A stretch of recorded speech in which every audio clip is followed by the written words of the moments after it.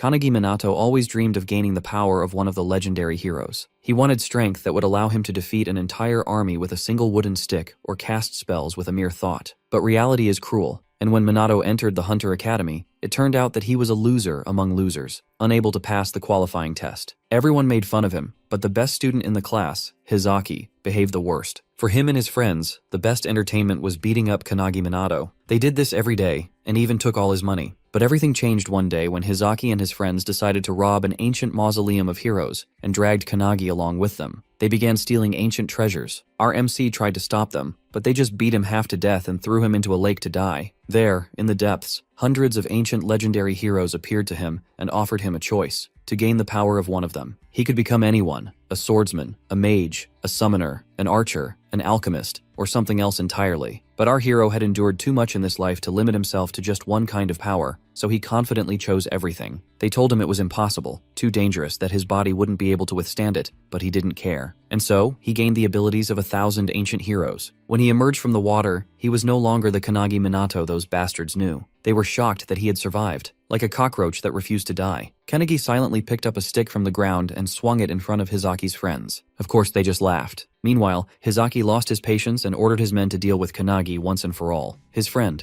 an A-rank swordsman, rushed forward, confident it would be easy, and immediately paid for it with his life. Another friend, a mage, began to cast a spell, but while he was chanting his long incantation, our hero struck him with lightning from a single finger, frying him on the spot. Now only Hizaki remains. As he approaches, Hizaki struggles to accept the reality before him, that Kanagi has absorbed the souls of the founders through the crest of nothingness. Inside Kanagi, the founders express their joy and excitement, marveling at the freedom they now experience after centuries of confinement. They eagerly discuss who will take control of Kanagi's body, treating it as a competition. Among the founders, the great swordsman Hinoki Reichiro addresses Kanagi. He inquires about Kanagi's plans, dismissing Hizaki as insignificant, and directing Kanagi's attention to something far more ominous behind him. Kanagi, now focused, turns to Hizaki, who stammers in fear, warning Kanagi not to underestimate an A-rank hunter like himself. Without hesitation, Kanagi delivers a powerful jab to Hizaki's face, sending him flying through the air. Kanagi then turns his attention to a mysterious bag emitting a dark aura. As he focuses on it, a surge of immense power blasts out from within, catching him off guard. Hinoki, however, remains calm with a faint smile playing on his lips. Meanwhile, in the city, a three-headed wolf monster is wreaking havoc. A man calls out to Kisaragi, urging him to handle the beast. Kisaragi swiftly engages the creature, and strikes it with a waterfall impact attack from above. The crowd erupts in cheers, amazed by his ability to instantly defeat an A-rank monster.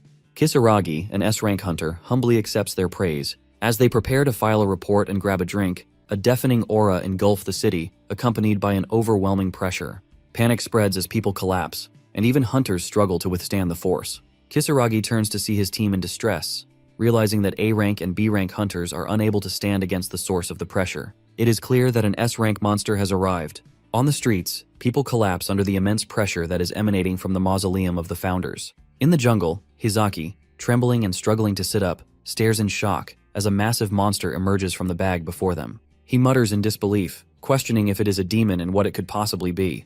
Kanagi explains that Hizaki's actions have undone the seal, releasing one of the boss monsters from the tower that has been sealed away. Hizaki, observing the unfolding disaster, understands immediately what has transpired.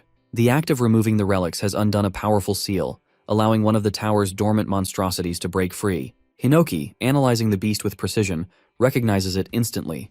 It is the embodiment of emptiness, classified well above S-rank danger. According to Hinoki, it can kill numerous humans within a few kilometers with its poisonous aura and was quite common during their era. Panic takes hold of Hizaki, who abandons reason and flees in desperation, convinced that staying means certain death. Kanagi, however, understands the predator's instincts and warns that movement will only invite disaster. The warning comes too late. The moment Hizaki breaks into a run, the monster reacts with predatory precision. It attacks Hizaki with its massive tentacles. Hizaki barely has time to raise his blade in defense before the tentacle strikes, piercing his chest with ease. Though he once slew a dragon with that very sword, it proves utterly useless against this ancient beast. The creature wastes no time spreading onto Hizaki's body and draining his very essence. His agonized screams echo through the streets. But Kanagi, having foreseen the inevitable, merely observes. Hinoki, standing beside Kanagi, takes advantage of the moment to place a hand on his shoulder. He proposes that he seeks complete control over Kanagi's body. He asks if Kanagi wants to see his one-handed sword style. But before the offer can be fully entertained, other founders intervene, grabbing Hinoki by his hair, accusing Hinoki of attempting to claim such a powerful vessel for himself. Caught in the act, Hinoki seeks to defuse the situation, though it doesn't help. It is Kanagi who disrupts the dispute, presenting his own terms. He will not grant control to a single individual. His body will be shared among them all. According to him, he will surpass them all and ascend to their level, proving his worth through strength alone. If they seek to use his body, they will need to show him what true power looks like. Hinoki, bewildered by Kanagi's audacity, readies his blade. Then, seizing the opportunity, he takes the first step in merging with Kanagi's body, rallying the other founders to do the same. As Hinoki lifts his sword, shadowing him, Kanagi does the same and targets the limbs of the monster. Hinoki's blade, guided by the expertise of another founder, severs one of the demon's arms in a single decisive strike. The beast retaliates with another violent swing, but Kanagi, now infused with yet another founder's mastery, evades with inhuman agility. Strength upon strength layers within him, each founder taking turns in controlling his movements. The old master's influence grants him the ability to seize the creature's own tentacles, using sheer force to slam the monster into the earth. The monster is sent flying by the attacks as Kanagi grabs a bow from the ground, allowing him to pierce the monster. He then uses every skill at his disposal, including whirlwind, fire breath, and ice attacks. Hinoki, seizing control once more, picks up Hizaki's broken sword from the ground. Just as the demon attempts a surprise attack from below, Kanagi's eyes glow yellow as the great wizard within him takes over, electrocuting the creature mid-strike. With a powerful leap, Kanagi positions himself above the monster, and Hinoki, now in control, executes his signature one-handed sword technique, the Gekirutachi wave cutting blade, slicing the demon in half and ending its rampage. A victorious smile spreads across Kanagi's face as the demon falls. Meanwhile, perched on a nearby tree, a raven observes the entire scene. Somewhere in the city, a man standing on a tower answers his phone, shocked to hear that the monster has already been defeated before he could intervene. He inquires if there are any strong hunters nearby, and the person on the other end reveals that, according to footage from the Raven, it is a student from the academy who has accomplished the feat. The man, Chihara Midori, the world's strongest awakened, expresses his desire to meet this student. The next morning, Midori sits atop a pile of monster carcasses, calling the academy's director. He informs him about the S-rank monster's defeat, but clarifies that it wasn't his doing. Based on the Raven's footage, it is Kanagi who has slain the creature. Midori finds it hard to believe, given Kanagi's history of failing the hunter's examination 3 times in a row. He requests a favor from the director. Back at the academy, students buzz with chatter about the previous day's events. The overwhelming aura has left many unable to move, and now they speculate about who could have defeated the monster. One student jokes with his friend, claiming he was the one who did it, but his friend dismisses the idea, pointing out that it has been a decade since the last S-rank hunter emerged. However, rumors are circulating that the slayer is indeed a student from their academy. Kanagi, leaning on a stick for support, walks through the campus with his trembling body. He overhears the conversations, amazed that the incident has become the sole topic of discussion. Suddenly, a man bumps into him, knocking him to the ground and scoffing at the idea that someone like Kanagi could be the S-rank slayer. Kanagi knows the truth. He has defeated the demon, but only by lending his body to the founders. Now his body aches terribly from the recoil of their power. As he struggles to his feet, a voice echoes in his mind, mocking him. It is Hinoki, who reminds him of his ambition to surpass them. Hinoki's tone is both challenging and encouraging, pushing Kanagi to regain his composure and strive for greater heights. Kanagi recalls his words from the previous night and responds with quiet confidence, affirming his determination. He forces himself to stand, ignoring the lingering pain in his body. Hinoki, residing within him, chuckles lightly, urging him to show his resolve. As Hinoki observes the students around them, he can't help but feel a sense of disappointment. The awakeners of this era seem no stronger than ordinary humans, a stark contrast to the warriors of his time. He muses that if the tower were to reappear now, the world would undoubtedly face its end. However, his thoughts are interrupted when he senses a powerful aura nearby. Kanagi notices Hinoki's sudden shift in demeanor and asks what's wrong, but Hinoki brushes it off, though he can't shake the feeling of the immense energy he just detected. At that moment, a professor calls out to Kanagi, instructing him to hurry over. Kanagi, assuming it is about his letter of resignation, so he approaches hesitantly. He is well aware that he has exhausted his 3 chances to pass the hunter's qualification test, and failing means starting over from scratch. To his surprise, the professor orders him to go to the field for a re-examination. The news leaves Kanagi stunned, as such opportunities are almost unheard of.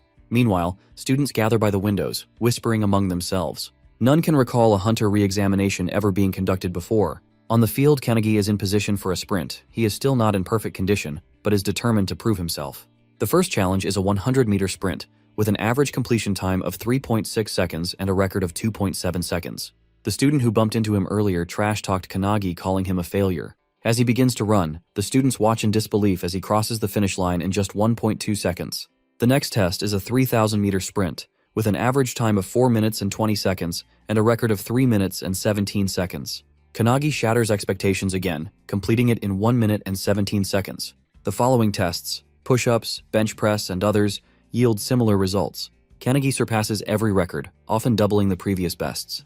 The students are left in awe, some even admiring his newfound prowess. Kanagi himself wonders if the founders are still aiding him, but Hinoki assures him they have no hand in his performance. In the headmaster's office, Midori is entrusted with Kanagi Minato's complete records. As he flips through the documents, he can't help but be impressed by Kanagi's exceptional track record.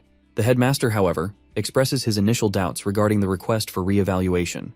While Kangi's physical prowess is undeniable, the real concern has always been his magical capacity. Across every assessment conducted over the past 3 years, his mana levels have remained entirely undetectable, rendering him incapable of utilizing magic. The headmaster has dismissed the possibility of Kanagi ever being worthy of the Academy's attention. Midori's secretary, seemingly unsurprised by this revelation, affirms the expected outcome. Yet, he finds amusement in the situation, hinting that things might not unfold as anticipated.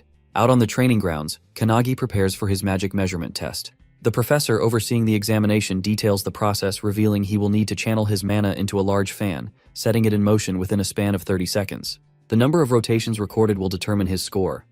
The standard performance stands at 1,513 spins, while the highest recorded result has been 4,022. As Kanagi readies himself, memories of past failures surface. No matter how much effort he has previously exerted, the fan has never so much as trembled beneath his attempts. His inability to sense mana has always held him back, but this time is different.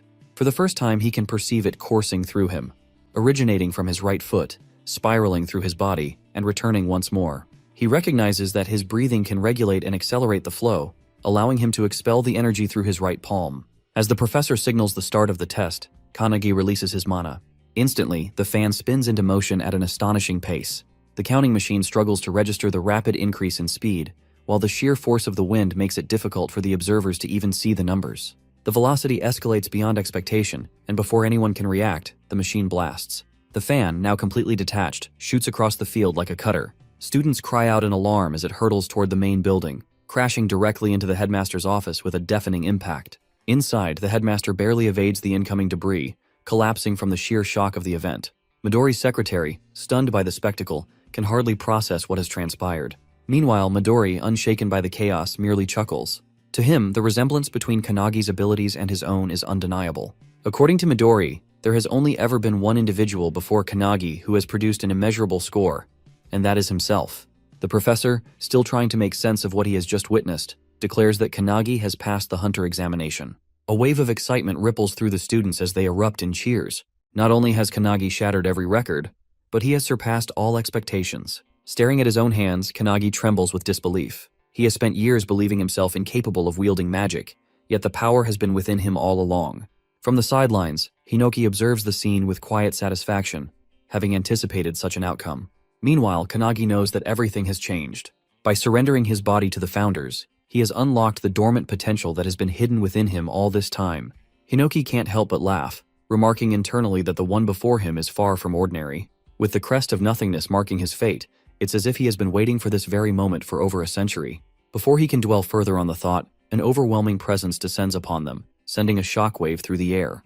The sheer force of it leaves him momentarily speechless. His mind scrambles to make sense of the explosion. But Hinoki instantly recognizes the tremendous aura as it's the same one he had sensed earlier that morning. Standing before him, seemingly materializing from the very pressure itself, is the legendary Midori. Kanagi, seeing him, is shocked as he is the strongest hunter in existence. Midori landing starts addressing him directly. Midori acknowledges his achievements in the hunter examination, offering words of recognition, but Kanagi can barely utter a response. Midori then puts up a new challenge before him, which is an additional test.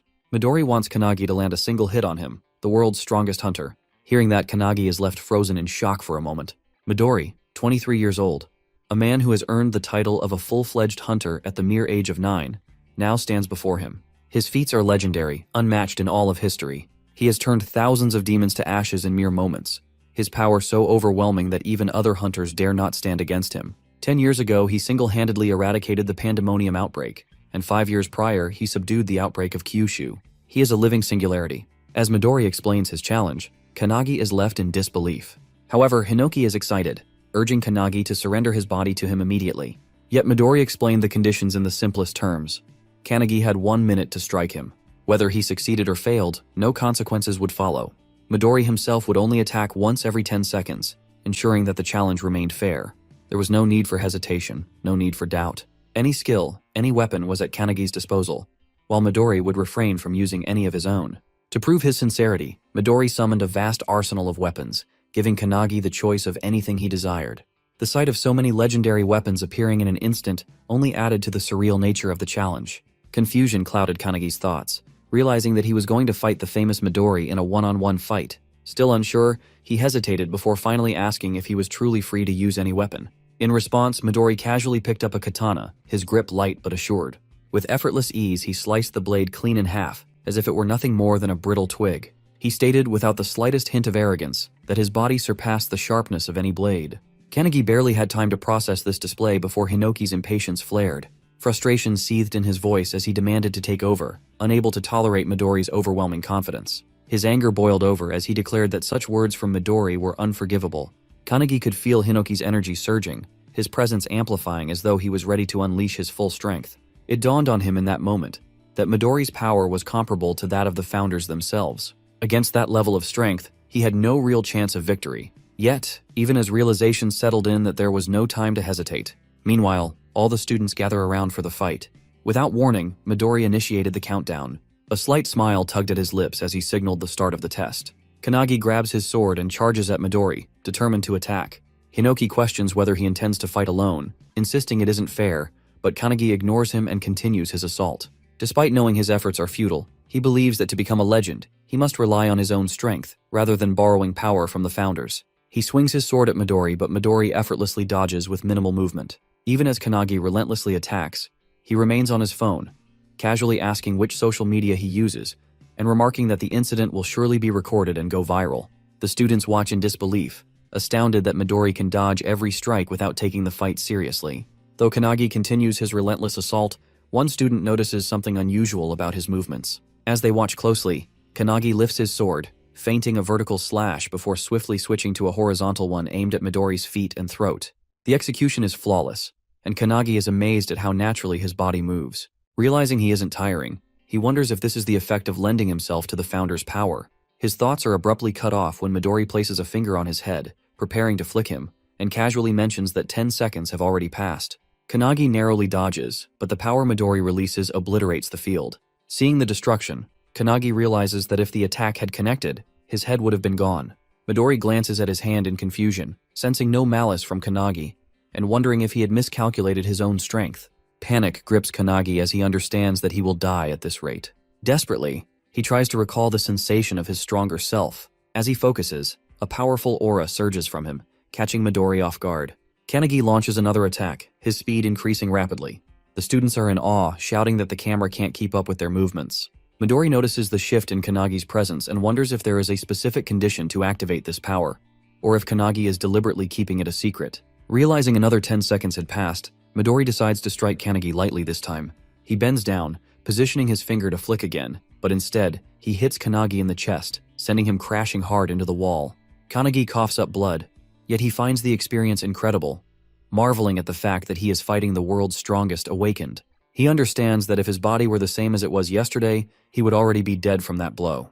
This realization makes him smile, knowing it means he is growing stronger. However, he also acknowledges that his current skill is not enough to pass Midori's test. Determined, he chooses to push forward with brute force and charges at Midori once more. Suddenly, Midori appears beside him with unbelievable speed, causing Kanagi to stop in his tracks. Apologizing, Midori tells him he has seen enough. He then states that the 30 seconds are up before striking Kanagi at the nape, making him slowly lose consciousness. As Kanagi collapses, Midori observes that he is indeed a genius, but not on the same level as his comrades.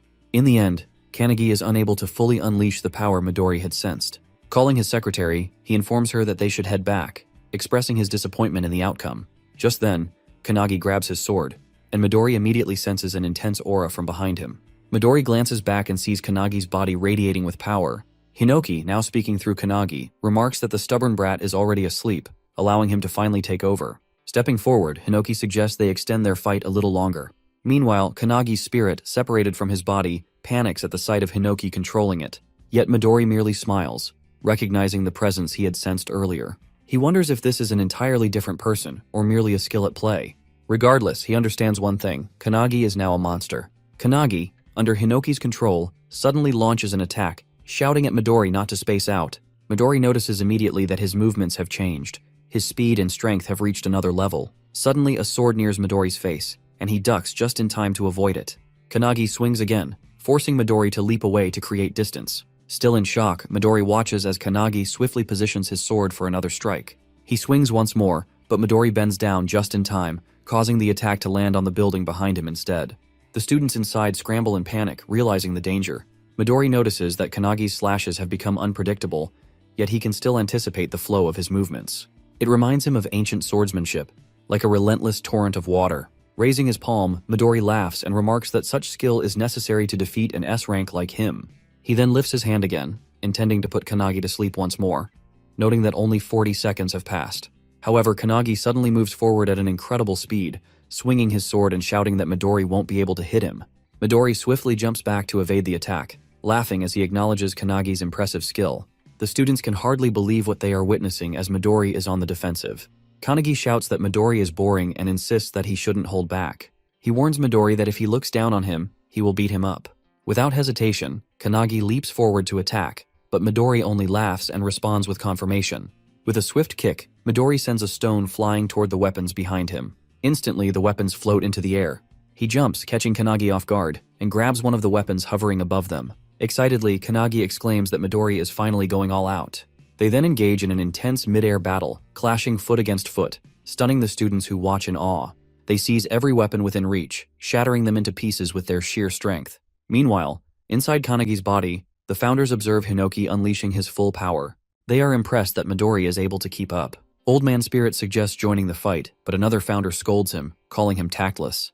The Great Wizard, watching in silence, suddenly realizes that Kanagi has been studying Hinoki's movements, trying to learn from them. He notices Hinoki shifting his center of gravity as he pounces from below, but the sword in his hands shatters once again. Frustrated by the poor quality of the weapon, Hinoki feels a surge of anger. Midori, on the other hand, finds the battle exhilarating and fun. However, he soon realizes that there are no swords left and wonders if Kanagi will resort to firearms. With a taunting smirk, Midori shouts that only 10 seconds remain and teasingly asks what Hinoki plans to do now. Hinoki glances toward the building behind him before leaping toward it. He heads straight for the man who had pushed Kanagi earlier and snatches his sword. Just then, Midori jumps closer, launching his fist at Hinoki. The impact causes a loud explosion against the building. Fortunately, Hinoki dodges in time and reappears in front of Midori. They resume their mid-air clash, exchanging blows. Midori shouts that the fight is fun and suggests they continue a bit longer. Meanwhile, the students notice that the building is on the verge of collapsing. As the battle reaches the rooftop, Midori's secretary watches nonchalantly. Midori then places his hand on a massive fan and grabs it, causing cracks to form on its surface. He retrieves the fan from the building and aims it at Hinoki. With a powerful throw, he sends it hurtling toward him. However, he is taken by surprise when Hinoki, wielding his one-handed sword, slashes through the fan like dice with his dice-style sword art.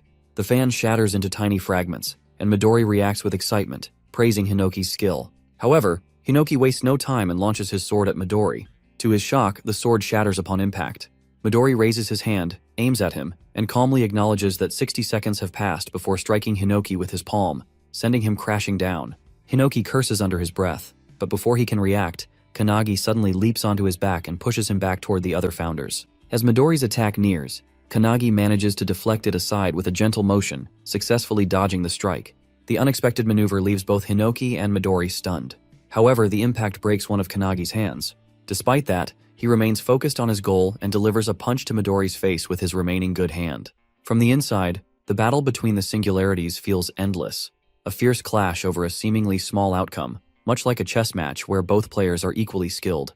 Despite its intensity, Hinoki knows it has lasted only a brief moment. Watching with quiet pride, he realizes that Kanagi has carved open a new path to victory. Kanagi, however, is left in shock when he sees Midori halt his fist just in time. Frustration fills him as he realizes he has failed to land a clean hit. But then, to his surprise, Midori smiles and deliberately pulls Kanagi's fist toward his own face, acknowledging the effort. Without hesitation, he confirms that Kanagi has passed. Before either can react further, both collapse onto the ground. The students observing the battle murmur in confusion, struggling to comprehend what has just happened. Midori, still holding Kanagi's unconscious body, calls for his secretary, Rin, and informs her that they should leave. Rin arrives beside him and inquires about the outcome. Midori confirms that Kanagi has passed and admits finding him interesting. However, he acknowledges that he has accidentally broken Kanagi's arm and requests Rin to heal him. She agrees without hesitation. The students, overhearing the conversation, struggle to believe that Kanagi has succeeded. The realization soon sets in, and cheers erupt throughout the area that Kanagi managed to land a punch on Midori. The noise stirs Kanagi awake, and as Rin works on healing him, she cautions him not to move. He complies, thanking her, and she congratulates him on passing the test. Kanagi, still in disbelief, sits up abruptly, questioning whether he has truly managed to land a hit on Midori. Before he can process the thought further, Midori suddenly appears beside him, amused by his reaction. Without dwelling on the moment, Midori affirms that a pass is a pass. He acknowledges having taken the battle seriously midway through his consecutive attack. Midori goes on to praise Kanagi's skill, commending his ability to dodge his strongest attack and his impressive movements. He encourages Kanagi to take pride in the achievement. Kanagi, regaining his composure, accepts the praise. Without hesitation, he turns his attention to the next step, eager to know what comes after passing. His question leaves Rin momentarily puzzled as she turns toward Midori, who, equally uncertain, searches for an answer. Later that night, Kanagi at home assists his mother with cleaning as she prepares food in the kitchen. She casually asks how many guests will be arriving, and Kanagi, still unsure, estimates only one. His mother reflects on the day's events, remarking that it has been a momentous occasion.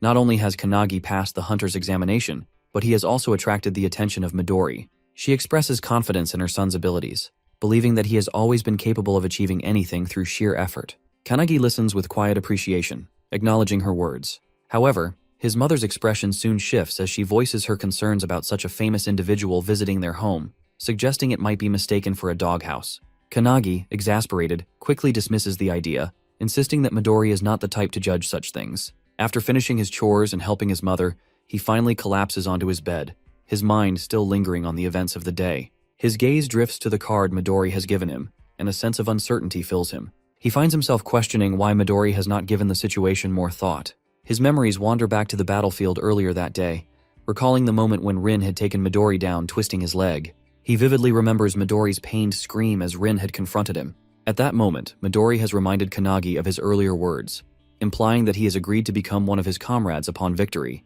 Kanagi, confused, has denied ever saying such a thing. Rin, growing more agitated, has tightened her grip on Midori's leg.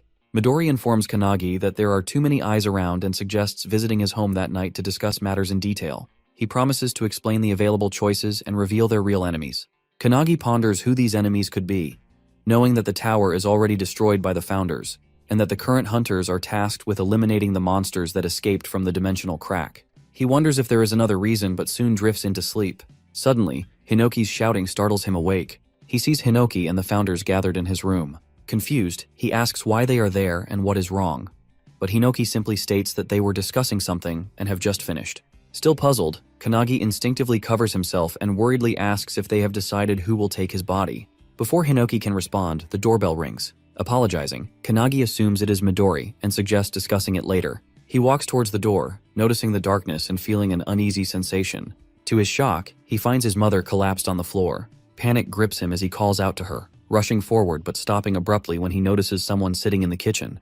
The stranger eats the food his mother has prepared, complimenting it while ignoring the mess around him.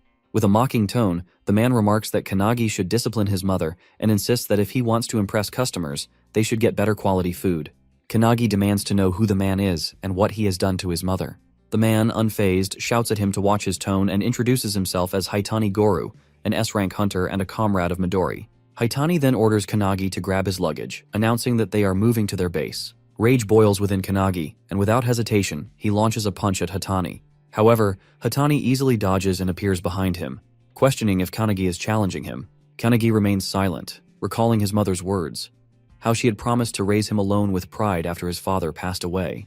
He remembers the worn-out shoes she still insisted on wearing, telling him to buy himself new sneakers instead. He recalls her congratulating him earlier, promising to make his favorite tonkatsu for dinner. With determination, Kanagi glares at Haitani and demands to know what he has done to his mother. Hinoki, observing the situation, recognizes that Haitani is an S-rank hunter from the previous era. Annoyed by the sight of someone he considers a rip-off of Emidori, Hinoki declares that it is time to act. The founders, having witnessed Kanagi's fight with Midori, understand how they should treat him moving forward. Haitani, amused, taunts Kanagi, calling his angry expression pretty cute. He raises his hand to slap him, but Kanagi remains still, unfazed. As the strike nears, Kanagi effortlessly catches Haitani's hand and, with surprising ease, swings him around.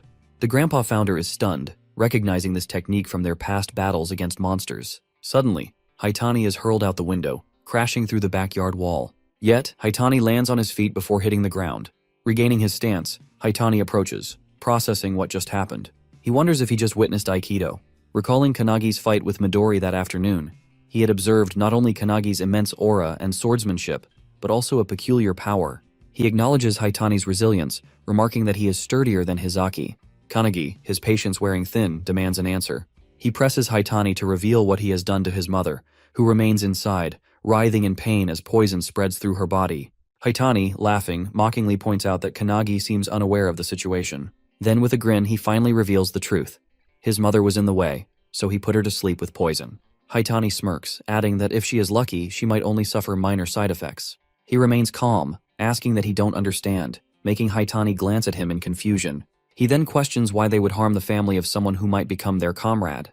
Haitani only laughs at the word comrade before suddenly appearing behind him, ready to strike. He narrowly avoids Haitani's attack, but the relentless assault continues. While attacking, Haitani declares that he will never be their comrade as he is only a puppet obeying their commands. He taunts him, saying that once his loved ones become hostages, he will have no choice but to submit, calling him naive. Before he can react, Haitani steps on his foot and slashes him, mockingly asking if he was right. He quickly creates distance, feeling the burning sensation on his cheek. As he reaches up, he realizes the poison is already spreading. Haitani grins, lifting his fingers, now coated with sharp needles laced in poison. He teases that it is already in his system. He then reveals that it allows him to produce dozens of poisons from his body called Phantom Bug's Poison. Deadly Vision. Complaining about the inconvenience of this mission, Haitani mentions that if he wished, he could release deadly toxic gas across a 5-kilometer radius, but doing so in the middle of the city is not an option. He states that the poison will kill him within a minute unless he agrees to join their organization, in which case Haitani will provide the antidote. Otherwise, he will perish. He contemplates the sheer lethality of Haitani's toxin, recognizing that for an ordinary person, it would be an inescapable death sentence. Looking down at his hand, he calls upon the god of medicine Valentine, questioning whether she is present within him. The founders shift their gaze toward Valentine, who appears both confused and surprised. Apologizing for summoning her so suddenly, he asks if she can later teach him how to neutralize the poison. Stammering, she agrees. Haitani, irritated, hurls another wave of poison at him while demanding to know what nonsense he is mumbling. He swiftly dodges, explaining that the Aikido technique he used earlier was borrowed from the god of hands, Kudu Huma. The old man, residing within him, is taken aback, realizing that he has managed to replicate his move from a single moment of observation. He then calls upon the 10,000 army slasher, Hinoki, the blue spear of destruction, Shimmer Kalkis, and the heavenly bow, Margit. He states that he has studied and memorized all of them from the records. Informing Haitani that the founders he once revered now reside within him, he leaves Haitani bewildered. But rather than feeling fear, Haitani becomes enraged, shouting that he will introduce him to a world of pain. Haitani charges at him with his needles out. He leaps away just in time, avoiding the attack. As Haitani's strike lands on a nearby tree, the tree withers and dies instantly.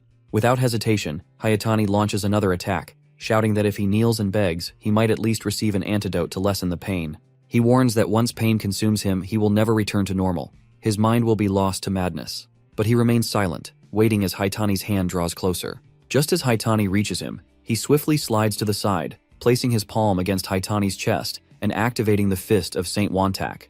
Haitani coughs up blood from the impact, shocking Wantak within him. The force sends Haitani crashing into a streetlight. Without hesitation, he follows up with a kick using the feet of light, Eilerson, sending Haitani flying a great distance. Eilerson, residing within him, is stunned by the power. However, Haitani manages to stand, recovering quickly. In an instant, he appears in front of him again, attacking with both hands. He manages to slip through his attack, breaking some of his needles, and uses the sharp beak Karail attack, hitting Haitani's stomach. Kanagi then slashes Haitani with the dragon's claw, Rowan's skill, leaving Rowan stunned in surprise inside him. Haitani grabs him and activates the flipper of Lilac, throwing Haitani around in midair. Floating, he wonders what is happening. He knows that poison should cloud judgment, and it should have already affected the nervous system, but Kannagi is still moving, strong and unharmed. Kannagi activates the Magus of Truth, Meltius Silentius, and releases it on Haitani, causing a loud energy blast that leaves everyone in shock. Hinoki asks the founders if they saw that, and tells them that just after defeating Haitani, Kannagi started copying all their moves, both physical and magical. He adds that he doesn't care whether Kannagi's power comes from the crest of nothingness, but he finds him interesting. The founders agree.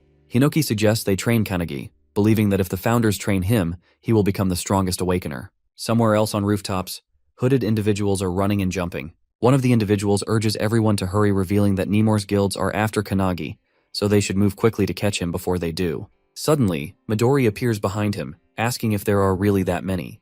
The man is shocked, and Midori calmly tells him that if there are 15, he should be the last one. He points a finger near the man's forehead, flips his head, and slams him hard onto the building's roof. Midori contacts Rin through his Raven's call, and she answers immediately, informing him that she has arrived. She reassures him that no awakeners are nearby, but her next words catch him off guard. Someone else has already been there. Midori remains silent, waiting for her to continue. Rin then reveals that the intruder was Haitani, an S-rank hunter known for his mastery of poison. He had come looking for Kannagi but had been utterly defeated. Midori's gaze shifts to the rooftop, where Haitani lies sprawled out, mouth slightly open, making Midori wonder what had happened. A short while later, they arrive at Kannagi's house. Midori claps his hands together, a bright grin forming as he praises Kannagi. He expresses genuine admiration, admitting that he never expected Kannagi to take down an S-rank hunter. Without hesitation, he asks if Kannagi had been exposed to the poison. Kannagi scratches his cheek, offering a small, sheepish response. Both he and his mother are fine. Hinoki crosses his arms, unimpressed. He reminds Kannagi that without Valentine's intervention, he wouldn't have made it through the night. At the mention of her name, Valentine groans in exhaustion, only for Hinoki to acknowledge her quick work. He notes that finishing everything in just 5 seconds is no small feat. Valentine shrugs, muttering that it wasn't difficult. With the poison's creator lying there, all it took was a few well-placed jabs to extract the necessary blood samples and find the antidote. Midori exhales, turning his attention back to Kannagi. Apologizing for his delayed arrival, he reassures him that he has already taken precautions against the many organizations now targeting him because of the events from today's video. Kannagi, still processing everything, finally voices the question weighing on his mind. He asks if Haitani had been lying when he claimed to be Midori's comrade. Midori nods without hesitation, confirming that it was a lie. He adds that there are plenty of people who throw his name around for their own benefit. With that matter settled, he shifts his focus back to Rin. He asks if she is finished, and as if on cue, she appears at his side, nodding. She informs him that all the damage has been repaired. Kannagi's eyes widen in disbelief as he glances at his house, his window and backyard wall restored to perfection. Midori, then with a bright smile, suggests they head inside to discuss Kannagi's future. Kannagi, standing frozen in place, feels a mixture of anticipation and unease settle over him. The next day, Kannagi's mother sees him off at the gate as a car waits for him. She reminds him to check if he's forgetting anything, but Kannagi reassures her that he's fine and that she worries too much. She can hardly believe that the very child she raised in her arms is now heading to Midori's place. However, Midori has already assured Kannagi's mother that he will take care of him and turn him into a great hunter. Hearing that, Kannagi feels a surge of excitement, but his mother remains a bit concerned. Hiding her worry, she hands Kannagi his lunch, urging him to eat since he skipped breakfast. Even though he doesn't really need it, Kannagi takes it without argument. Then his mother voices her concern directly to Midori, asking if her son will face danger. Midori confirms it without hesitation, to which his mother reveals that Kannagi has always struggled until now. It's a big deal for her to entrust her son to Midori's care, yet, as a mother, she can't help but feel uneasy. Midori, in a confident tone, assures her that he will train Kannagi to the point where he won't have any weaknesses left. Hearing this, she finally agrees to leave Kannagi in his hands. As they get into the car, Rin, the driver, glances at Midori and asks if it was really okay to make such a promise to Kannagi's mother, considering that even they don't know what the future holds. Midori, momentarily concerned, looks back through the rearview mirror and sees Kannagi's mother giving him last-minute advice, telling him how to wash his clothes properly and reminding him not to sleep naked or he'll catch a cold. Seeing her concern, a determined look flashes in Midori's eyes. He silently vows to do his best. Meanwhile, Kannagi, holding back his emotions, says his final goodbye. Just as he's about to enter the car, his mother reminds him to come home for New Year's. As they finally drive away, Midori asks if Kannagi is okay. Kannagi admits that he had to control his emotions pretty hard. Midori leans back against the seat, telling him to do whatever he feels like, whether it's eating or resting. Looking around, Kannagi notices the lunch boxes his mother packed, sitting neatly beside him. He opens the lunchbox, his mother's words still lingering in his mind. As he lifts the lid, his eyes land on a small, good luck message carefully placed on the pork cutlet. The simple gesture strikes him deeply, stirring emotions he hadn't expected. He pauses for a moment, reflecting on all the care and sacrifices she has made for him. A quiet gratitude settles in his chest as he begins to eat, though the meal is accompanied by the sting of unshed tears. Rin and Midori, seated nearby, exchange glances but remain silent, allowing him to process the moment in his own way as the journey continues. Upon arriving at their destination, Kannagi is shocked as he takes in the sight of the impressive anti-prophecy headquarters building.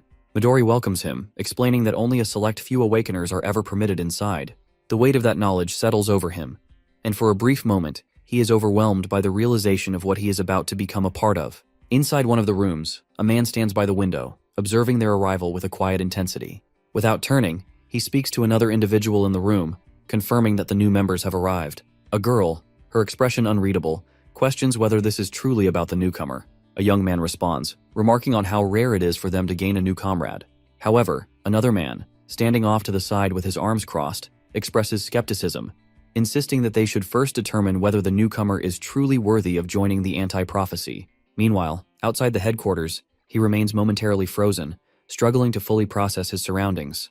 Questions swirl in his mind about what exactly is the anti-prophecy unit, and could it have any connection to Ichihara Guild? Sensing his unease, Rin acknowledges the lack of clarity and apologizes for not explaining sooner. She states that she has been unable to reveal everything to his mother due to its classified nature, emphasizing that it is a top national secret. The words hit him harder than expected. As they move toward the building, Midori suggests taking his luggage to the dorm first. Rin offers to help, but he refuses, insisting that he can manage on his own. Just as he prepares to move forward, a sudden voice cuts through the air, calling for them to wait. The unexpected interruption startles him, and as he looks up, he spots the young man from before standing above them. Without hesitation, the man declares that he should be the one to explain everything.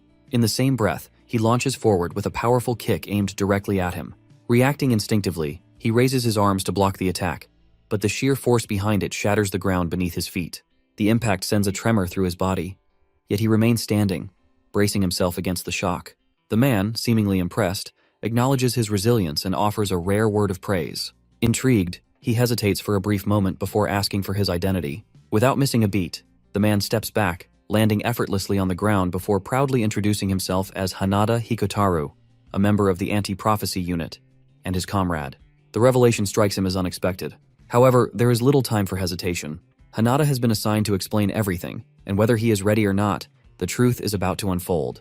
Meanwhile, Midori remains unruffled as he asks Rin for some tea. Rin nods and pours him a cup while the two continue to spar. Midori watches them calmly, his gaze steady as he questions Hanada about why they are fighting despite being comrades.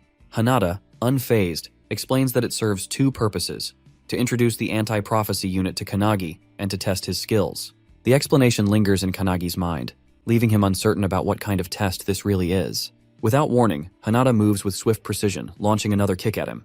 Kannagi reacts instantly, blocking the strike with both arms with his unshaken stance. Hanada, still in the midst of combat, begins explaining the origins of the anti-prophecy unit. Kannagi listens but remains skeptical, doubtful that Hanada actually intends to provide a full explanation while they are still engaged in a fight. As the exchange continues, Hanada pauses for a brief moment to ask for Kannagi's name before proceeding.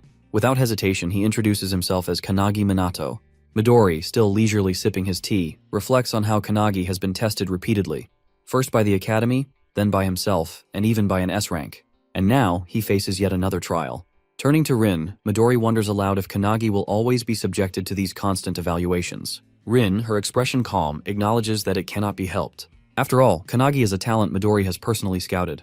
Hanada's relentless kicks keep coming, yet Kannagi keeps blocking with his hands, his endurance unwavering. At one point, Hanada throws out a question. What is the role of a hunter? Kannagi answers without hesitation, stating that a hunter's duty is to eliminate the monsters that emerge from dimensional cracks. Hanada gives an approving thumbs up, affirming that his answer is correct. He goes on to liken the role to pest control, a straightforward yet weighty analogy. Then, without warning, Hanada drops to the ground, shifting the conversation with a new question. He asks Kannagi about the other dangers that exist outside of dimensional cracks. The question catches Kannagi off guard. He hesitates before asking Hanada to clarify what he means by other dangers. Hanada's expression darkens slightly as he explains that the world faces threats far worse than those caused by dimensional cracks. He speaks of terrifying events, the Pandemonium 10,000 Demons Castle from 10 years ago, and the Great Outbreak of Kyushu from 5 years ago. Kanagi immediately recognizes these as large-scale dimensional breaks, disasters that left lasting scars. Before he can formulate a response, Hanada suddenly lunges at him. Instinct kicks in, and Kanagi raises his arms in defense, managing to block the attack. Even so, the sheer force of the strike sends him skidding backward. Hanada acknowledges his resilience, praising him for correctly recalling the public knowledge of those past catastrophes. He then adds that Kanagi will come to understand far more about them once he begins training at the academy. Just as Kanagi steadies himself, his breath still measured, he barely has time to react when Hanada appears above him with staggering speed. There's no room to think. Hanada's leg is already descending in a crushing axe kick. Kanagi throws himself out of the way just in time, narrowly dodging as Hanada's foot slams into the ground. A nearby tree takes the impact instead, splitting cleanly in half. The sheer force of the attack leaves Kanagi momentarily stunned. Hanada straightens, his tone shifting as he continues his explanation. The events he mentioned, like the Tower of Malevolence from 300 years ago, aren't just disasters. They are full-scale invasions, direct attacks from another dimension. Kanagi processes the weight of those words, struggling to believe what he's hearing. This isn't just history. This is happening now. Hanada steps closer, his expression serious. He admits that he doesn't understand why today's Awakeners seem weaker compared to those from the era of the Tower. There are fewer individuals who can match the strength of the original founders, a fact that troubles him. Kanagi, caught between curiosity and concern, finally voices the question that has been building within him. What should they do? Hanada's answer is firm. This is exactly why the anti-prophecy unit exists. Those with the ability to foresee these threats and predict the arrival of true catastrophes don't share their knowledge with the public. They inform only the elites, the ones capable of handling such dangers. And those elites, Hanada declares, are none other than the members of the anti-prophecy unit. Midori and Rin can't help but smile proudly at this revelation. Kanagi realizes that their purpose is to prevent these prophecies from coming true. Hanada then tells him that starting today, he is officially part of their ranks. He is the first person who has managed to block his kicks consecutively, so he welcomes him into the group. Hanada extends his hand, signaling his acceptance, and Kanagi shakes it. Midori and Rin applaud, and Hanada calls for the other Awakeners, who appear above the house in silence. Hanada asks them what they will do, but they simply stare at him and disappear, which catches Kanagi off guard. Midori remarks that they vanish as if they are villains, but Hanada just shakes his head, suggesting that they want to see everything for themselves. Hanada turns to Midori, asking him to leave it to him, and Midori does just that, heading off. Hanada then helps Kanagi with his stuff, offering to show him to his room in the dormitory, which Kanagi thanks him for. That night, as he settles into his room, Kanagi can't help but ponder the significance of the organization he has just joined, an organization focused on handling prophecies in their world. He wonders if the founders have faced the same kind of crisis during the era of the Tower, and if he is now battling against something foretold. His thoughts fill with anxiety, but then, a voice interrupts his worry, suggesting that he simply train. Surprised, he turns around to see Hinoki and the other founders standing before him. He quickly apologizes for not having spoken with them earlier, but Hinoki reassures him that they have made a decision. As the founders, they have decided to train him to become the strongest Awakener, much like Midori. With their guidance, he could become the strongest Awakener in history, one of their disciples. Kanagi is taken aback, asking if they truly want him to be their disciple. Hinoki nods and replies affirmatively, worriedly adding that it is a fine idea. But Hinoki teases that it will lead to a sort of battle royale between them. Kanagi, worried, urges them not to fight over him. Hinoki explains that things have started that way, but after observing him more closely, the founders have changed their minds. Rather than using his body for their own gain, they find the idea of training him far more intriguing. Hinoki then shares that when Kanagi defeats the poison user, he manages to copy all their moves, even though he cannot replicate them at the same level of proficiency. Nevertheless, Kanagi grasps the basics quickly. Hinoki asks if Kanagi understands the significance of his achievement, pointing out that it is possibly a result of his crest of nothingness. But more importantly, it is his speed of learning that makes him stand out. This ability, Hinoki explains, is stronger than any of the founders' talents. As Hinoi speaks, Kanagi feels tears welling up in his eyes. He remembers the looks of disappointment from his previous trainers, the ones who told him that it seemed like he had no talent. Up until this moment, no one has expected anything from him. It has all felt like a dream, especially when he was treated like trash and continuously bullied for failing the hunter's qualification test 3 times. He recalls the laughter of his classmates, their mocking voices urging him to give up. His name is often forgotten, lost in the crowd, as no one cares enough to remember it. No one has faith in his future, and he has grown accustomed to being overlooked. Yet now, 2 of the most renowned figures, Midori and Hinoki, acknowledge him. The thought of such recognition fills him with disbelief, making him question whether he even deserves this newfound happiness. For so long, he has admired them from afar, never once expecting that they would place their trust in him. Hinoki, noticing his reaction, approaches him with a reassuring smile and places a hand on his shoulder, urging him not to let his emotions overwhelm him. It is then revealed that their very souls reside within him, particularly during his sleep. This presence allows him to access a space unrestricted by the usual confines of time and dimension. With this in mind, they lay out his rigorous training regimen. Each afternoon, he trains with the anti-prophecy unit, and at night, within his dreams, he continues his lessons. Peaceful sleep is now a thing of the past, but he has already steeled himself for the challenge.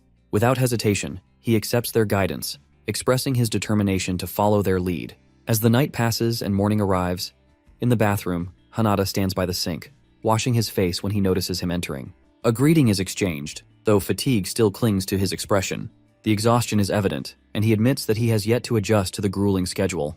Hanada, understanding all too well, recalls his own struggles during his initial days at the dormitory. However, something unexpected catches Hanada's attention, a powerful aura emanating from him.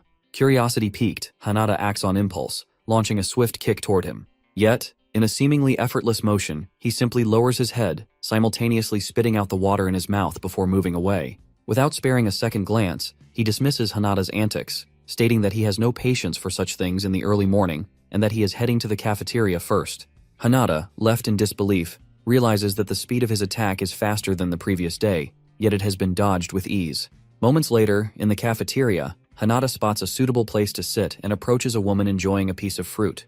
He inquires whether she minds if they join her, to which she gives a curt approval. Seizing the opportunity, Hanada takes a seat across from her and signals for him to sit beside him. Recognition dawns as he recalls that the woman was introduced as one of Hanada's comrades the day before.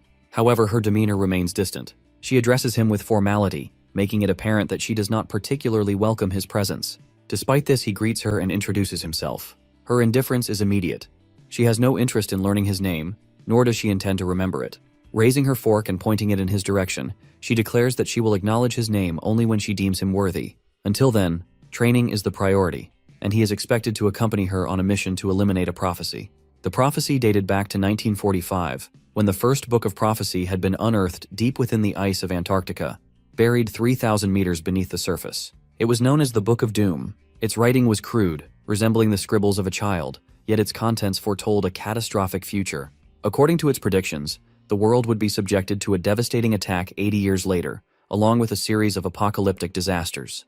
The weight of its words had been enough for the world to take it seriously. As they travel in the car, she poses a question, prompting him to reflect on why the world chooses to believe the book's grim predictions. His thoughts linger for a moment before he looks in her direction, still uncertain of her name. However, before he can inquire, she dismisses the need for introductions and urges him to provide an answer. He reasons that the prophecies must be accurate, but her reaction is immediate. She scoffs at his response, questioning his intelligence. If even a single event inscribed in the Book of Doom comes to pass, the world will face its end. The weight of this revelation leaves him stunned. As their conversation continues, he turns to Hanada, curious about the number of prophecies recorded. Hanada estimates that there are around 200, a revelation that leaves him speechless. He can't help but wonder if the world is already beyond saving. However, Midori reassures him that nearly 180 of these prophecies have already been prevented, a statement that fills him with awe. Still trying to grasp the significance of it all, he returns to the question of why the world puts its faith in the book. The woman explains that the Book of Doom was discovered by an explorer named Bernard Russell. The moment Bernard opens it, the very first page greets him with the words, "Hello, Bernard," followed by a precise timestamp, March 17, 1945, at 11:35 a.m., on a sunny day, the date and time when he discovers the book. The eerie accuracy of this prediction leaves no room for doubt. Hours later, they arrive at their destination, Tokyo Sumida Ward, where an intermediate-level dimensional crack has formed. As they approach, guards stationed at the site block their path, firmly stating that the area is off-limits. Ignoring the warnings, they move past them with remarkable speed, leaving the guards momentarily stunned. When he hesitates, questioning whether it's truly all right to proceed, Hanada assures him that it is. The woman begins explaining the broader crisis at hand. Catastrophic events such as the Third World War, the dark side of the moon, the invasive pandemic, and the floating trees have all been classified as emergencies. Among these, the pandemonium outbreak, an incident Midori manages to suppress, stands as a particularly dire example. Though the Book of Doom is widely known, it is merely one of many grimoires scattered across the world. The Anti-Prophecy Unit exists specifically to gather intelligence, analyze predictions, and take preemptive action. Their responsibilities span multiple threat levels. Rank 3, involving the destruction of one or multiple regions. Rank 2, escalating into national emergency. Rank 1, affecting the planet's environment as a whole. Special rank, reserved for destruction of the world. He listens intently, his growing realization turning into alarm. With urgency in his voice, he asks if these missions are now solely their responsibility. The woman, unshaken, confirms that such duties naturally come with being a member of the anti-prophecy unit. Not long after, Kisaragi and his team spot them crossing the yellow caution line and immediately confront them. Assuming they are civilians, Kisaragi warns them to turn back, explaining the dangers of their location. However, she dismisses his concerns, stating that today's prophecy is a rank 3 event. Though the dimensional crack before them appears to be an intermediate B rank, in reality, it poses a much greater threat. A rank 3 disaster, codenamed Yellow Journal. She is certain that the crack will expand further, and almost as if on cue, it begins to widen at an alarming rate. Kisaragi turns, eyes widening in horror as the fissure tears open completely. A wave of creatures begins pouring out, each one more monstrous than the last. With a sharp command, he orders his squad to prepare for battle. But the response is immediate and brutal. The creatures overwhelm his forces within moments, cutting them down with little resistance. Panic sets in as he curses under his breath, realizing that even B and C rank hunters are struggling to hold their ground. Then, his attention shifts to an even greater danger, the immense pressure radiating from a boss-level monster. Watching the newcomers stride forward, Kisaragi tries once again to intervene, warning them to stay back. But before he can say more, the woman presses her hand to the ground and casts a spell called Trismegistus. Instantly, spears erupt from below, impaling the creatures in a swift, merciless strike. Their bodies collapse, lifeless, as blood pools around them. Hanada too launches his own attack. With a burst of speed, he moves fluidly through the battlefield, knocking down every enemy in his path with precise, calculated movements. Kisaragi, witnessing the display of skill, is left speechless. He has always considered himself formidable as an S-rank hunter, yet these individuals far surpass him. He can't comprehend who they are or where they have come from. Then, the woman turns to Kisaragi and, with unwavering certainty, orders him to fall back. From their perspective, he is the civilian in this situation. Kisaragi's gaze drops to her hand, where an emblem is imprinted on her skin. Recognition flashes across his face. Their presence here isn't random. They are government operatives. Before he can process the implications, a massive hand emerges from the dimensional crack, ripping it open even further. As the rift widens, a towering beast steps forward. Gilia Ulnir, a being far beyond S-rank, looms over them, its monstrous form radiating an overwhelming presence. Without hesitation, the woman lunges forward, preparing to strike. Kisaragi shouts, warning her against a reckless attack, but his words fall on deaf ears. Together, they launch their assault, unflinching in the face of the threat before them. Hanada swiftly unleashes a series of kicks at the beastman, only to realize with shock that his attacks have no effect.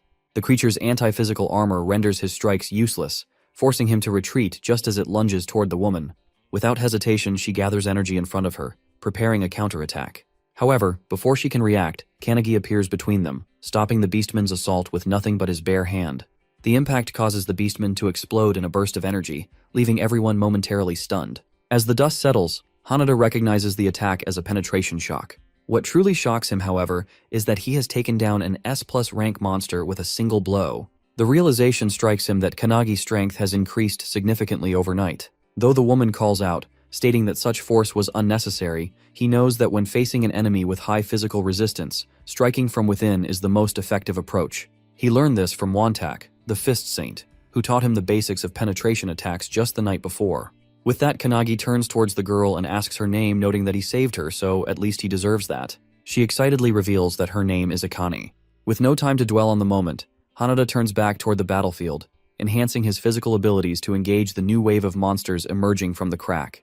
The woman, undeterred, unleashes her own attack, drenching her opponents in liquid mercury before igniting it into a powerful explosion with her Mercurius reject skill. Together, they press forward, recognizing that just as Kanagi pointed out earlier, breaking their enemies from the inside is proving far more effective. Determined to move forward, she signals to Hanada, and without hesitation, they both advance toward the dimensional crack.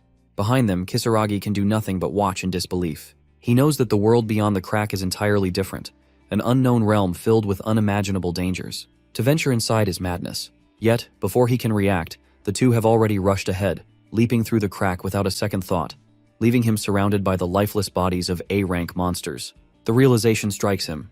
These two are not ordinary fighters. They have to be part of the rumored secret organization, As they enter the dimension, an overwhelming swarm of creatures awaits them. Assessing the situation, Akane raises her hand, noting that the monsters are identical to those outside. With precision, she conjures a barrage of mercury spears, impaling the creatures instantly. Kanagi, while running, observes her technique, acknowledging her immense power. He understands now why she is regarded as the strongest area of effect fighter within the anti-prophecy unit. Defeating the other enemies, Akane now stands in front of a massive bear monster.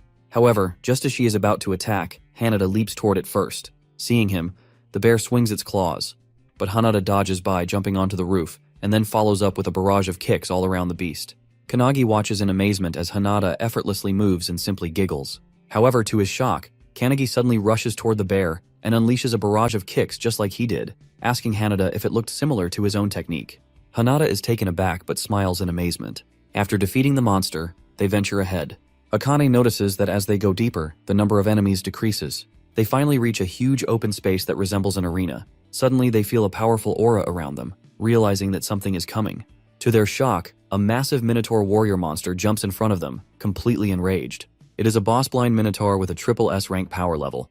While Hanada and Kanagi are taken aback by its towering presence, Akane stands nonchalantly before it, questioning if this is really the boss. Numerous spears emerge from the portal as Akane yells at the others to unleash their strongest attacks. She will handle the final blow. Hearing this, Hanada begins channeling his energy while Kanagi stands in the background, amazed by both of their attacks. However, deep down, he knows it might not be enough to defeat the beast. When Hanada hears this, he is taken aback that Kanagi doubts their strongest attacks.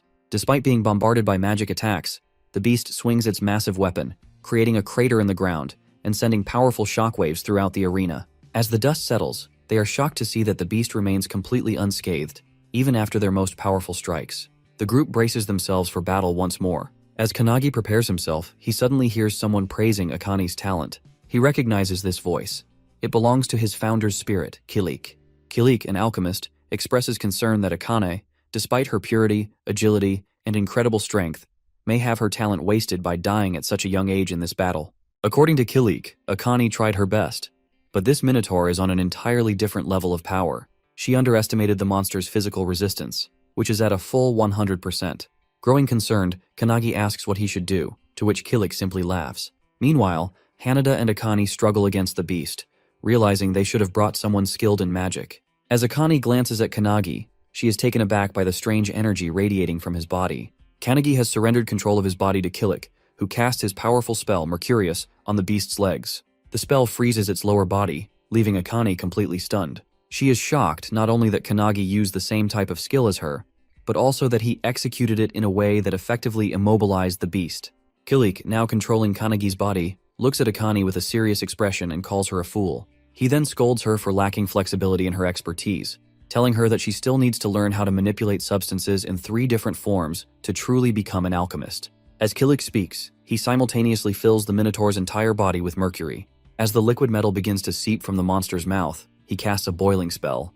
The mercury inside the beast rapidly heats up, boiling from within, while its toxic fumes spread throughout the arena, making it difficult for the others to breathe. Akane watches in amazement, realizing that instead of relying on brute force, Kilik used extreme temperatures to subdue the monster. Meanwhile, the Minotaur writhes in agony, its body overheating from the inside. While executing the spell, Kilik casually mentions to Kanagi that he wants to take Akane as his disciple. Kanagi, however, brushes it off as a joke. The boiling mercury ultimately overwhelms the Minotaur, reducing it to a lifeless heap on the ground. With that, the mission for the day, defeating the boss, which was classified as a level 3 prophecy, ends in victory. Akane watches in disbelief, unable to comprehend what she just witnessed. The skill Kanagi used should only be accessible to an awakener residing within a crest. She knows that Kanagi must be in the same class as Hiko, yet he managed to wield alchemy at her level. Still in shock, she demands to know who Kanagi really is.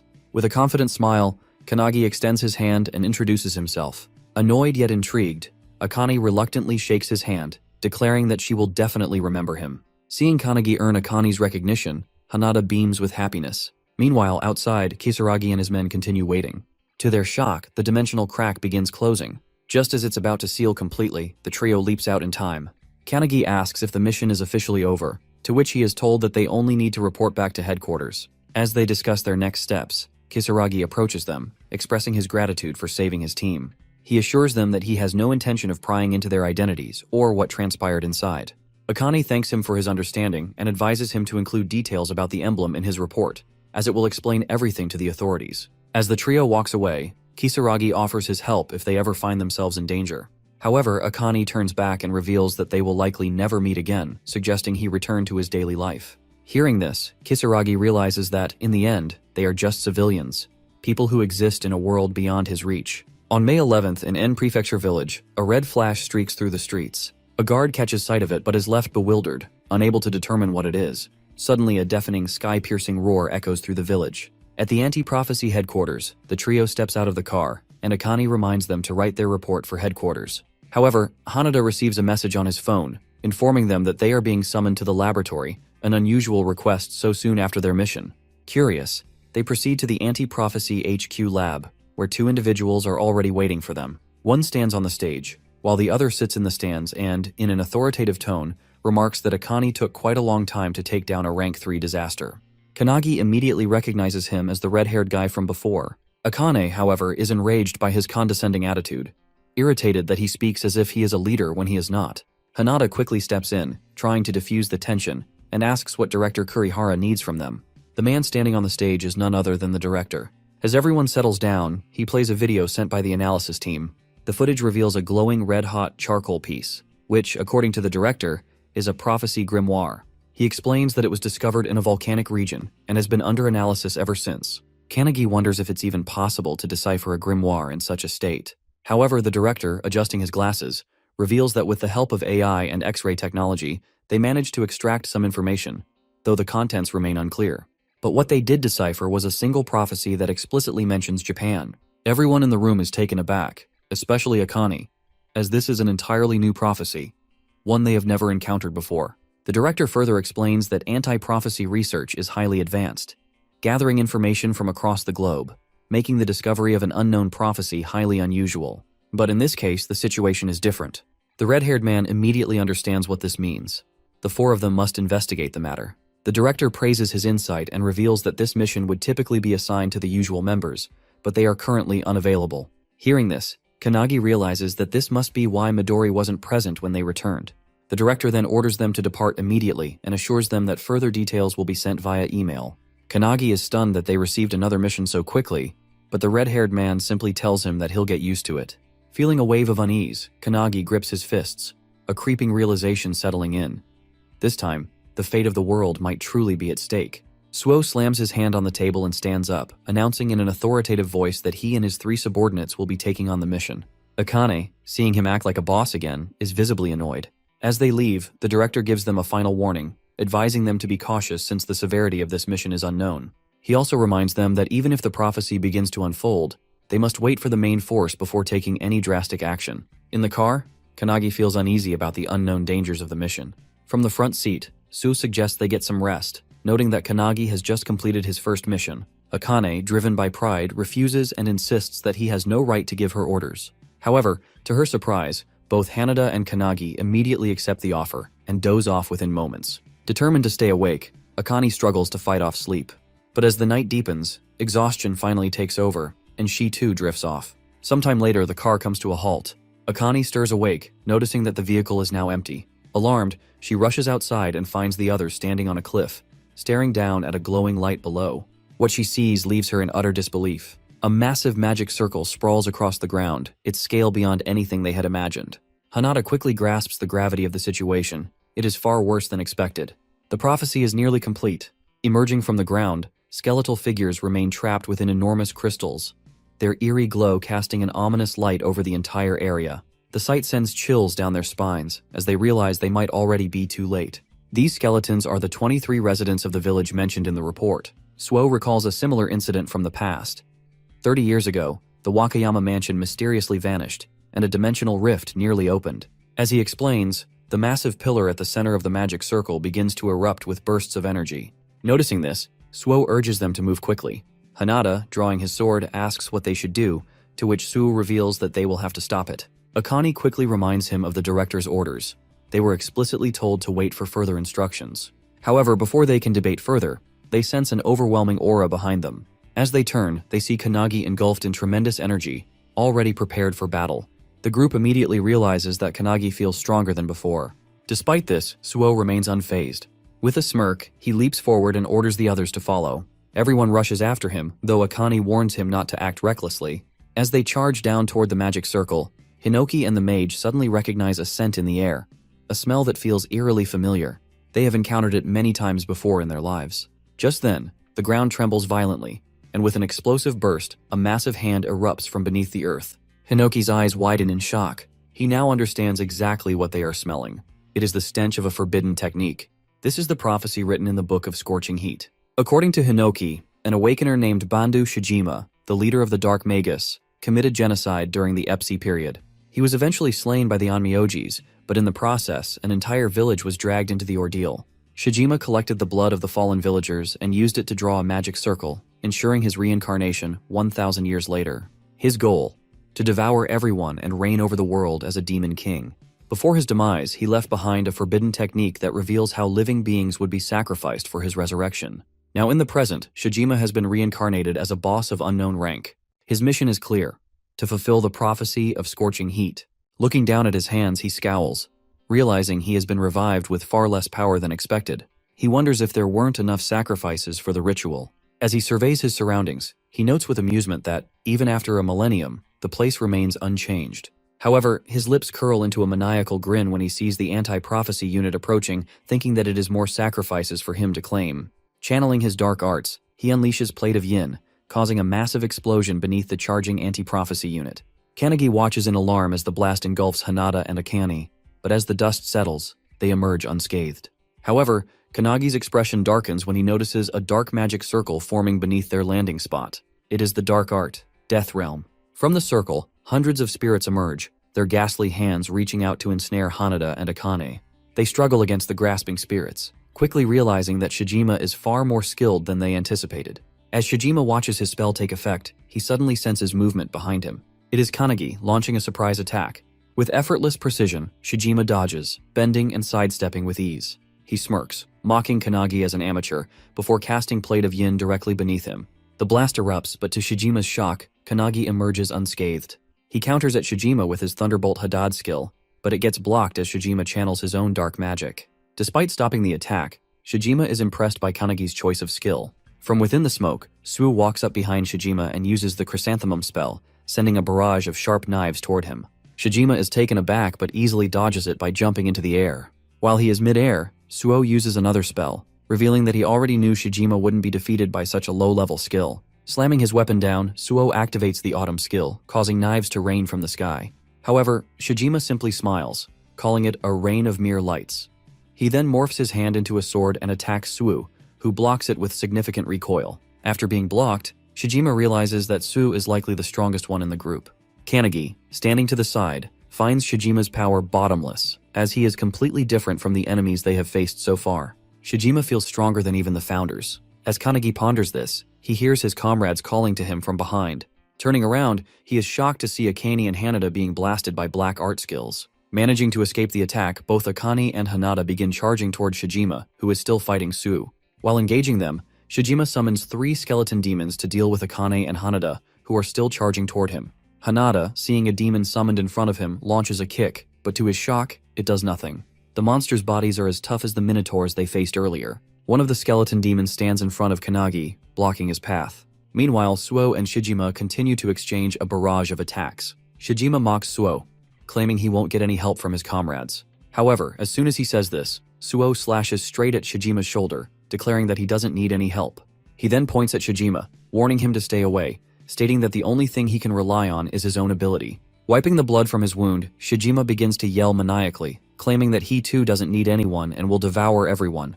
With that, he charges at Suo, who barely manages to block the attack just inches away from his body. As Suo struggles to hold off Shijima's assault, he hears someone call him from behind. It's Kanagi, who is charging toward Shijima. Shijima is amazed to see him, as he had sent a demon to stop him.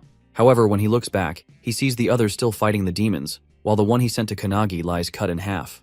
As Shijima processes this, he is struck by a powerful punch to the face from Kanagi, sending him dragging across the ground.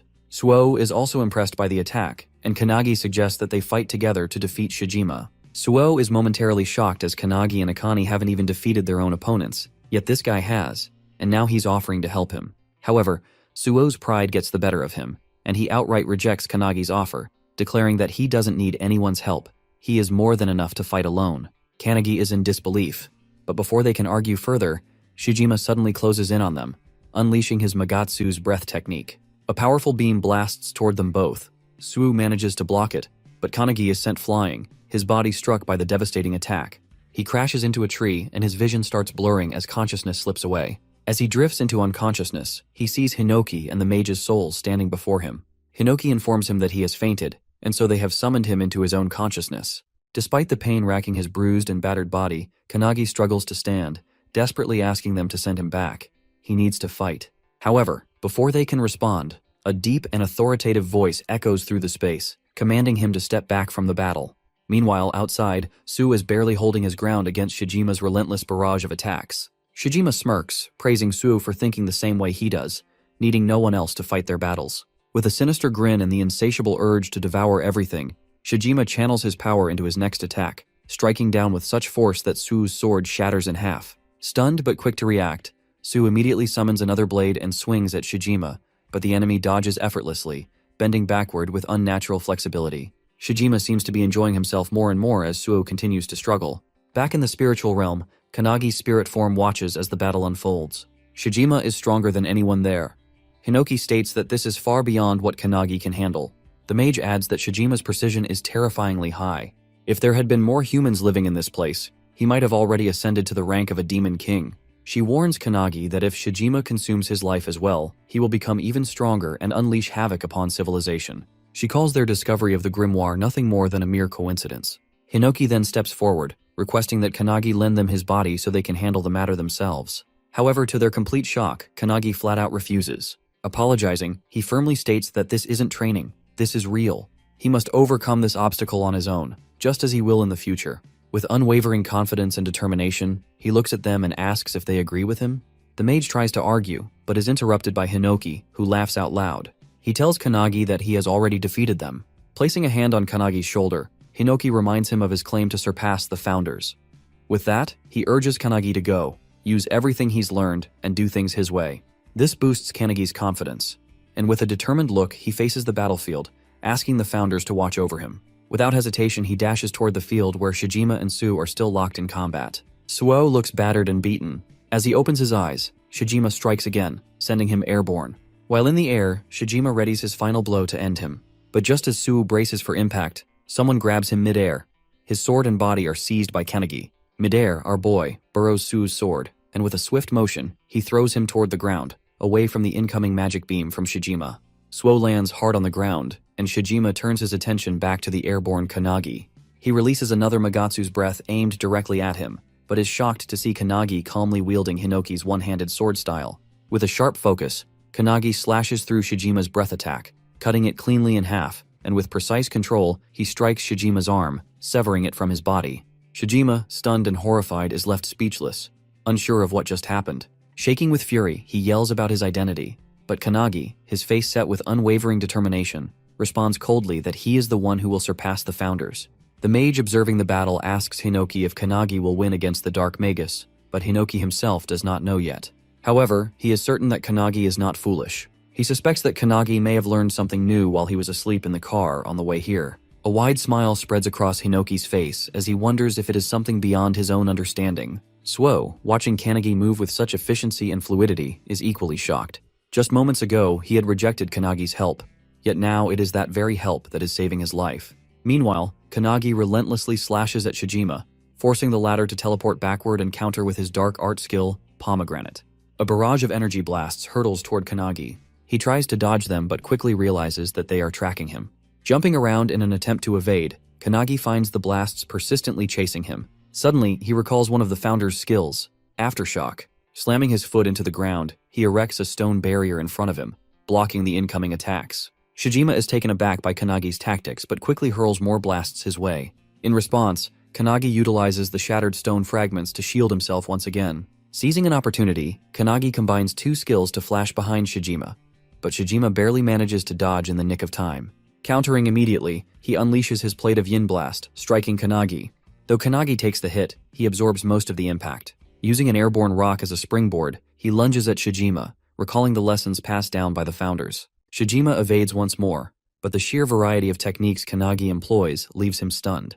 The founders, watching from afar, are equally shocked by Kanagi's rapid growth and relentless assault. However, Shijima is not done yet. With a dark glare, he activates his forbidden art, summoning a towering skeletal monstrosity through skeleton fusion. This colossal creature looms over all, radiating a powerful, malevolent aura. Shijima smirks, declaring that this will be the end. The giant skeleton swings its massive palm toward Kanagi as the founders yell for him to run, but Kanagi stands motionless, staring at the incoming attack. Deep in thought, he acknowledges that even if he goes all out, he still lacks the power to defeat Shijima. He realizes he needs something more, something beyond his current limits. Recalling the lessons from the mage and Hinoki, Kanagi remembers how to wield Shining Flame and Hinoki's one-handed sword technique. He recalls Hinoki teaching him the wave blade attack and various slashes. Drawing upon both teachings, Kanagi channels Shining Flame into his hand while infusing his sword with Hinoki's skill, transforming his weapon into a blazing blade. The mage and Hinoki watch in shock. Kanagi has just achieved the impossible. Holding his newly empowered weapon, Kanagi stands ready. The technique he has just executed is called Blazing Fire Cutting Blade. Without hesitation, he dashes toward the skeletal beast, swinging his fiery sword as Shijima watches in utter disbelief. Remembering Hinoki's teachings about the blade and mage's magic arts, Kanagi desires more than just those two. With that determination, he manages to use the Blazing Fire Cutting Blade skill, engulfing his sword in flames. With a swift swing, he cleaves through the skeleton, splitting it from head to toe, while also slashing Shijima in half. Everyone is shocked by this feat, combining two magic skills in such a way. The alchemist founder is particularly amazed, calling Kanagi an irregular for his ability to switch and combine all kinds of skills. He never expected Kanagi to be capable of merging techniques so effortlessly, and he suspects there may be even more to his potential. Suddenly, the alchemist vanishes, leaving Hinoki confused. Mage, overhearing his words, agrees, realizing they may have underestimated Kanagi's abilities. She now feels a twinge of concern, wondering if it's wise to raise someone like him. However, Hinoki is thrilled by Kanagi's power and eager to see just how far he can grow. As Kanagi lands on the ground, exhausted, he is shocked to see Shijima, who had been cut in half, beginning to regenerate from his own blood. Furious, Shijima snarls that if the attack had hit his head, he might have died. Channeling a dark energy, he forms a death ball, vowing to end things himself. But just as he speaks, Su suddenly slashes his throat from behind. Shijima is decapitated, caught completely off guard. As his body collapses, Suo grabs Kanagi, who has fallen unconscious. Holding him, Su recalls a distant memory. His older brother once carried him in the same way. It had been a freezing night under a bridge, with snow covering the ground. His brother had promised to get food for him in the morning. As Su drifted off to sleep, they had heard the sounds of a grand parade above the bridge, others celebrating while they shivered in the cold, stomachs empty. This memory reminds Suo why he chose solitude. Shijima had tried to manipulate him by preying on his loneliness. But now, looking at Kanagi, he realizes something. He is not truly alone, and even if he is, he can endure it. As he ponders this, the barrier around them begins to crack. Akane and Hanada rush in, immediately worried upon seeing Kanagi unconscious. Once they confirm he's only passed out, Hanada notices the barrier is collapsing from the inside. She warns that they need to act quickly. Hanada asks what would happen if the energy within the barrier explodes outward. Suo grips his sword tightly, revealing that if that happens, they will all be crushed to death. Their only option is to hit it with their strongest attack and try to deflect it. Though Su says this with confidence, deep inside, he isn't sure if they are capable of it in their current state. But they have no choice. As they brace themselves, Kanagi, still unconscious, suddenly lifts his sword, channeling energy into it. Suo notices this in shock. Inside Kanagi's mind, Hinoki takes control, guiding his body. As the barrier explodes, everyone unleashes their full power, while Hinoki executes his one-handed style's Splitting Cloud attack. Outside the barrier, a red-haired man rushes toward the scene, accompanied by two men. His subordinates warn him that the barrier is about to collapse. Suddenly, it bursts open. The men fear they might be too late, but to their astonishment, a brilliant beam of blue light shoots into the sky from Kanagi's sword. The red-haired man watches in awe, recognizing the light as a flawless sword technique, free of hesitation. His name is Makoto, the captain of the anti-prophecy unit. Observing the spectacle before him, he wonders whose work this could be. A while later, on a plane flying over Peru, Midori is on a call with Makoto, amazed that the new member has just stopped the unknown prophecy. Meanwhile, in Japan, Makoto, still on the call, is facing a rank 1 prophecy, one that, according to him, is on a much higher level than what they encountered before. Midori, instead of boarding the plane, sits on top of it, smiling as he reflects on how much the anti-prophecy unit has grown, even though he isn't there to witness it firsthand. However, His amusement is short-lived when Makoto reveals that the core member who stopped the prophecy was none other than Kannagi, the same Kannagi who had only joined the team 2 days ago. Shocked, Makoto desperately demands to know who he really is. Without hesitation, Midori confidently declares that Kannagi is the one who will bring an end to all prophecies. They had been anticipating his arrival for quite some time. There was a lingering sense of expectation surrounding him, as if he was the one they had been waiting for. Makoto, skeptical of such high hopes, questions whether their faith in him is truly justified. Instead of arguing, he is simply told to see for himself. Changing the topic, Makoto urges Midori to return. His presence is needed, as facing an opponent of equal strength without him is proving to be a challenge. Midori chuckles, offering a brief apology before shifting focus. Meanwhile, Rin reaches out, his voice carrying urgency as he speaks of a grand prophecy unfolding before them. It is a colossal enemy, a super-rank prophecy, the boss of suicidal infection, Ishtam. As the monstrous being charges toward him, Midori tells Makoto to hold on, assuring him that he will finish up soon. Without hesitation, he extends his hand and unleashes divine wind turbulence. At that very moment, in a hospital ward, Kannagi's eyes snap open. A startled cry escapes his lips as he abruptly sits up. A nurse, noticing his sudden movement, leans over to reassure him. She informs him that he has finally regained consciousness. He has been in the anti-prophecy infirmary, asleep since the end of his mission. Hearing this, Kannagi wonders if he had merely lost consciousness. His sleep had been so deep that he hadn't even entered the spatial realm to train with the founders. The nurse assures him that he is fine, drawing back the curtain before reminding him to call if he needs anything. As the curtain lifts, Kannagi notices Suo sitting nearby, arms crossed, silently watching him. Seeing him, Kannagi wonders if he had been watching over him the entire time he was unconscious. Kannagi looks around and notices that Hanada and Akane are missing. Curious, he asks about them, to which Suo reveals that they are training, frustrated by their perceived uselessness in the last fight. With an accepting tone, Su calmly states that Kannagi's power was overwhelming. Hearing this compliment from a man like Suo shocks the overpowered boy, but before he can fully process it, Suo suddenly stands and aggressively demands to know who he really is. In less than 2 days after his arrival, Kannagi has already defeated a rank 3 and a potential rank 1 boss, while using a rare fusion spell that Suo has never seen before. Pressing the question again, Suo demands to know Kannagi's true identity and how he too can become like him. As Suo insists on getting answers, Makoto suddenly arrives, asking if Kannagi is the one he's looking for. Kannagi confirms, but Suo is taken aback by his older brother's unexpected arrival. Makoto walks past Suo, barely glancing at him, while Kannagi hesitantly asks if he really is Suo's big brother. The moment the question leaves his lips, Makoto suddenly draws his sword and swings it inches away from everyone in the room. Both Suo and Kannagi are caught off guard. Dodging the attack, Kannagi wonders if it's some kind of test, while Makoto, equally surprised, marvels at how a mere trainee managed to evade his strike. Makoto confirms that it was indeed a test, and Kannagi has passed. Without hesitation, he introduces himself as the captain of Suo's squad, Suo Makoto. The realization hits Kannagi hard.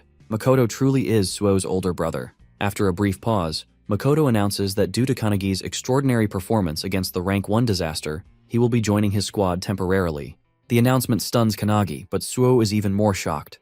A tinge of jealousy creeps into him. Despite being Makoto's younger brother, even he is not allowed to join his squad.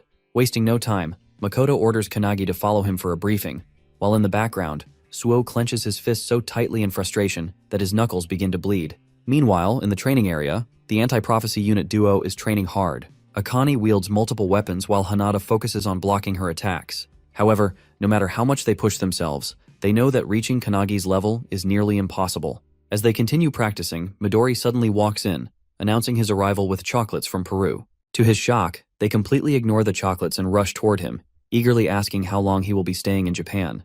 When Midori reveals he will be there for a week, the duo immediately insists on training under him during that time. They refuse to let Kannagi surpass them without a fight. Taken aback, Midori hadn't expected them to be this determined. He agrees to train them but then asks about Suo, wondering if he wants to join. Just as he finishes speaking, Suo arrives, his expression filled with sheer determination as he confirms that he will be joining as well. Meanwhile, in the hall, Kannagi keeps pace with Makoto's fast strides as he leads the way. Back in the training room, the group is shocked to see Suo just as determined to join them. Suo reveals that Kannagi has been scouted by his older brother to temporarily join his squad. This revelation stuns the duo, making them realize just how far Kannagi has progressed. Being personally recruited by Makoto is no small feat. However, Suo sees this as a sign of his own shortcomings compared to Kannagi, believing he must improve himself even more. Meanwhile, in the hallway, Kannagi, growing curious, asks Makoto about the meeting. Makoto reveals that it concerns their next mission, for which they will depart the following morning. As they walk, Makoto suddenly stops and asks if Kanagi is close to his younger brother. Recalling their last battle together, when Suo lent him his sword, Kanagi excitedly confirms that he is. Though Makoto acts indifferent, he secretly worries about his brother, but never shows it. This has led Suo to mistakenly believe that his brother hates him and doesn't care about him. The truth is, when Makoto visited them before, he didn't ignore Suo. He simply couldn't bear to look at his wounds. However, this misunderstanding made Suo believe his brother was disregarding him, fueling his determination to risk his life and grow stronger just to get Makoto's attention. On the other hand, Makoto doesn't want Suo to become stronger. He just wants him to be safe. This deep misunderstanding drives Suo's resolve to surpass Kanagi, believing that only then will his brother acknowledge him. One day he hopes to defeat Makoto himself. Meanwhile, Kanagi, still curious, presses Makoto further, and Makoto finally admits that he truly does care about his little brother. Kanagi finds this heartwarming. Back in the training area, as Suo explains everything to the group, Akane finds it confusing. Even though Suo talks about surpassing his brother and proving himself, he still respects him deeply. Continuing her training with Hanada, Akane remarks that, in the end, Suo just wants his brother's attention. Hanada finds this touching, but Akane's words trigger something in Suo, making him enraged. Meanwhile, in the meeting, Kanagi learns about the 3 core rules of the squad. First, be swift. Second, maintain offensive pressure. Third, overcome weaknesses. Within the Counterforce division, Makoto's squad is considered the strongest in terms of combat ability. The squad operates with a minimum of 7 members, designed to be a small but elite force. Their primary targets are rank 1 and above-level threats. Aboard the helicopter, as Makoto's squad is escorted to their mission, a squad member named Jakeru casually remarks that 90% of the team's power comes from their captain, while the rest are just extras. Since Kanagi is only a temporary member, he isn't expected to do much. However, while Jakeru is explaining this, Kanagi is distracted, busy on his phone.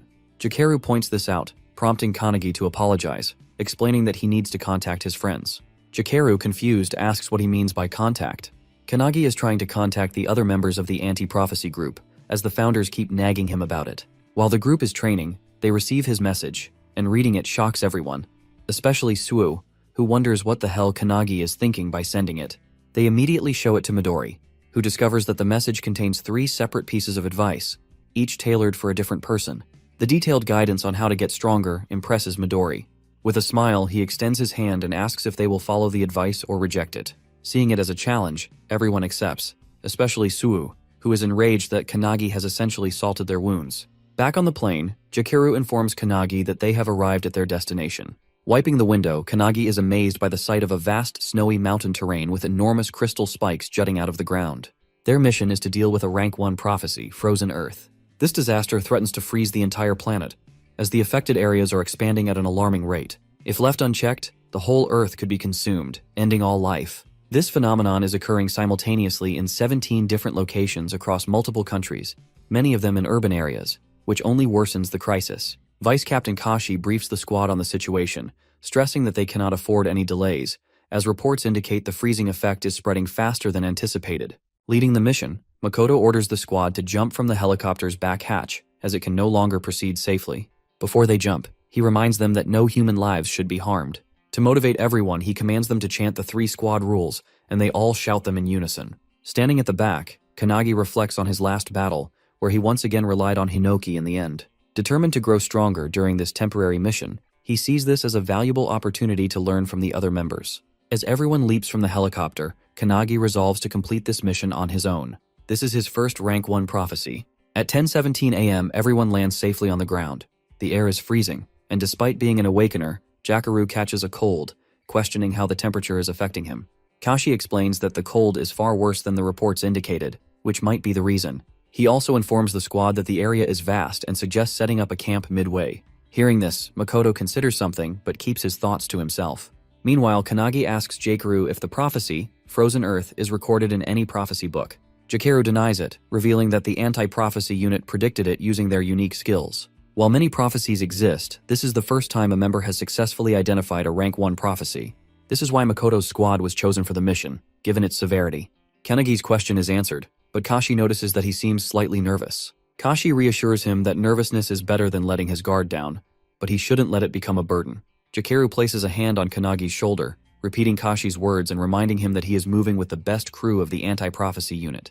Kashi yells at Jakeru for being too relaxed, prompting Jakeru to apologize instantly. Suddenly, Jakeru raises his hand, reporting that his radar has detected enemies at 2 o'clock, approximately 200 meters away. Kashi acknowledges the report and vanishes in an instant, only to reappear moments later. She confirms that she scouted ahead and saw 30 monsters with an estimated rank of S triple plus. These creatures belong to the ice gargoyle race of the Tice tribe. Hearing this, Makoto immediately orders his unit to annihilate the enemy. The squad charges toward the incoming monsters in a highly coordinated manner, their teamwork and situational awareness leaving Kannagi in awe. They operate on an entirely different level compared to trainees, making him realize that these are elite warriors, far beyond the regular members. Eager to join the fight, Kannagi asks for permission, which Makoto grants, dismissing the enemies as nothing more than S triple plus rank. With permission secured, Kannagi launches forward and kicks a monster in the head. However, to his shock, the creature explodes, sending shards flying in all directions. Kashi, skillfully evading a flashy monster's attack, warns everyone that some extremely powerful monsters are mixed in with the rest. Meanwhile, Kannagi activates his fire-cutting blade and completely obliterates a monster with a fiery attack, sending it flying. Witnessing this, Jakeru is stunned that someone like Kannagi used a Fury Sword skill. Kashi is impressed, while Makoto, with just a few swings of his sword, effortlessly slices through the remaining monsters. He also takes note of Kannagi's fiery sword and realizes that the blue light beam he saw earlier must have come from it. With the monsters defeated, the squad sets up camp in the mountains and begins eating. During their meal, Kashi asks Jakeru what else he saw on his radar. Jakeru reports that there are no boss-level threats within a 10-kilometer range. Hearing this, Kashi sighs in relief, confirming that they can spend the night there. However, she soon wonders, where have Kannagi and the captain gone? On the other side, Kannagi sits by his own campfire, attempting to fuse his spells together just as he did before. However, as he focuses on the process, the captain suddenly arrives from behind and calls him out for his enthusiasm about training. Caught off guard, Kannagi nearly jumps out of his skin as Makoto scared the hell out of him by approaching so silently. After calming him down, Makoto sits beside Kannagi and asks if this is his first time camping and whether he finds it difficult. Kannagi enthusiastically claims that he's fine, but to his surprise, Makoto casually states that he just wants to go home and smoke. Kannagi is taken aback. He never expected someone like the captain to talk about smoking. However, to Kannagi's shock, Makoto then reveals that he's desperate to smoke his cat. Confused and alarmed, Kannagi misinterprets his words, thinking he's talking about drugs. He immediately questions the captain about his cat, to which Makoto, getting uncomfortably close, pulls out his phone and shows him a picture. Kannagi asks for the cat's name, and Makoto reveals it's Oribe. As Kannagi examines the picture, he notices the cat's ferocious gaze, but instead asks if Makoto really misses him. To his surprise, Makoto denies it, revealing that Oribe is a complete menace, always scratching his stuff, vomiting everywhere, and being an overall nightmare. Yet despite all of that, Makoto admits that the cat is still adorable, just like his younger brother Suo. Kannagi finds it strange that Makoto is talking this way, but he listens as the captain, in a hopeful voice, expresses his wish to one day talk with Suo the same way he's talking with Kannagi now. Kannagi, being an only child, admits he can't relate, but he offers a suggestion. Perhaps Makoto should treat Suo the same way he treats his cat. Hearing this, Makoto smiles and agrees. He then shows Kannagi some videos on his phone, shocking him with footage of the captain treating his cat like a baby. Amused, Makoto questions whether that kind of behavior is really okay. Then, with a soft expression, he looks at Kannagi and asks if they can practice together. In his mind, Kannagi doesn't really want to, but before he can answer, Kashi arrives, searching for them. She requests that they return to camp, reminding them that they have to depart early the next morning. Makoto agrees without complaint. That night, however, Makoto and his crew remain unaware of a mysterious figure venturing into the snowy land. The person, casually dressed as if heading to the beach, moves deeper into the frozen terrain. When stopped, he claims to be on a mission to fulfill the prophecy of that place. Holding a small book in his hand, he declares it an important mission. He is a solo awakener, heading toward the very same mountain as Makoto and his squad. At the camp, as Kannagi sleeps, he finds himself training in his dreams with the founders. Today's lesson is archery, meant to improve his concentration. He practices with a heavy bow under the guidance of Margit, who is instructing him. Noticing Kannagi sweating, Margit asks if it's painful to keep his focus steady. As they train, Hinoki loudly complains about why it isn't a sword training day, but the mage quickly silences him, reminding him that it was his turn the previous day. Despite the noise, Margit is impressed that Kannagi remains undisturbed, showing significant improvement in maintaining his concentration compared to their first session. Kannagi explains that he is currently on a mission with an amazing team, which motivates him to give his best. With his focus locked on the target, he releases the arrow, hitting the bullseye with perfect accuracy. Margit is amazed by the precision, while Kannagi drops to the ground, sighing in relief. Margit reminds him not to forget the feeling and calls it a day for training. Realizing that the session is over, Hinoki gets excited, immediately drawing his sword and ordering Kanagi to get up for sword training. However, just as they are about to start, Kanagi is suddenly awakened by his crew as it's time to continue their journey. Before setting off, Makoto briefs everyone, stating that today, they will slay the boss tied to the prophecy. As they venture ahead, they encounter more monsters. This time, a flock of blue birds. As the squad charges toward them, the founders within Kanagi comment on how easy this mission should be, given the team's strength. However, the mage notices that one of the older founders appears uneasy, sensing that something is off about the fight. After a fierce battle, the crew successfully clears the monsters, clearing their path forward. Makoto then orders Jikaru to scout ahead. Jikaru reports that approximately 2,000 meters from their position, there is likely a major boss, and it is heading straight for them. He then delivers horrifying news that the monster will reach them in just 10 seconds. Within moments, a towering figure known as the unknown god Calamitas comes rushing toward them with a ferocious, maniacal expression. Her aura is completely different from any monster they have faced before. Makoto immediately orders his crew to engage, and they all flash toward the boss in perfect coordination. Jikaru uses his abilities to shackle the creature while Kashi slashes at it from all angles. However, to their shock, their attacks leave no visible damage. The boss remains completely unscathed, despite their well-executed combo. Just as the boss is about to counterattack, it suddenly senses something approaching from above. It's Kanagi, descending with a powerful sword strike. Remembering what Akane and Hinoki taught him about executing a vertical slash, he unleashes his strongest attack first, ready to strike with full force. Combining his power, Kanagi attacks with his blazing fire-cutting blade, sending a beam of fire toward the boss. However, to his shock, it has no effect. The boss immediately counters, swinging her own sword and sending Kanagi crashing into the ground. Hearing the powerful impact, Jikaru momentarily believes Kanagi has just died. However, Kanagi survives, having landed on an ice crystal that cushions his fall. Meanwhile, Kashi, still fighting, realizes why this boss is ranked number 1. She glances toward Makoto. It is now up to him to save them. Makoto draws his sword, and as he does, Jikaru instantly shackles Kanagi and lifts him out of the fight, claiming that if they interfere, they will only get in their captain's way. As they retreat, the boss swings at Makoto with all her might. The sheer force of the attack creates a powerful shockwave, making Kanagi worry for Makoto's safety. However, to his astonishment, Makoto stops the attack inches away from hitting him. The boss swings again, and once more, Makoto blocks it effortlessly. Without hesitation, he counters with a devastating slash, severing one of the boss's arms. Watching this, Hinoki is beyond impressed, exclaiming that he wants to do the same. However, Kanagi, growing concerned, firmly refuses to let Hinoki take over his body. Meanwhile, standing before the wounded boss, Makoto calmly declares that he had wanted his crew to gain experience fighting a boss of this level. But now, he will end it himself. Hearing this, his crew quickly deploys a barrier around them for protection. As soon as the barrier is up, Makoto channels his red dragon skill into his sword, unleashing blazing flames all around. He then combines it with crimson light, sending a massive inferno straight at the boss, which obliterates nearly half of her body. Kanagi, witnessing this, is utterly shocked. Makoto used a sword flame technique similar to his own, but it was far stronger. Without the protective barrier, they all might have been reduced to ashes. Kanagi quietly apologizes to the boss, saying it was his duty to protect the world.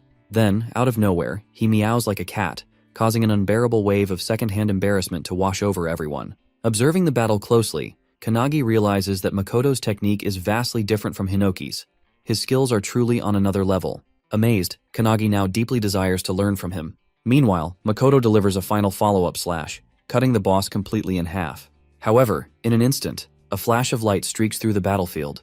Makoto's arm is suddenly severed. In disbelief, he turns, only to see a gaping hole in Jikaru's body. Kanagi frantically looks around, horror gripping him as he realizes what just happened. One by one, his comrades' bodies are being torn apart, blood spilling onto the ground. They are all dropping dead before his eyes. Kanagi, seeing Jikaru falling, rushes to help him, but with the last of his strength, Jikaru pushes him away. Stumbling backward, Kanagi watches in disbelief as the comrades he fought alongside just seconds ago are now collapsing before his eyes. Despite being on the brink of death, Jikaru is filled with regret. His radar failed to detect the incoming attack, leading to this devastating loss. As he falls, he apologizes to his captain and crashes onto the ground, hoping his team has at least seen where the attack came from. Kashi is safe, but several other members are struck by the same beam, piercing straight through them. Makoto, clutching his severed arm, yells at his team to take cover in the terrain, calling it a skill attack. Without hesitation, everyone obeys and runs for their lives. While fleeing, Kashi calls out to a fallen comrade, urging him to follow. However, he hesitates, worried about their captain, who is severely wounded. The attack that severed Makoto's arm cannot be blocked, not even by a barrier, because its properties allow it to annihilate everything it touches. Suddenly, another beam hurtles toward Makoto, but he narrowly dodges it by leaping into the air. Kashi watches in growing fear as the boss unleashes a relentless barrage of attacks while simultaneously regenerating. Realizing they must take down the boss in one decisive burst, she turns to Kanagi, only to find him kneeling on the ground, frozen in shock. Kanagi stares at the bodies of his fallen comrades, his voice barely above a whisper as he pleads with the founder Valentine, asking if she can resurrect them. However, with an embarrassed expression, Valentine apologizes. She cannot bring back the dead. Kanagi falls silent for a moment, then takes a deep breath. He calls upon all the founders, admitting that while he wanted to handle everything himself this time, he now realizes he may need their help once again. Without hesitation, Hinoki steps forward and takes control of his body. Meanwhile, Makoto, analyzing the attack, realizes that it completely bypassed Jakuru's radar. Since Jakuru's radar can only detect threats within a 3-kilometer range, the attack must have originated from beyond that distance. This single strike not only killed Jakiru but also severed Makoto's arm, proof that their hidden enemy is at least as strong as he is. Determined not to let his fallen comrades' sacrifices be in vain, Makoto pushes beyond his current limits, channeling power far beyond his normal capacity. He focuses his energy, using his heightened senses to pinpoint a location over 3 kilometers away, despite the obstacles concealing the enemy. Clenching his sword, he remembers those who have fallen today. Their deaths fuel his resolve. With unwavering determination, Makoto charges his blade with crimson light and unleashes a devastating blaze of fire. The scorching inferno rips through the ground, obliterating everything in its path, until, at last, it reveals the enemy who cast the deadly spell. It is the same boy who arrived there alone, casually dressed. He is impressed that Makoto managed to track him down after his attack, just as expected from the captain of the strongest squad. However, Makoto is shocked. His attack was completely consumed by this man. The boy claims that if Makoto still had his left arm intact, that attack would have killed him. He is using a spell called Darkness to channel dark orbs around him. As he walks toward Makoto, he launches one of the orbs with the intent to kill. In response, Makoto swings his sword, conjuring an ice barrier. He then counters in an instant, vanishing and reappearing behind the boy, slashing at his neck. But before Makoto can process what just happened, the same devastating beam attack strikes again, tearing a chunk off his torso. The boy remains unharmed, calmly stating that he had anticipated Makoto's attack. However, he adds that Makoto is the one truly close to death. That comment ignites Makoto's rage. With what little strength he has left, he lunges forward, swinging his sword. But the boy effortlessly sidesteps and counters with a powerful kick, landing a direct hit on Makoto's open wound. However, Makoto is one step ahead. Using the opening, he strikes with the back of his sword, sending the boy crashing into the ground. As Makoto watches, he becomes curious. Why did the boy stop using his beam attack after only a few shots? Despite its overwhelming power, it seems he cannot sustain it indefinitely. Realization dawns on him. The boy cannot use his spell continuously. In terms of endurance, they are evenly matched. The boy, after crashing, manages to land on his feet, confirming Makoto's suspicion, but pointing out that they are not in the same condition. Makoto is at a clear disadvantage, one arm severed, half his body missing. However, our Chad Makoto refuses to acknowledge the concept of a disadvantage. He recalls the 3 rules of the Makoto squad, drawing strength from them. Determination floods his body as he readies himself to fight until his last breath. With unwavering resolve, he channels electric fiery energy, burning his own wounds to cauterize them and stop the bleeding. As he does, he roars the squad's 3rd rule into the battlefield. Overcome your weakness. With those words, he unleashes Scarlet Blaze. The boy's eyes narrow. He realizes that Makoto is burning away his own life force to amplify his power. In response, he does the same, fueling his darkness spell with his very essence. Makoto, calling upon the spirits of his fallen comrades, glares at his opponent. His voice booms across the battlefield, warning him not to look down on his squad. Meanwhile, in the back, as Kanagi calls upon his funders for help, his hair turns white as Hinoki takes control of him. The other squad members, who are still running, are suddenly stopped by the boss, who remains strong as she regenerates her arms. Kashi, witnessing this, grows concerned, realizing she cannot subjugate the boss alone. She calls out to Kanagi, who is still kneeling in the back. To her, it seems as though his fighting spirit has completely faded after witnessing his squad members' deaths. It is only natural. He was just an ordinary person who recently joined the squad. However, to her shock, Kanagi rises from the ground. In a blinding flash, he dashes forward and lands a devastating kick on the boss, sending her flying. On the other side of the battlefield, Makoto and his opponent continue their fierce exchange, trading blow after blow. Makoto, wielding only half of his sword, unleashes Scarlet Light. The opponent barely dodges by leaning to the side. Despite evading the attack, he grows uneasy. It is getting harder. Makoto's flames, which should have been erased by his darkness spell, are re-emerging and striking him again. Furthermore, There is a limit to how much he can control his darkness manually, and that limit is approaching. Realizing this, he sends a barrage of darkness orbs at Makoto, but Makoto swiftly dodges, seizing an opening to lunge forward and slash his opponent's arm clean off. Now their positions are reversed. However, despite losing his arm, the opponent leaps forward and drives his knee into Makoto's wounded arm. Makoto collapses to the ground in pain as the opponent slowly approaches. Looking down at him, he claims that losing an arm means nothing. After all, there is still a hole in Makoto's stomach. He then reveals something chilling. He had already anticipated Makoto's strategy. From the very first attack, he knew Makoto would engage in close combat. He acknowledges Makoto's strength, admitting that he always makes the best decisions and never wastes time. However, he also points out Makoto's flaw. He is too predictable. That, he declares, is the reason why Makoto will lose. Reaching into his bag, he pulls out a book. Holding it up, he claims that Makoto's defeat has already been decided by its contents. Makoto's eyes widen in shock as he recognizes it as the Book of Doom. The opponent opens the book, revealing a startling truth. The guy claims that if there is an organization that exists to stop prophecies, then it is only natural that another exists to fulfill them. Makoto is stunned as he never knew such an organization existed. The opponent then makes his final revelation that he is one of the 12 apostles of the apocalypse. He introduces himself as the 12th of darkness, the one destined to fulfill the prophecy. Makoto, still in disbelief, questions the reason behind his obsession with bringing about destruction. The opponent, flipping through the pages of the book, smirks and asks if he reveals will Makoto forgive him. Makoto is enraged by the mockery. Without hesitation, he swings his sword with all his might, nearly severing the opponent's shoulder. Makoto is confident that he can win this battle, as his opponent appears to be out of mana, and his body seems to be reaching its limit. Makoto channels the red dragon form, convinced that it will secure his victory. On the other hand, the guy, with his shoulder nearly severed, is still standing, declaring that this is Makoto's end. With that, he takes out a potion and drinks it, unleashing a flashy burst of light. The light blinds Makoto, and suddenly, within that brilliance, a powerful fist strikes Makoto's face, sending him crashing to the ground. As the dust settles, Makoto is in disbelief, seeing that all the damage he inflicted on the guy has been healed, and his opponent is back to full strength.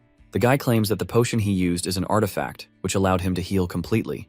With one arm, Makoto uses his scarlet light blade again, sending a sword wave toward the guy. However, the guy disperses it with his darkness orbs and counters with a barrage of attacks. Makoto is left in shock, as the artifact the guy used is supposed to be controlled by countries due to how overpowered it is, and no ordinary organization should be able to possess one. The guy kicks Makoto in his gut wound, sending him to the ground, where he takes his final breaths. Seeing Makoto beaten, the guy lets out a sigh of relief, believing he has finally defeated him. Meanwhile, Makoto, remembering his childhood and his comrades, tries to reach for his sword. He also recalls Kanagi's words about treating his brother like his cat, which brings a smile to his bloodied face. With renewed determination, he picks up his sword, but as he is about to swing it, a darkness beam hits him, completely severing the hand holding the sword. The guy, with a confident tone, bids Makoto his final goodbye. However, just as he is about to deliver the finishing blow, someone arrives, parting the crystal behind him. It's Kanagi, backed up by all the founders, ready to get their revenge on the guy who made their disciple cry. Makoto notices Kanagi's presence and is initially worried, but soon realizes that it's not just Kanagi. Something else is emanating from him. The guy also notices the abnormality and the aura radiating from Kanagi. The boy in front of him no longer appears as a vulnerable target, but as an existence that will fiercely defend himself. Growing worried, the guy warns Kanagi not to move, threatening to kill Makoto if he does. However, as he speaks, his arm is severed from his body in a flash. The guy is shocked, unable to comprehend how it happened so quickly. Meanwhile, Kanagi simply swings his sword from a distance, the force of the strike even dulling his blade. The founders notice this, surprised that the sword dulled after just one strike. The alchemist founder steps in, transmuting multiple weapons for Kanagi to use in the fight. With pure vengeance in his eyes, Kanagi orders every founder to unleash hell on the guy. Meanwhile, the guy completely regenerates his arm, which shocks Hinoki. The mage founder explains it as reversal, a skill she didn't expect a modern awakener to possess. She speculates that the artifact he used continuously heals his wounds until its effect wears off. As she speaks, Kanagi launches an arrow that strikes the guy directly in the head. The guy didn't see it coming, but he regenerates the wound instantly. Seeing this, one of the founders asks the mage how they can kill the guy. She reveals that they must kill him repeatedly until he eventually dies. The guy uses his darkness spell as Kanagi loads another arrow. When Kanagi releases the arrow, the darkness spell tries to intercept it, but the arrow pierces through, striking the guy in the chest and head. The archer founder mocks the guy, asking if he truly believed he could stop his arrows. The guy regenerates his wounds and counters with a darkness orb's attack. Kanagi, using the founder's evasive powers, dodges the attack and flashes toward the guy, kicking him in the face. He then grabs the guy's hand and delivers a palm strike to his face. One of the founders notices that the guy can't use his annihilation beam attack if his vision is blocked by his own orbs, which works in their favor. Dodging the attack becomes easier because of this. Kanagi delivers a powerful blow to the guy's gut, sending him crashing to the ground.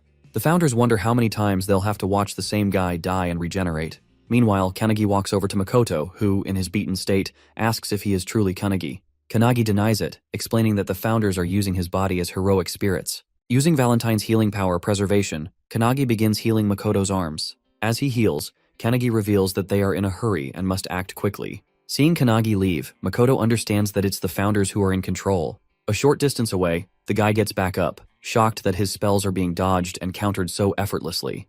Without giving him time to think, Kanagi attacks him with a spear, piercing straight through his heart. The guy is relentlessly attacked, dying repeatedly without a moment to recover. One of the founders asks the mage if keeping the spear in the guy's heart will prevent him from regenerating. However, the spear passes through his body, and he begins to regenerate again. As the guy starts to recover, Kanagi delivers a powerful kick from above, crashing him back to the ground. Kanagi wonders which body parts regenerate first if they completely destroy his body. The guy begins regenerating from his hand, but by the time his full body is restored, he is gasping and exhausted. He is being obliterated but refuses to let a boy stop him. Deciding to kill Makoto and escape, he rushes toward him, only to find Kanagi already sitting there, guarding Makoto. With a maniacal smile, Kanagi reveals that he is too late. Hinoki then takes control of Kanagi's body and, using his sword style, completely cuts the guy's body into pieces. Even though the guy is obliterated, he doesn't fear death, as he believes he is fulfilling a prophecy. However, his resolve begins to waver in the face of something as terrifying as Kanagi.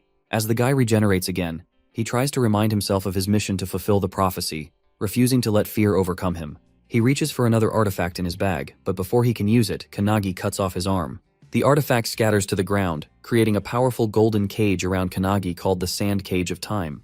The regeneration effect on the guy ends, and he is unable to regenerate his arm. Relieved, the guy believes he has barely made it. The founders, seeing the cage, grow concerned, wondering what to do next since the guy's regeneration is nearly over. The guy, standing outside the cage, claims that even his darkness can't destroy the cage, so Kanagi can't kill him from within. With a nervous expression, he declares that he is going to leave, but before he can finish his sentence, Hinoki yells at him to watch closely. Suddenly, the guy feels a strong aura behind him and turns to see Makoto standing on his own 2 feet, still regenerating. How is Makoto that much of a Chad and overpowered? Well, it all goes back to his childhood when he trained with the best, Midori.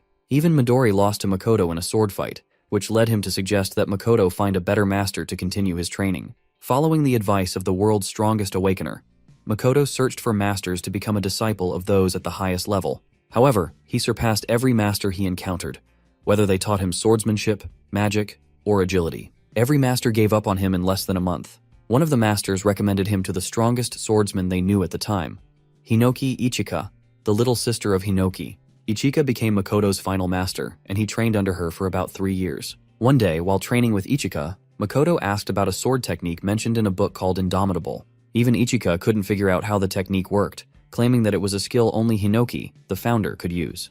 Makoto found it fascinating, as he had read about it in the book. However, Ichika soon realized she had nothing left to teach Makoto, as he had already mastered Hinoki's one-handed sword style. Makoto wanted to grow even stronger, but Ichika didn't know how he could progress further. She compared him to an unblooming bud, stating that even with all his training, blooming in this lifetime would be difficult for him. She hoped that one day, a stronger swordsman would appear before him. In the present, Makoto realizes that this moment is happening right before his eyes. He notices Kanagi using sword techniques he didn't even know existed. According to Ichika, such an opportunity might come only once in a lifetime, and he shouldn't miss it. Grateful for the chance, Makoto thanks Ichika in his heart and begins touching his severed arms together. Seeing this, all the founders are confused about what he's trying to do. Kanagi is also worried about his captain, who is outside the cage with the enemy. Makoto begins emitting the same aura as Kanagi. Meanwhile, inside the training ground of the anti-prophecy faction, Midori, who is training with Suo, senses a powerful aura. Suddenly, an explosion rocks the area, and as the dust settles, they are shocked to see a massive hole in the wall, and Midori is gone. Back on the battlefield, the guy is confused, seeing Makoto able to perform such a feat despite his condition. He is certain that he will be cut down. Witnessing this, Hinoki explains to Kanagi that people are like flowers, blooming at their true potential when they reach their peak, whether physically, spiritually, or through mastering an ultimate technique. For Makoto, This is the moment of his true potential. Hinoki, standing behind Kanagi, advises him to engrave what he sees deep in his mind. Kanagi realizes what Hinoki is trying to say. Like a blooming flower, Makoto lifts his arms as if holding a sword and, with unwavering determination, manages to use Hinoki's one-handed sword style's lost technique, Indomitable, the very technique he read about in the book. Even though the guy's darkness defenses are flawlessly activated, his body is cut in half without Makoto even wielding a physical sword. The guy wonders if this is the time and place where he will meet his end. As his body falls apart, Hinoki praises Makoto for materializing a sword that existed only in his mind. Meanwhile, Makoto, though standing in a state of confusion, feels that he has finally become the swordsman he always aspired to be. He considers it a blessing to have spent time with his family, friends, comrades, and subordinates. Every experience he's had has made him stronger. Even if this is his end, he remembers his little brother and his cat, apologizing to them in his heart. As he is about to lose consciousness, he sees Kanagi walking toward him, lending a hand with a smile. Seeing this, Makoto realizes that this death might not be the end, as he can still leave his legacy to the next generation through Kanagi. Grabbing Kanagi's hand, he thanks him and collapses to the ground. As the cage vanishes after the guy's defeat, Kanagi rushes toward his captain, feeling a deep connection through the crest of nothingness. All the other comrades lie lifeless on the ground, but as Makoto is about to join them, Midori comes flying in. He grabs Makoto just in time as he falls. Makoto dies in Midori's arms at the age of 23, after the battle with the darkness user, Pei. F for respect in the chat. Holding Makoto's body, Midori is in despair, unable to believe what has happened. He remembers a time when he asked Makoto why he became the captain of the squad while they were training. According to Midori in the anti-prophecy unit, Makoto was the second strongest after him, and if he were to go all out, no one would be able to match him. Midori had asked Makoto if, with all that strength, he thought it was better to fight alone. This question surprised Makoto, and he asked Midori if he thought he wasn't suited for teamwork. However, the team was more important to Makoto than anything else. He wasn't sure how to express this to Midori, but suddenly, his comrades called him through the security camera. In the group, Jakeru was excited because one of their comrades, Kuzushiro, had just passed the level 2 assignment he had been working on. Kuzushiro was also happy, saying he wanted to tell the captain first. Jakeru, thrilled about the news, suggested they all go out for lunch. Seeing their camaraderie, Midori was taken aback. As Midori listened, Makoto revealed that he was fond of his comrades and that even if he fell wounded in battle, he would be happy knowing he had his comrades by his side. Coming back to the present, Midori holds his friend's body and tells him that his wish of fighting for his comrades has been fulfilled. Even though most of his comrades have fallen, 2 of them are still alive. With tears in his eyes, Midori closes Makoto's eyes, stating that as a leader, Makoto has fulfilled his duties.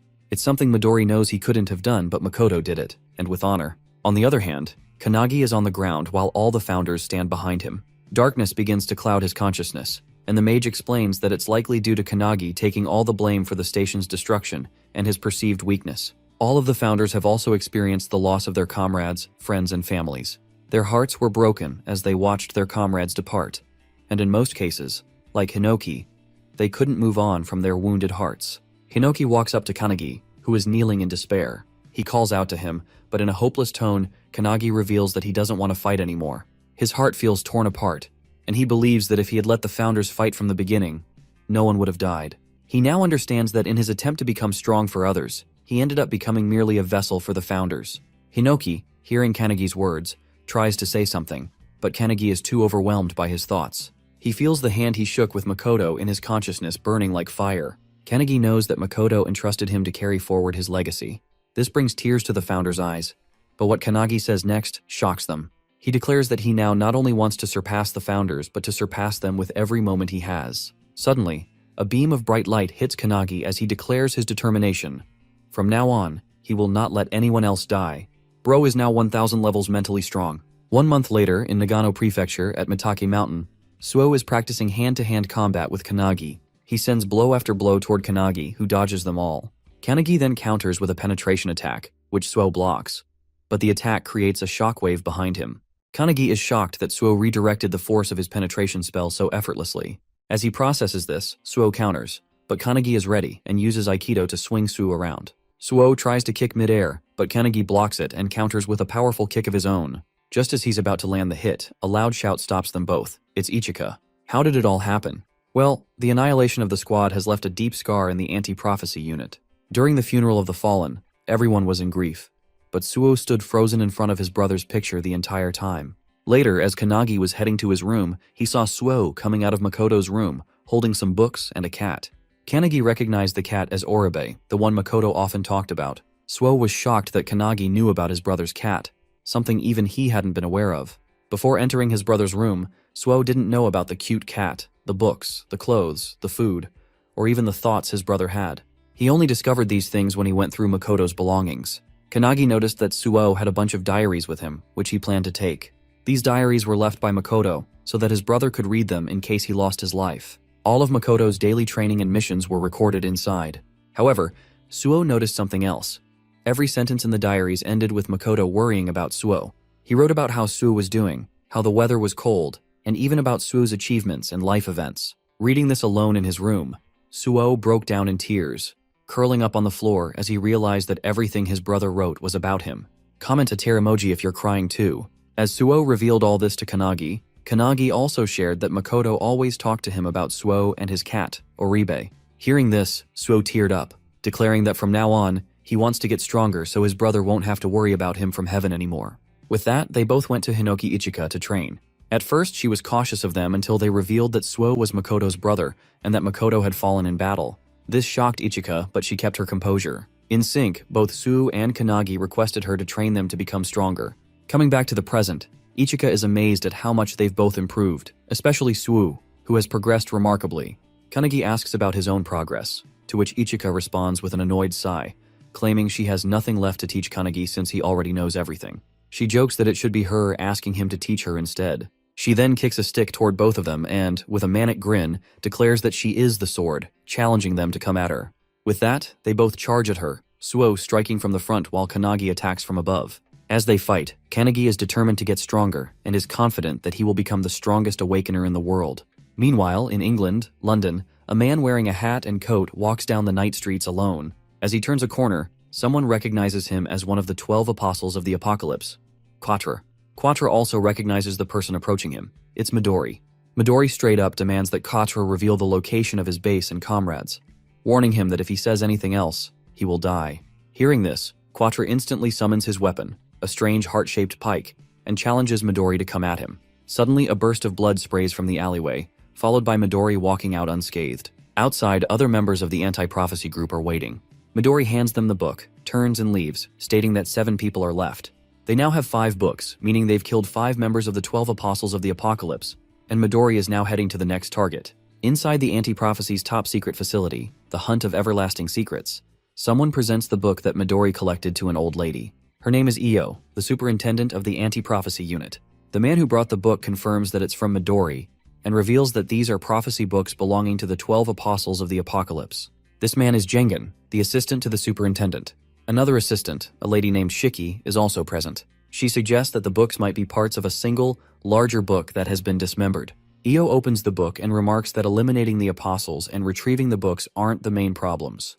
The real issue is that Midori is acting on his own, and it seems like Makoto's death has left a deep scar on him. Shiki, hearing this, wonders what they should do. Io, with a smile, orders them to leave Midori to her, assuring them that once he returns, she will prepare tea for him. Jengen and Shiki then propose that since Makoto's squad has been eliminated, leaving a gap in the anti-prophecy unit, they are willing to form a new squad under their leadership. Hearing this, Io falls into deep thought. Meanwhile, somewhere around Tokyo, a Rank 2 prophecy, the Rebellion, is unfolding. The boss of this prophecy is the God of Down. Members of the anti-prophecy unit are fighting the troops of the prophecy, but are struggling to defeat even a few of them. In their nervousness, they call out for their captain, Hibiki. Hibiki, the captain of the Hibiki Setsuna squad, steps forward. To her, the troops are boring and easy to defeat. She then looks back at Akane, who has joined her squad, and asks if she can handle it. Akane uses her Trismegistus spell, creating a massive blob of mercury. She warns everyone to stand back as she flows the mercury onto the ground toward the troops. Once every troop has their feet submerged in the mercury, Akane uses her gasification spell, converting the mercury into gas. The troops begin coughing and suffocating. Akane then follows up by converting the gas back into liquid mercury, which is now inside the troops' bodies. She uses crimson heat to boil the mercury within them, and finally she solidifies the mercury, instantly killing all the troops by forming spikes inside their bodies. The entire squad is shocked, as Akane has just wiped out all the troops in a matter of seconds. Akane snaps her fingers and turns toward the group, announcing that she's finished. Hibiki walks toward her, clapping, and praises Akane for using all 3 states of matter and executing 4 attacks in a single skill. She holds Akane's chin and remarks that it's a shame Akane is only a temporary member of their group. Hibiki proposes that once Akane finishes her training, she should join their squad permanently. Akane, excited, replies that she'll think about it. The other squad members are also impressed by Akane, wondering if she'll really join their squad, given how cute and strong she is. However, to their surprise, Hibiki wants Akane to join because she wants their battles to be even easier. As soon as Akane leaves, she calls Kanagi, informing him that she has completed Lesson 7 about controlling the 3 states of alchemy, and asks him to send her the next lesson. Kanagi, who is trying to keep his lunch safe from the cat, agrees. The founder alchemist, hearing this, is amazed that Akane has finally mastered level 7. Kanagi requests the founder to prepare 3 more lessons for Akane, which he gladly agrees to. Kanagi informs Akane, and she thanks him. She also mentions that Hanada has reached Lesson 8. In Saitama Prefecture, Tokorozawa City, a Rank 2 prophecy, Earth-Eating Beast with the boss Sphinx, has occurred. Hanada, sent to eliminate the boss, uses his lightning kick and completely destroys the boss with a single strike. With this, he completes his level 8 lesson on the lightning kick. The captain of the Todoroki squad praises Hanada and proposes that he join their squad. Hanada, like Akane, wants to think about which squad he should join. He asks Akane for advice, and she, excited to compete with him, claims that no matter which squad he chooses, she'll win against them. Kanagi, who is on a joint call with them, is happy that they're both getting stronger and declares that he should get up and start training too. As Kanagi is talking, Suo gets annoyed that Oribe the cat always clings to Kanagi and not him. He yaps about it, and as he tries to pull the cat away from Kanagi, Akane asks if they've heard the rumor about a new squad forming. Kanagi hasn't heard about it, so she explains that a new squad is being formed to fill the gap left by Makoto's squad. The captain of this new squad will be selected from the member with the highest achievements. Kanagi takes the news lightly, but Akane has something else on her mind. She reveals that the real question isn't who will become the captain, it's whether Kanagi wants to form his own squad. At first, Kanagi brushes it off as a joke, but then he freezes, realizing the weight of what she's saying. Kanagi asks Akane why she said that. She reveals that there is a certain desire within the anti-prophecy, as there exists a force in the world capable of eliminating all prophecies. Kanagi is taken aback by this revelation, and Akane adds that she too desires such a force. She explains that everyone in the squad is searching for a strong-willed leader, and she believes Kanagi has the qualities to be a capable squad captain. Just then, Akane's squad captain calls for her, prompting her to excuse herself from Kanagi and say goodbye. This conversation leaves Kanagi deep in thought about the possibility of becoming a squad captain. Meanwhile, Ichika asks Suo about Kanagi, to which he reveals the discussion about him potentially becoming a captain. Ichika also believes that if Kanagi wants to, he could easily take on the role, and Suo agrees with her. Lost in thought, Kanagi seeks answers from the founders, who appear just as uncertain about what to advise him. Since they had all devoted their lives to following a master, they lack experience in leadership. The mage founder, realizing this, calls them useless teachers for being unable to guide Kanagi in this situation. Hinoki then turns to the founder of military strategy, Ryan, and asks for his opinion. Ryan, however, refuses to intervene, stating that it is not the right time, as there is already someone qualified to guide Kanagi. Before Kanagi can process this, his thoughts are abruptly interrupted by a wooden spear striking the ground inches away from him. Looking up, he sees Ichika approaching, urging him not to waste his time overthinking and instead continue his training. With a maniacal grin, she challenges him to use his flash step against her. Kanagi agrees, leaping down from the rock and using flash step in combination with ripple step to land softly. Ichika watches in amazement, wondering about Kanagi's true identity. To her, the level of skill he has attained in just 6 months is impossible for a normal awakener. Recalling Hinoki's rigorous training sessions where he failed countless times while learning flash step, Kanagi lets out a laugh.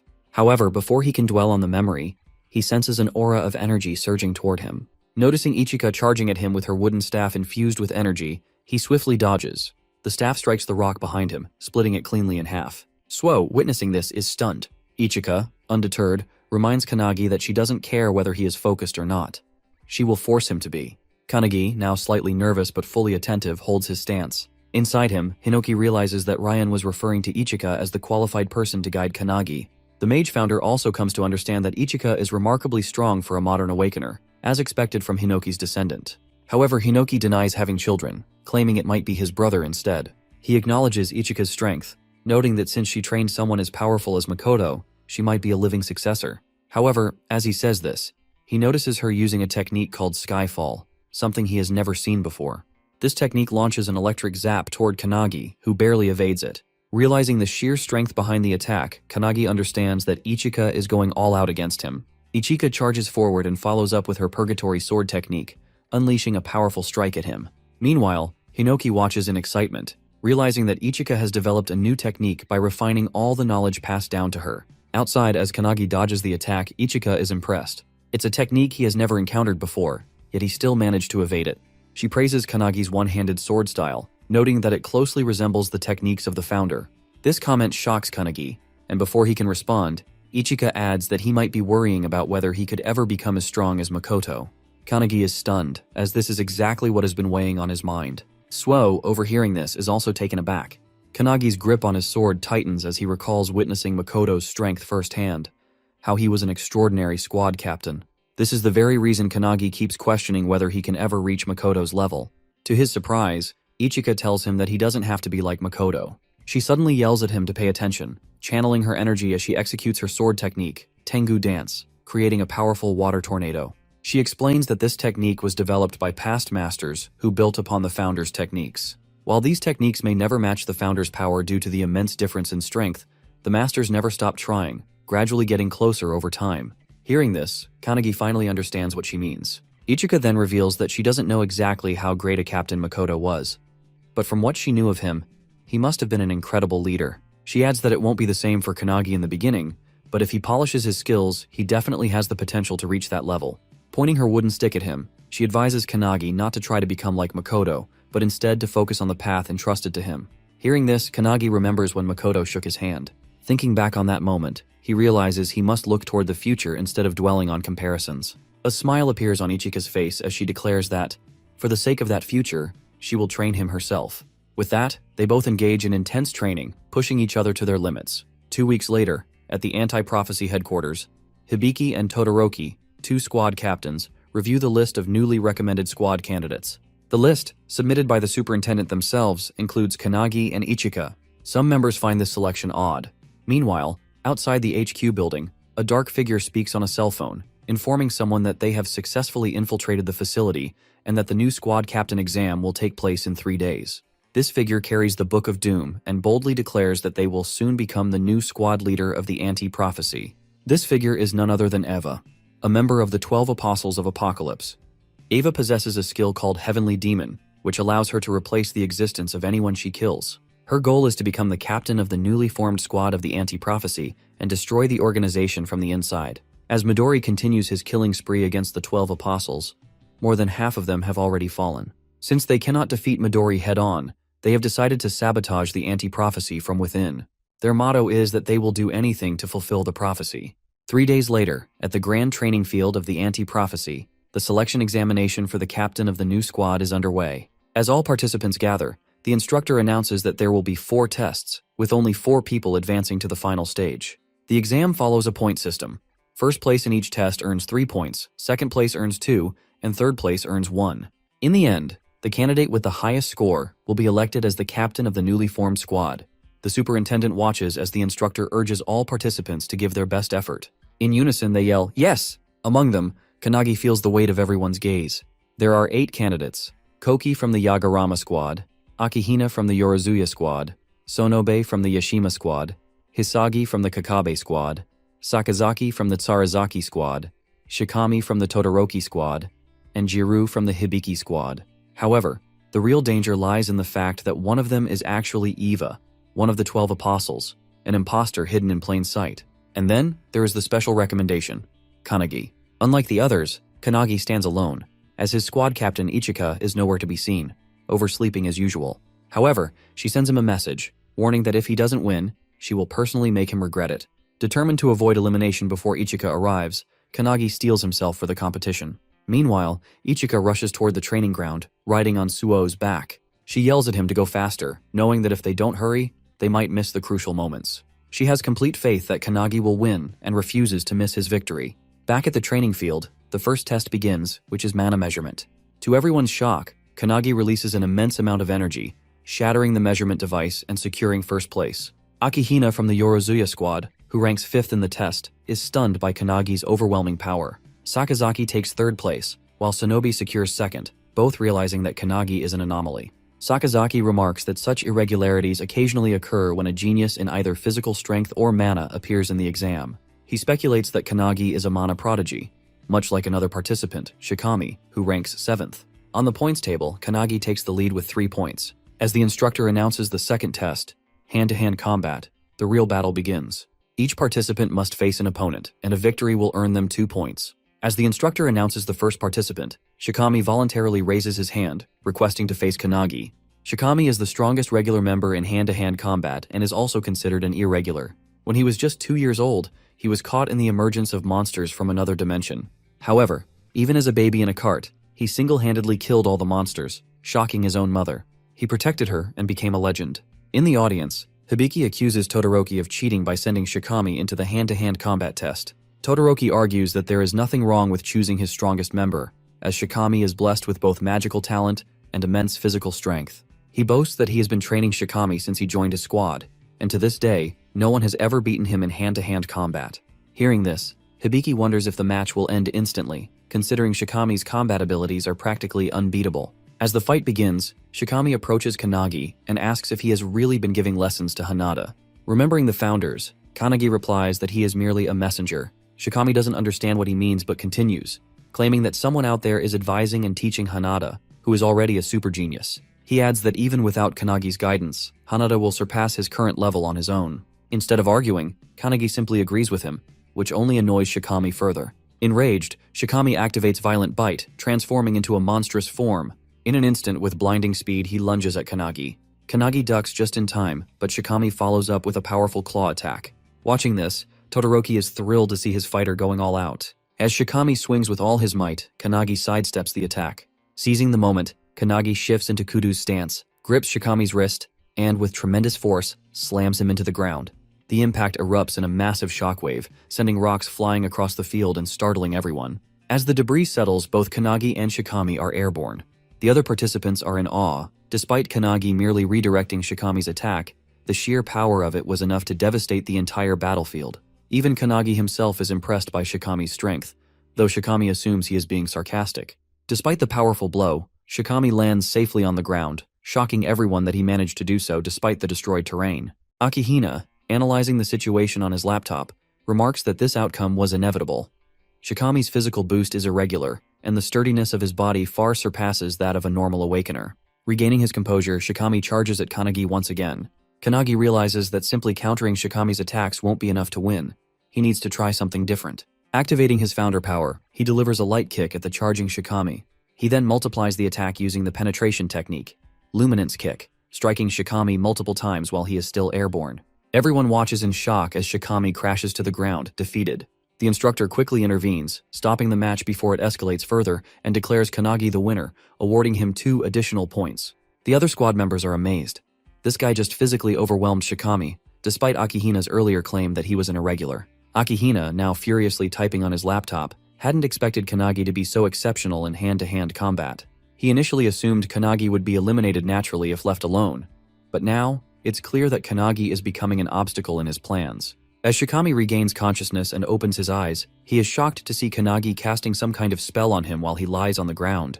Kannagi reassures him that he is healing his wounds, which only astonishes Shikami further. An irregular in both mana and physical prowess, now capable of healing too? It seems almost unbelievable. Shikami, still processing what's happening, asks Kannagi if there's anything he can't do. This question makes Kannagi recall the time he desperately tried to bring back his fallen Makoto squad members but failed. After healing Shikami for a while, Kannagi tells him he should be able to stand now. As they speak, a loud bang suddenly erupts nearby. Kannagi looks over and reveals that it marks the final match of the hand-to-hand combat exam. Shikami, now alarmed, wonders how long he has been unconscious, realizing it must have been quite some time. Kannagi calmly tells him it has only been 5 minutes. According to Kannagi, after their fight, the other battles started simultaneously. 2 of the pairs finished instantly, but Akihina and Hisagi are still fighting even after 5 minutes. Both remain determined, exchanging a relentless barrage of blows with full force. As Hisagi charges at Akihina, she pushes him back with a powerful attack, mocking him for lacking any special abilities. She taunts that without unique skills or traits, he is unfit to be a captain. Akihina steadies himself and counters her remark, stating that he is not the type who seeks to stand out. According to him, even if an ordinary person were to take on the captain's role, death would be the only outcome for them. He believes that a captain must have the ability to adapt to any situation in order to increase the survival chances of every squad member, even by just 1%. Akihina declares that this is his goal, ensuring that he does not suffer the same fate as the Makoto squad. This statement strikes a chord with Kannagi, as Akihina is speaking about his fallen comrades in such a manner. Shikami also takes offense and warns Akihina to watch his words. Back in the fight, Hisagi executes her disciplined chainsword technique, generating an energy whirlwind as she charges straight at Akihina. Even though Akihina blocks the attack, the sheer force sends him crashing to the ground. Hisagi quickly follows up with another strike, but just as she is about to land the hit, Akihina unexpectedly surrenders. The instructor immediately stops the match, declaring Hisagi the winner, leaving her in shock. Another squad member quickly restrains her as she fumes with rage, furious that Akihina gave up so easily instead of putting up a real fight. Akihina, on the other hand, claims that he expected the battle to last longer, so he chose to preserve his energy for the upcoming tests. As he walks away, he knows that he could have defeated Hisagi if he had tried, but he does not want to reveal his full strength just yet, especially with Kanagi closely observing the fight. The second stage of the exam, hand-to-hand combat, concludes with Kanagi leading the scoreboard with 5 points, followed by Snonobe with 3. The instructor announces a 30-minute break before the start of the third examination. He also reveals that in the next round, the 4 participants with the lowest scores will be eliminated. As the lunch break begins, Kanagi wonders about Ichika and Su, who should have been there but are still missing. Meanwhile, outside the anti-prophecy headquarters building, Su finally arrives, carrying Ichika. Exhausted from the effort, he is confused when she starts heading toward the courtyard instead of the training ground. When he questions her, Ichika reveals that she can smell traces of an aura, one that suggests someone has recently died there. According to her, it appears to be the residue of an awakener who was killed by an overwhelmingly powerful monster. Hearing this, Su is stunned. If an awakener was truly killed here, it means someone may have infiltrated the anti-prophecy headquarters, despite this place being a well-kept secret. Ichika argues that the 12 apostles are strong enough to have figured out how to find this location, shocking Suo even further. When he asks about their possible motive, she ignores the question and instead suggests they head to the training venue. In her mind, however, she knows that whoever died was likely at the level of a squad captain. But with no official reports of such an incident, the situation is becoming more intriguing. Now, not only Midori but also Ichika, Suo, and, most notably, Kanagi are all working toward the same goal, avenging Captain Makoto's death. During the lunch break, as everyone patches up their wounds, eats their meals, and casually converses, Akihina sits alone, focused on his laptop. Meanwhile, Kanagi, who is sitting with Shikami, becomes excited when he notices his comrades, Ichika and Suo, arriving. The atmosphere shifts as others grow nervous upon recognizing Ichika, one of the 5 elite members of the Anti-Prophecy Special Task Force, alongside Midori. Suo, observing the gathered captains, feels uneasy. Ichika had claimed that a captain had been killed, yet all 7 captains are present on the training ground. Hearing this, Ichika smirks and calls Kanagi over to share something important. She tells him everything, shocking him with the revelation that one of the captains might actually be a member of the 12 apostles in disguise. According to Ichika, the probability is high based on the aura residue she sensed in the courtyard. The individual who died was undoubtedly at a captain's level, yet all captains are accounted for, making the situation highly suspicious. Logically, it should be impossible. But if someone is disguising themselves as the victim, then there is an imposter among them. Realizing the potential danger, Kanagi grows tense, and Suo agrees. The person who just killed a captain-level individual is standing among them. I know it's an Among Us reference. Cheeky. Suo fears that if they don't solve this problem soon, there may be more victims. If they leave it as it is, there's a possibility that a prophecy at a level where human extinction is inevitable might appear. However, Ichika, with an evil grin, suggests a far more ruthless approach, killing everyone there to eliminate the threat entirely. Suo and Kanagi immediately oppose the idea, arguing that they only need to find and eliminate the one member of the 12 apostles lurking among them. Ichika, now excited, points out that if they are dealing with the 12 apostles, this might be their chance to avenge Makoto. After all, they are the ones responsible for his death. She asks Kanagi if he feels the same, and as he recalls what happened to Makoto and their squad, he confirms. Suo, clenching his fists, also remembers everything that happened to his brother. Kanagi then turns to Azure, the founder of the detectives, for his opinion. Azure suggests that he should first examine the crime scene, but given that they are in the middle of an examination, he knows that isn't possible. Kanagi considers hurrying there since there's still some time left before the lunch break ends. However, Azure warns that this might alert the culprit. If the apostle they are dealing with is as strong as the one they faced at the Snowy Mountain, he could easily wipe out everyone here if he wished. They need to be prepared if that happens. Taking this into account, Kanagi decides to head to the training ground after today's test, but asks if there's a possibility that even the founders wouldn't be able to detect any aura residue at the crime scene. Hinoki then reveals that they have been near a volcano for the past month, where he trained and mastered his one-handed sword technique. He explains that the volcano might be interfering with the flow of their chi, potentially making it difficult to sense any residual energy. Mage also reveals that if the aura can only be sensed at close range, it is almost certainly from a 12 Apostles class enemy. Azure, annoyed that they are taking over his detective work, is about to protest, but Hinoki shuts him down, suggesting they focus on catching the culprit so he can kill him. Returning to the interrogation, Azure tells Kanagi to ask Ichika a question. Kanagi then asks if there is a possibility that the apostle infiltrated as a candidate rather than as a captain.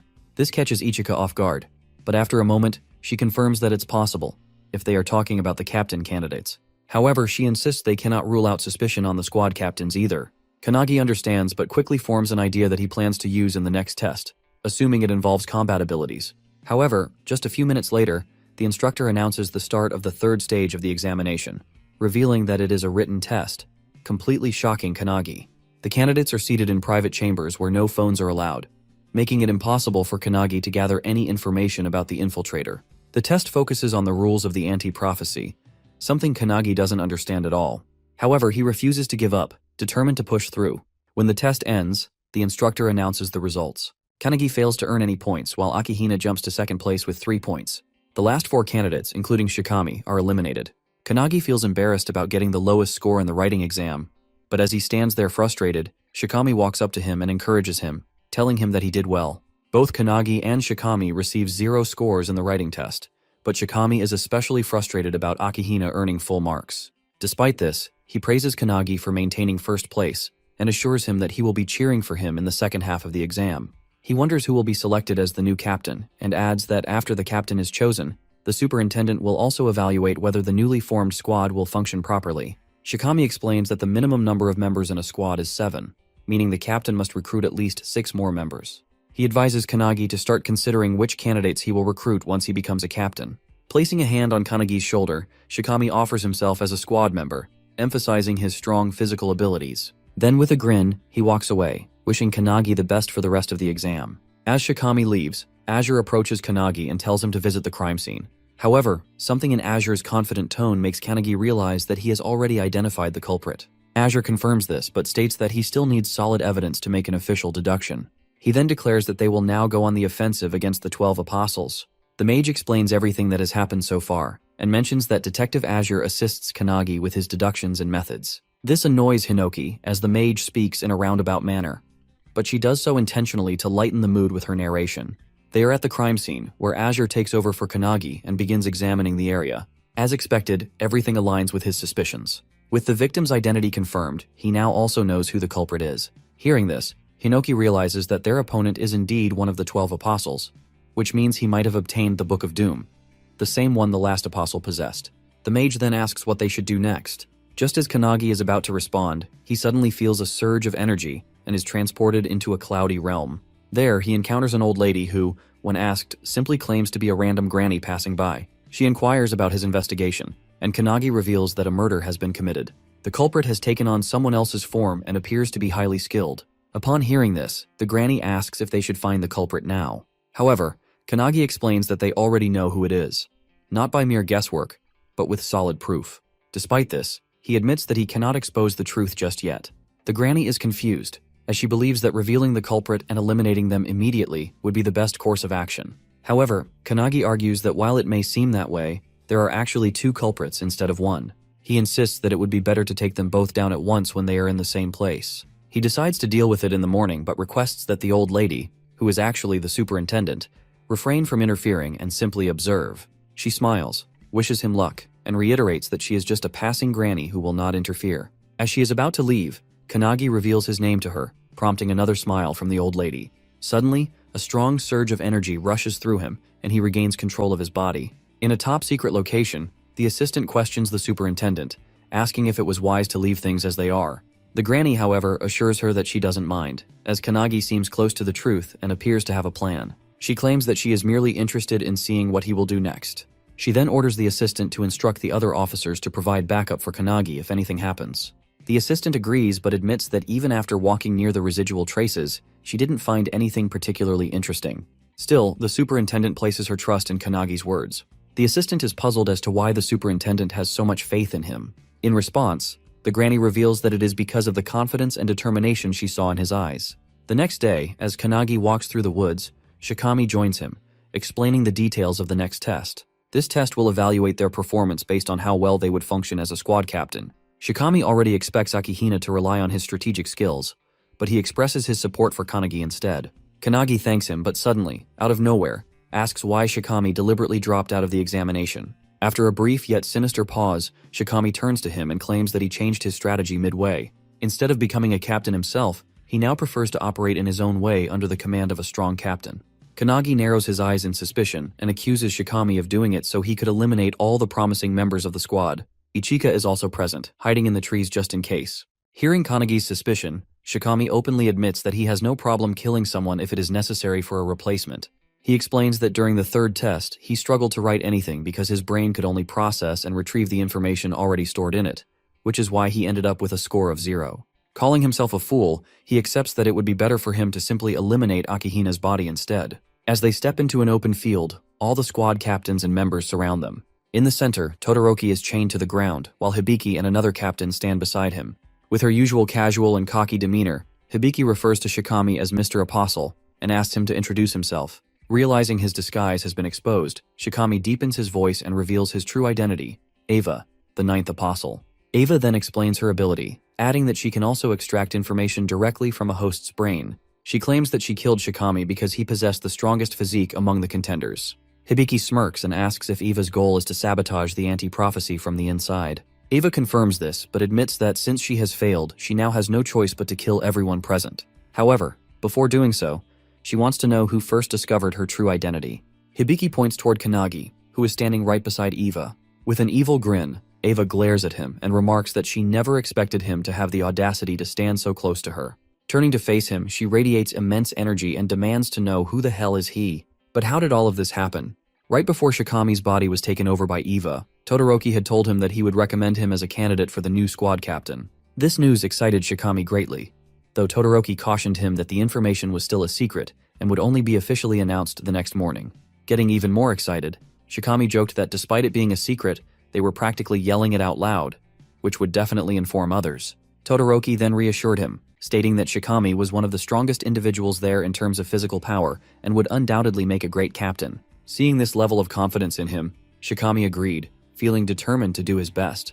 However, just as he was fist-bumping Todoroki, something slashed him into pieces. In an instant, Shikami was cut down right in front of Todoroki, leaving him utterly shocked and unable to process what had just happened. Suddenly, a deep voice echoed through the air, mocking Shikami's weakness and questioning if this was truly the standard for a squad captain candidate in the anti-prophecy unit.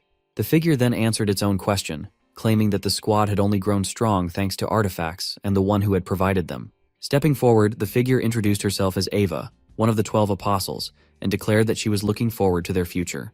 Walking up to Shikami's lifeless body, Eva activated her heavenly demon skill, taking complete control over it.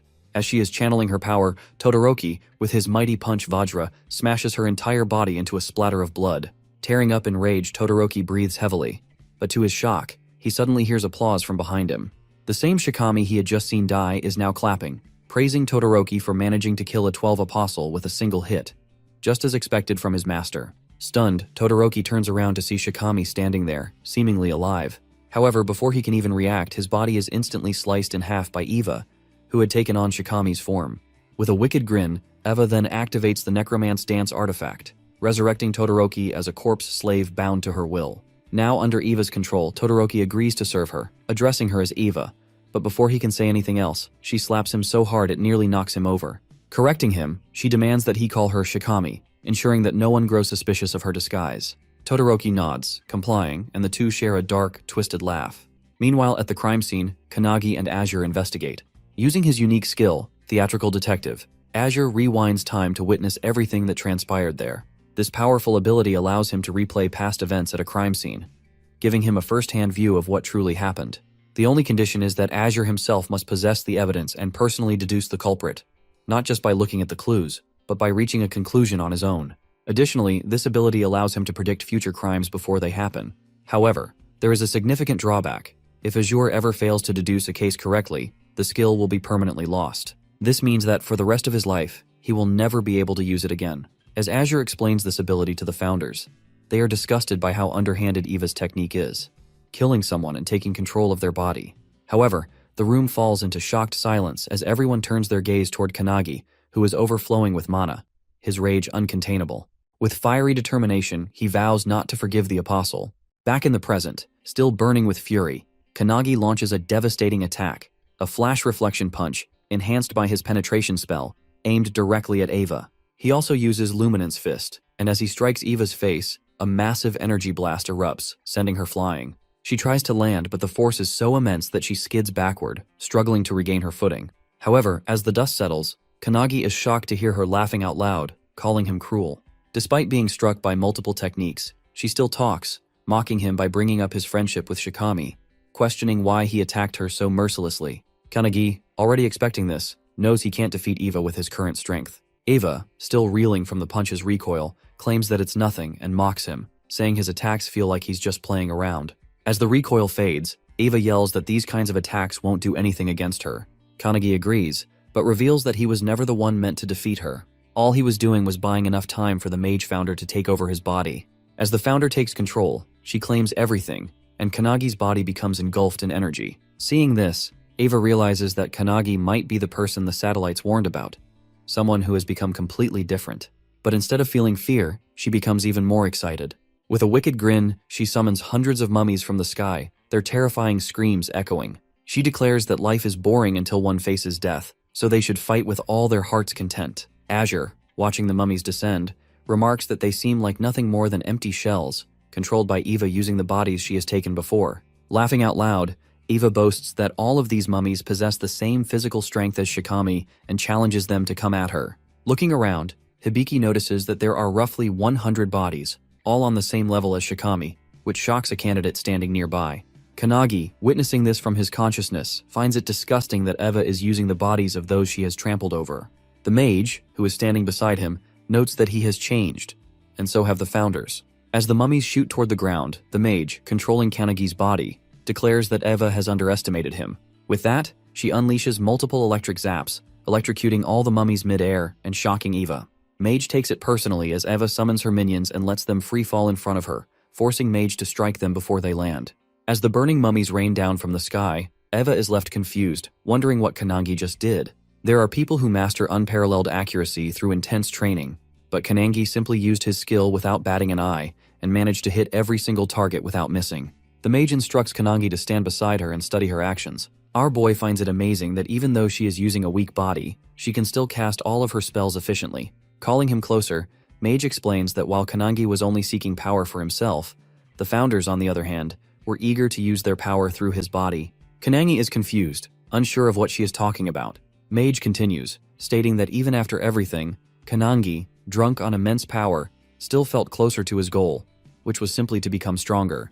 Meanwhile, all the founders are also drunk on Kannagi's unparalleled talent. However, after experiencing the tragedy of losing a friend, someone who trusted Kannagi with the future, Mage concludes that Kannagi is angry from the bottom of his heart. Pointing at the founders, who are all excited, Mage claims that they all like the current version of Kannagi. Eva, hearing this, is confused. She charges at Kannagi, yelling that the rule of the world is simple: the weak get trampled by the strong. Just as she is about to strike, an electric spark erupts in front of her, stopping her mid-charge.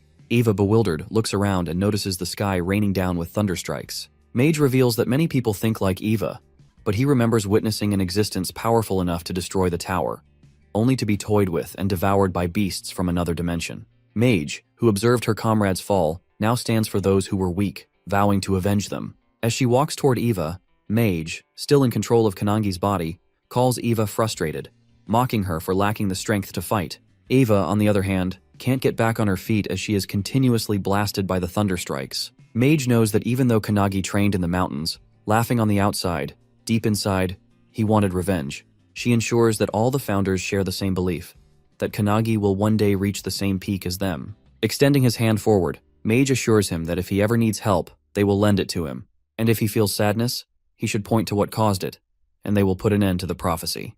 Without hesitation, Kannagi points at the airborne Eva, and suddenly, she is struck by lightning bolts that tear her body into pieces. Everyone is left in shock, while the instructor realizes that Kannagi resembles Midori when he was a child, a monster in the making.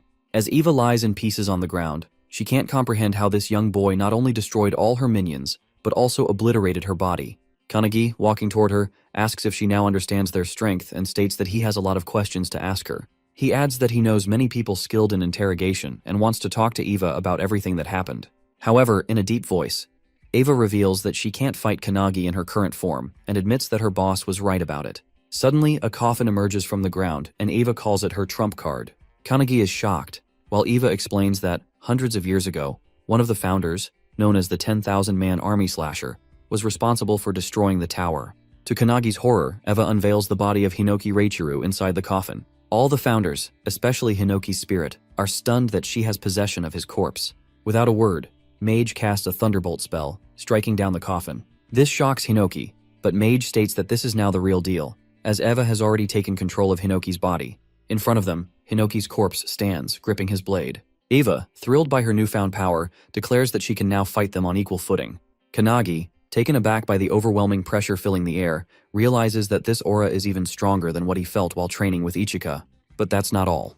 With a snap of her fingers, Eva summons hundreds of minions from the ground, calling it the second wave. Kanagi begins to worry, but Mage reassures him that it's nothing. As Eva continues summoning her minions, a sudden explosion erupts behind her. Turning around, she sees Kanagi's friends arriving. Ichika, Suo, and the others, standing ready for battle. He is not alone! Eva feels annoyed, believing Kanagi to be alone in this ordeal. As she observes him speaking, Kanagi realizes that the corpse's voice and speech pattern are identical to Hinoki's. Despite their friends joining the battle, they struggle to defeat the minions, as Eva remarks that these ones are far stronger. This time, the minions possess a physical hardening skill, and even when one of the members unleashes their full power, the attack leaves the minion unscathed. To their horror, each minion possesses a unique skill, making them formidable opponents. With their overwhelming numbers, the anti-prophecy members find it increasingly difficult to fight them head-on.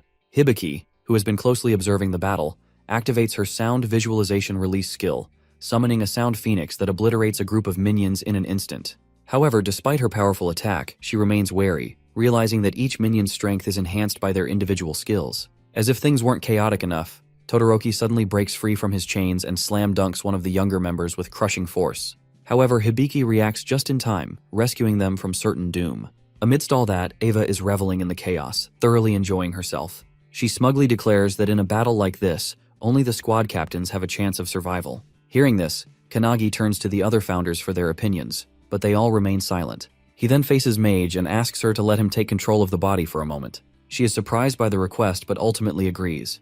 Taking control, he confidently mocks Eva, accusing her of underestimating his friends, something she should not have done. Meanwhile, Hanada finds himself surrounded by minions, but he recalls Lesson 7 from Kanagi. Channeling his fist technique, he summons a dragon, using it as both a power source and a foundation for his attacks. With explosive force, he kicks the hell out of every minion charging at him. A while ago, Founder Spirit Wantak had observed Hanada's muscular yet flexible build, noting his tendency to rely on single-point concentrated strikes paired with his agility. Another founder, Eilerson, had argued that while it was not a bad technique, it could be far more effective with their guidance. Now, in the present, Hanada flawlessly integrates all the techniques they have taught him, moving like a coiling snake, striking from every angle and obliterating the minions with precision.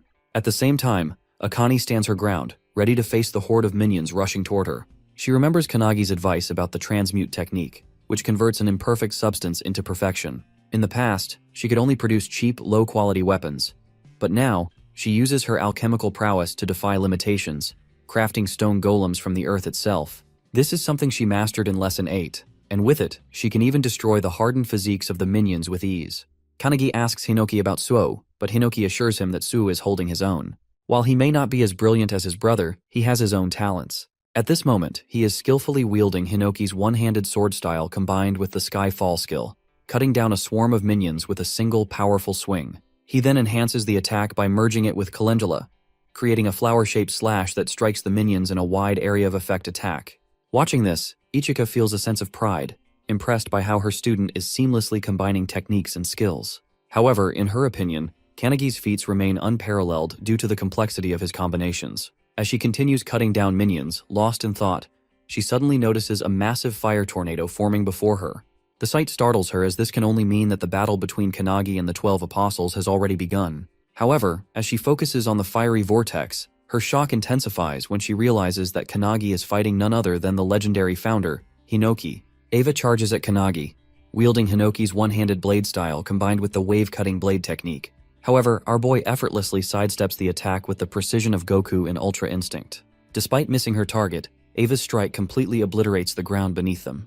Kannagi immediately counters with Mage's Thunderbolt attack, but it barely phases someone as powerful as Eva. She retaliates with her devastating Dice Slash skill, slicing the entire battlefield into countless cubes, even cutting down her own minions in the process. However, our boy survives, leaping onto one of the floating cubes and recalling that he has endured this very skill with his own body before.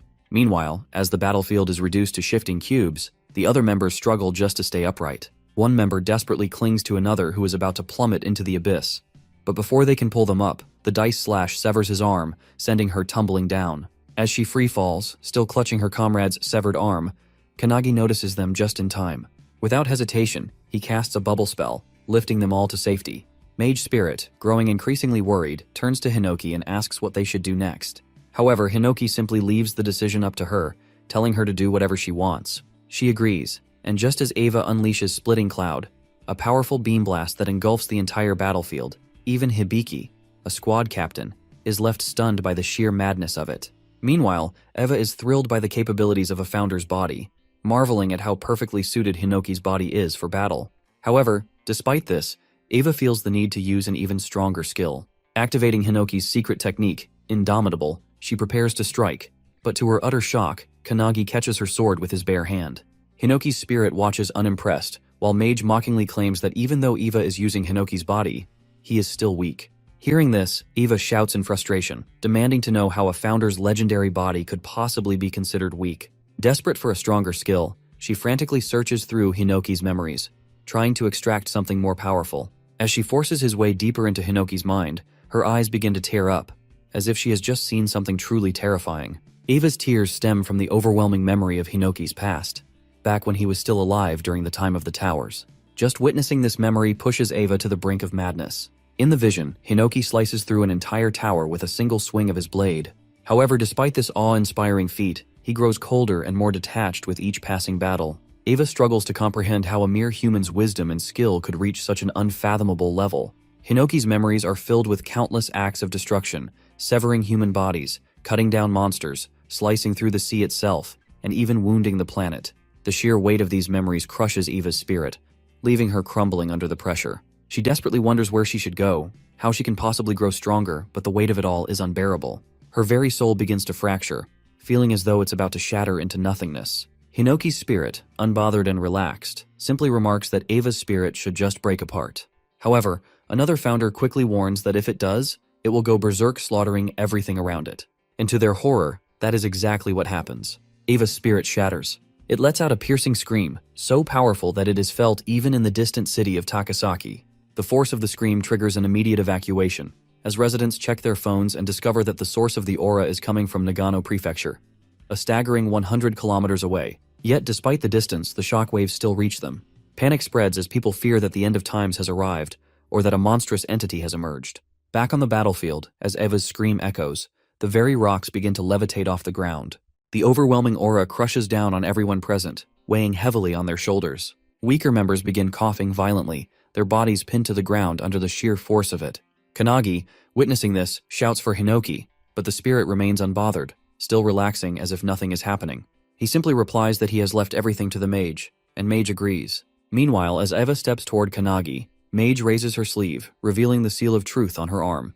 With unwavering confidence, she declares that if she must use Kannagi's body, she will end this in just one strike. As she unleashes the seal of truth, Kannagi's body begins radiating with immense energy. Witnessing this, Akane is in complete disbelief. The alchemist spirit within Kannagi speaks, telling him that he and Akane must watch carefully. He explains that whether it is magic or alchemy, they are the pursuers of truth, and in this moment, Kannagi will reach one of those truths. As he continues speaking, Kannagi's arms become marked with the same seals that Mage once bore. The alchemist spirit wonders if Kannagi's body can withstand the fragments of truth, or if it will crumble under the weight of such power. Meanwhile, Eva's soul is already shattered into pieces, and the only thing driving her body is the lingering residue of her spirit.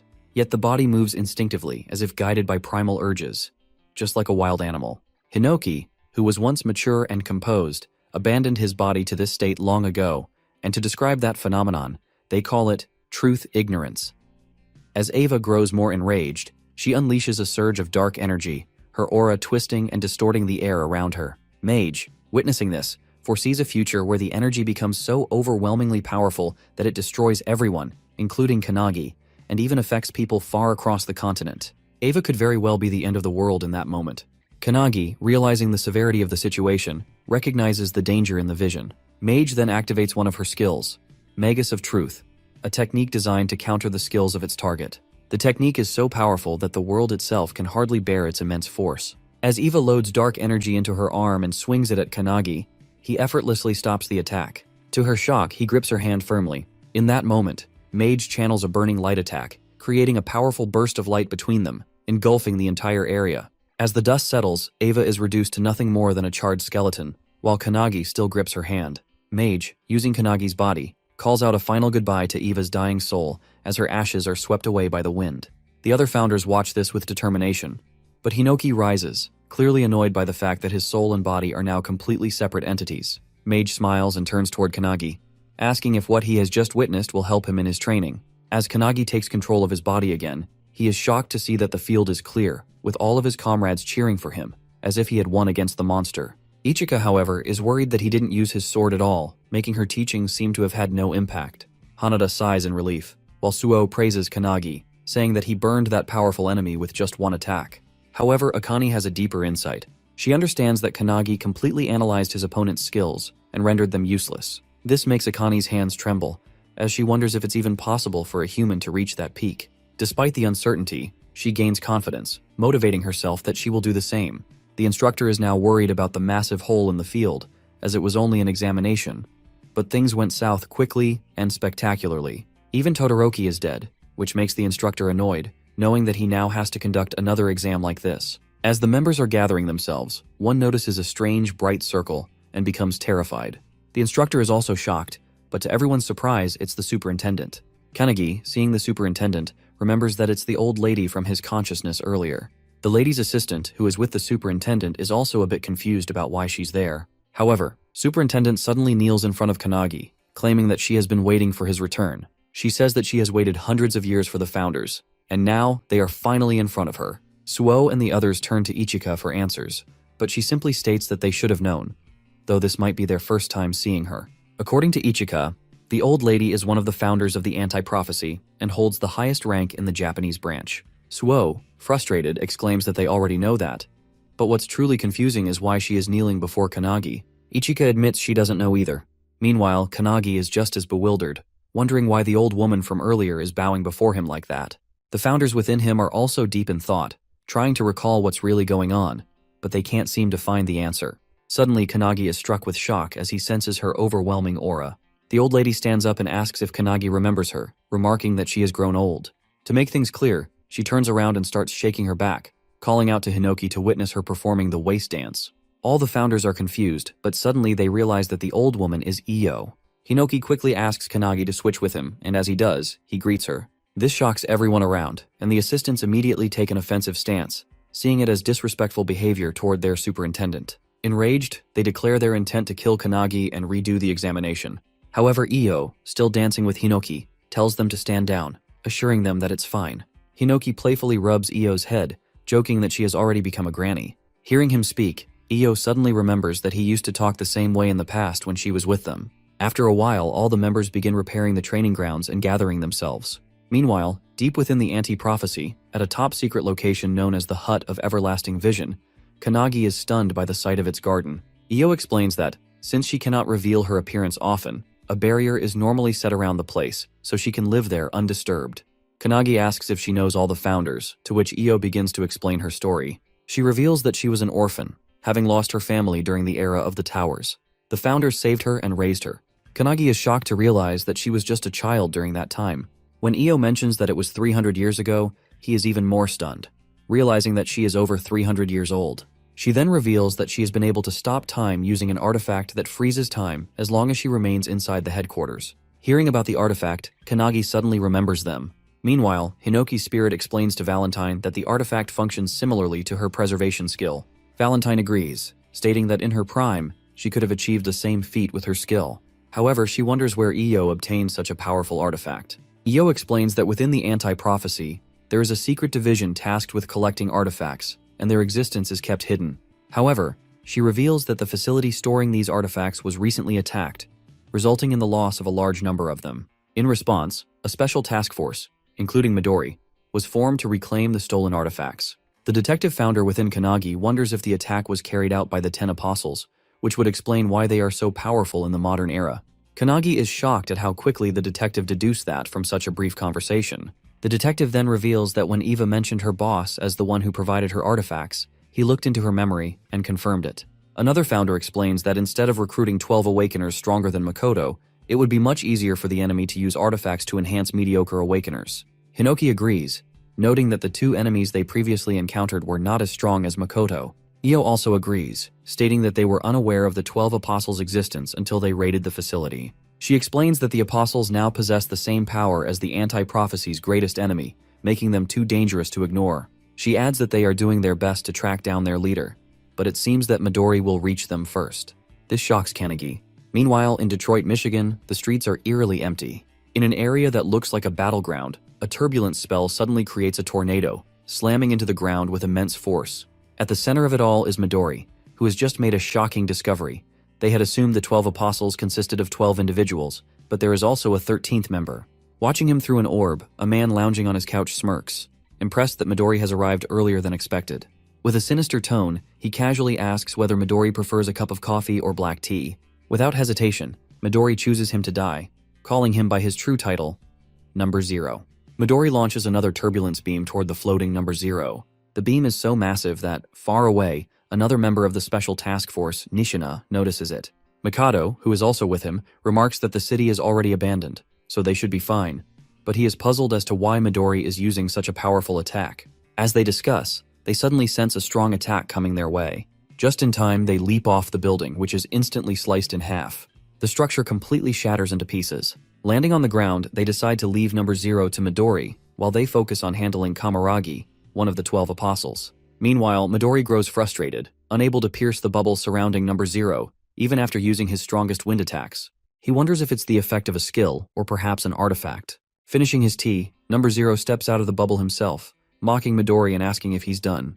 Without hesitation, Midori instantly casts Wall of Cutting Pearls, launching massive rocks toward Number Zero, triggering a devastating explosion.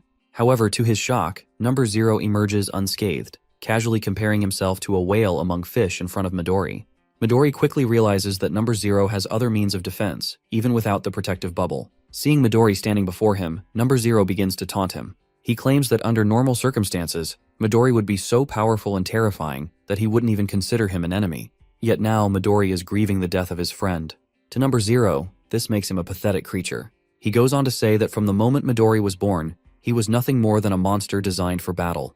And yet, despite being made for war, he still failed to protect his precious friends. These words ignite a deep fury within Midori. Enraged, he lunges at Number Zero with overwhelming power, his eyes burning with killing intent as memories of the past flood his mind. Memories of what happened 23 years ago. At that time, deep in the mountains, Shinonome, a special task force member, stood in shock, staring at a brilliant surge of energy erupting from a massive crater. Yelling in disbelief, he realized that this was all that remained of the Midori family mansion. Superintendent Io is also there, witnessing the remains of the destroyed mansion. At the center of the devastation, something emits a tremendous amount of energy. As she steps closer, she realizes the source. It's a baby, radiating an overwhelming aura. The intensity of the energy makes them believe that the entire disaster was caused by this child's birth. Without hesitation, Superintendent Io rushes toward the baby, enduring multiple cuts on her body due to the sheer energy pressure surrounding it.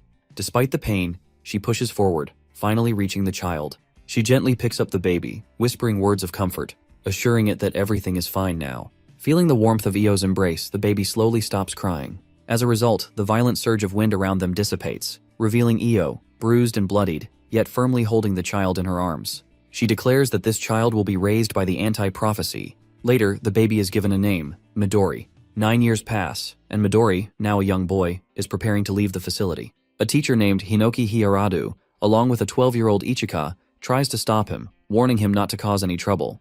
The man warns Midori that if he goes through with this, the anti-prophecy will hunt him down. Unfazed, Midori agrees, but as the master turns away, he cryptically states that this was the very reason he let Midori live. Ichika, standing nearby, feels the tension in the air but suddenly starts laughing. The master, annoyed, questions why she's doing that. Midori has always been exceptionally strong, breaking every record and considering everyone else weak in comparison. However, one day he meets Makoto, who casually tosses a wooden stick toward him and asks if he wants to be his partner for sword training. Midori is confused, but Makoto simply smiles and holds his sword forward in invitation. At that time, Makoto was the same age as Midori. With that, they begin training together, but Midori was unable to defeat Makoto in sword fighting. It annoyed him, but he kept trying, constantly asking Makoto to spar with him one more time. Makoto, wanting Midori to learn his lesson, fights him again, and the result is the same. Midori loses. Frustrated, he yells, demanding to know why he can't win despite trying his hardest. Nishina, who is also present, reveals that Midori is too strong, which might be the reason. Midori doesn't understand what he means, as he is always losing to Makoto. A voice from outside chimes in, saying that it's a compliment for Midori. The voice belongs to Makoto, who at the time was 14 years old. Midori keeps breaking his wooden swords while fighting Makoto, so Makoto explains that even if Midori wins, he will still break his sword in the process. To illustrate the point, Nishina shows him an egg, explaining that when someone exerts their full power, it's difficult not to break the eggshell while holding it during a fight. Midori remains confused, so Makoto picks up the egg and throws it with full force. However, he gets shocked to see that despite hitting the ground, the eggshell doesn't even crack. Picking up the egg, Makoto explains that Midori just needs to balance his offensive aura with the aura that protects the shell, and it's not a skill, but something that comes with time. While he is explaining, Nishina throws all the eggs at the wall, and even after hitting it, none of them break. Midori is amazed, seeing that not a single eggshell shatters. Makoto hands an egg to Midori and explains that if he wants to win against Makoto in swordsmanship, he needs to adjust his aura. Once he does that, even with his overwhelming aura, he won't hurt anyone around him. As Makoto starts to leave, Makoto calls him out but is hit by an egg on the head. Makoto turns and sees it was Midori, who wants him to join him in the training for aura adjustment. Makoto, returning the favor, asks him to apologize to him first. He then kicks the egg crate and uses his power to make them levitate. However, when Midori tries the same, all the eggs explode or shatter around him. However, after trying for a while, Midori manages to create a hole in the wall with the egg, and it doesn't even break the eggshell. They both then start training in swordsmanship, and now that Midori knows how to control his aura, they can spend a whole day sending blows at each other. Seeing this, Nishina and Makoto are also excited and ask him to fight them next. 4 years later, Midori is taken into the special task force, and Makoto leaves for his own ventures. Midori is heading towards a prophecy to support the European branch, as he heard there is a special rank prophecy called the Pandemonium. Midori then asks if Makoto is still looking for a swordmaster to teach him. Makoto confirms it, reminding Midori of his own words about finding a master by himself. Makoto puts his fist forward, claiming that he wants to stand equally with him. Midori, with a smile, fist bumps him, revealing that he will be waiting for him. After that, Midori does everything for his friends. As long as they are alive, Midori has the determination to keep doing what he's doing for their sake. He just wanted friends, but the 12 apostles took that away from him. Coming back to the present, remembering all that, Midori charges toward number 0 with full-on killing intent while the guy stands there nonchalantly. However, just as he is about to strike, number 0 pulls out a golden egg artifact and breaks it in front of him. It unleashes a berserk life stampede spell, creating a massive sun-like glow between them. Other special task force members also notice it and wonder if Midori did it.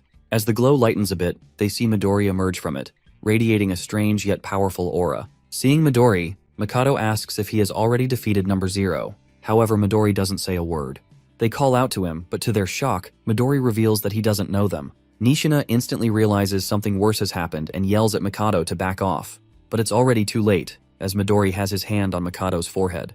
With an evil smile, he uses the turbulence spell, creating a strong whirlwind. After the 3 members of the Special Force Japanese branch go missing, another special task force from the USA branch, including Marquise and Ashton, is sent to investigate the matter. Upon arriving, Ashton touches the ground and realizes that the residual energy in the area is extremely strong, indicating that it was the epicenter of an explosion. Marquis is amazed by the size of the crater Midori created and understands why he is called the world's strongest man. However, he is confused about why someone as powerful as Midori suddenly disappeared along with his team. Ashton also has no explanation for their disappearance. The news of Midori's disappearance reaches the Japanese branch, causing the situation to descend into chaos. At the Everlasting Vision Hut, the assistant superintendent grows nervous upon hearing the reports and struggles to believe the news. Io, equally worried, asks if there is truly no information about Midori's whereabouts. She questions Midori's assistant, Rin, but even Rin is unaware, as the artifact that connected her to Midori has been destroyed. Io finds the situation deeply unfortunate. As they discuss the matter, Kanagi arrives, now officially a squad captain, wearing the captain's cape. He feels slightly embarrassed about his new role, but the assistant superintendent reveals that his promotion came from the unanimous recommendation of all the other squad captains and the superintendent himself. Kanagi had even fought Eva, leading everyone to believe he is the only one capable of filling the gap left by Makoto. Kneeling down, Kanagi recalls his vow to surpass the founders as soon as possible and to prevent any further deaths. He thanks them for their trust and, with the founders' legacy behind him, confidently declares that he will do his best to meet the expectations of the anti-prophecy. Hearing this, Io becomes excited, claiming that she always believed he was the best-suited candidate for the captaincy. However, she suddenly grows serious and gets straight to the point, asking for his opinion on a pressing matter. A while back, Kanagi, who had been pursuing members of the anti-prophecy to offer them positions in his squad, now finds himself sitting in front of the superintendent, being asked for his opinion. The situation feels like it has escalated quickly. As the superintendent speaks, a door suddenly materializes behind Io, adorned with a tiger drawing. The sudden appearance shocks Kanagi, and as the door opens, Io introduces two members of the special task force, Nishina and Mikado, both in a severely beaten-up state. Io reveals that Nishina and Mikado were part of the same special task force as Midori, and are the only ones who know what truly happened. Mikado begins to explain that while in Detroit, Midori's body was taken over by the leader of the 12 Apostles. This revelation leaves Kanagi utterly stunned. Mikado continues, stating that the ability used to control Midori seems similar to the one Eva had previously employed. He speculates that it is likely caused by an artifact, though the specifics of the artifact are not important at the moment. The critical point, Mikado emphasizes, is that Midori, once a protector of his friends, has now been turned into an enemy of humanity. This horrifying reality shakes Kanagi to his core.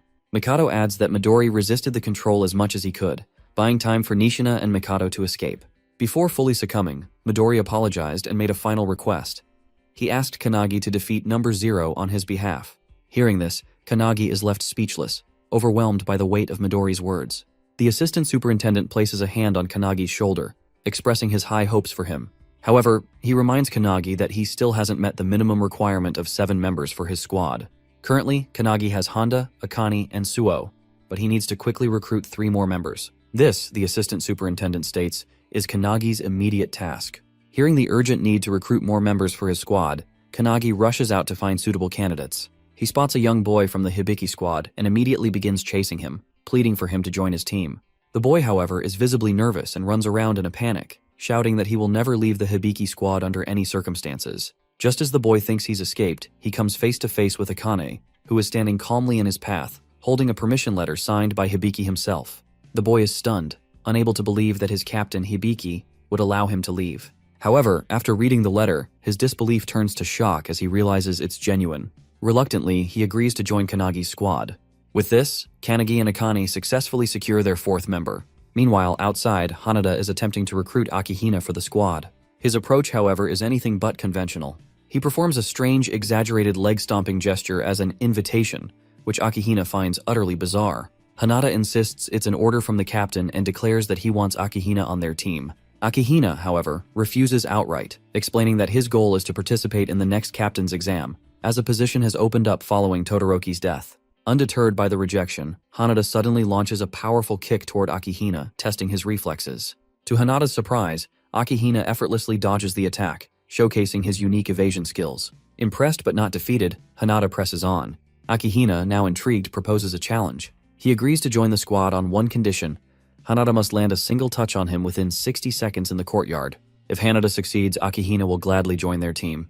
Hanada confirms if he can use any means necessary to achieve this, and upon receiving Akihina's approval, he summons the glowing dragon around himself, determined to win the challenge. Akihina starts the timer on his laptop. Somewhere inside the limestone cave of the anti-prophecy unit, Akihina meets Captain Tsurukai, who appears to be fishing in a 17th dimensional crack called the Underjaw.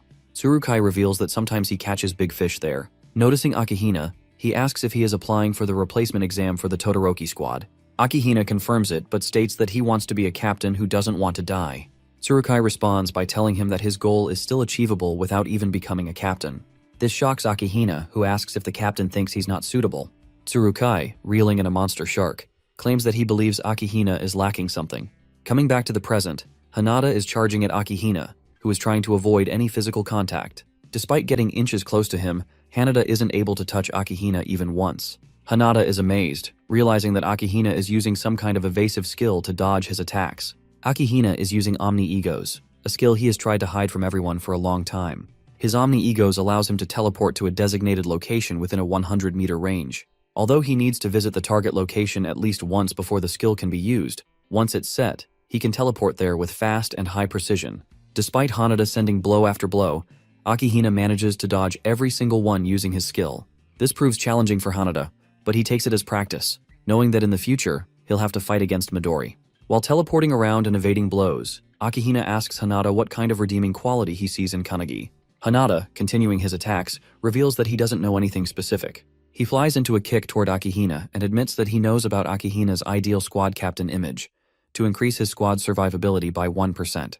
Hanada finds this admirable, but claims that he wouldn't put his life in the hands of a captain who prioritizes the chance of survival over everything else. This comment annoys Akihina, but Hanada explains that if someone always thinks about themselves, they won't be able to achieve the goals they're meant to.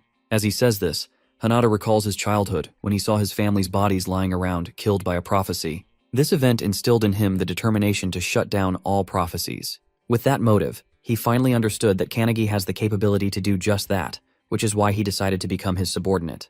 Hearing this, Akihina realizes what he's lacking to be a captain, the ability to be relied on by others. As he focuses back on dodging, he knows he's winning the fight and hopes to use this conversation as a reference in the future. With the countdown at 5 seconds, Hanada starts messaging someone on his phone, claiming that someone is just on time. Akihina is confused when suddenly Suo, using his calendula spell combined with Skyfall, strikes from above, destroying the entire courtyard where they were standing. This completely removes Akihina's ability to teleport, and Hanada seizes the opportunity. He leaps off the building and uses a flash kick to tear off a piece of Akihina's clothing.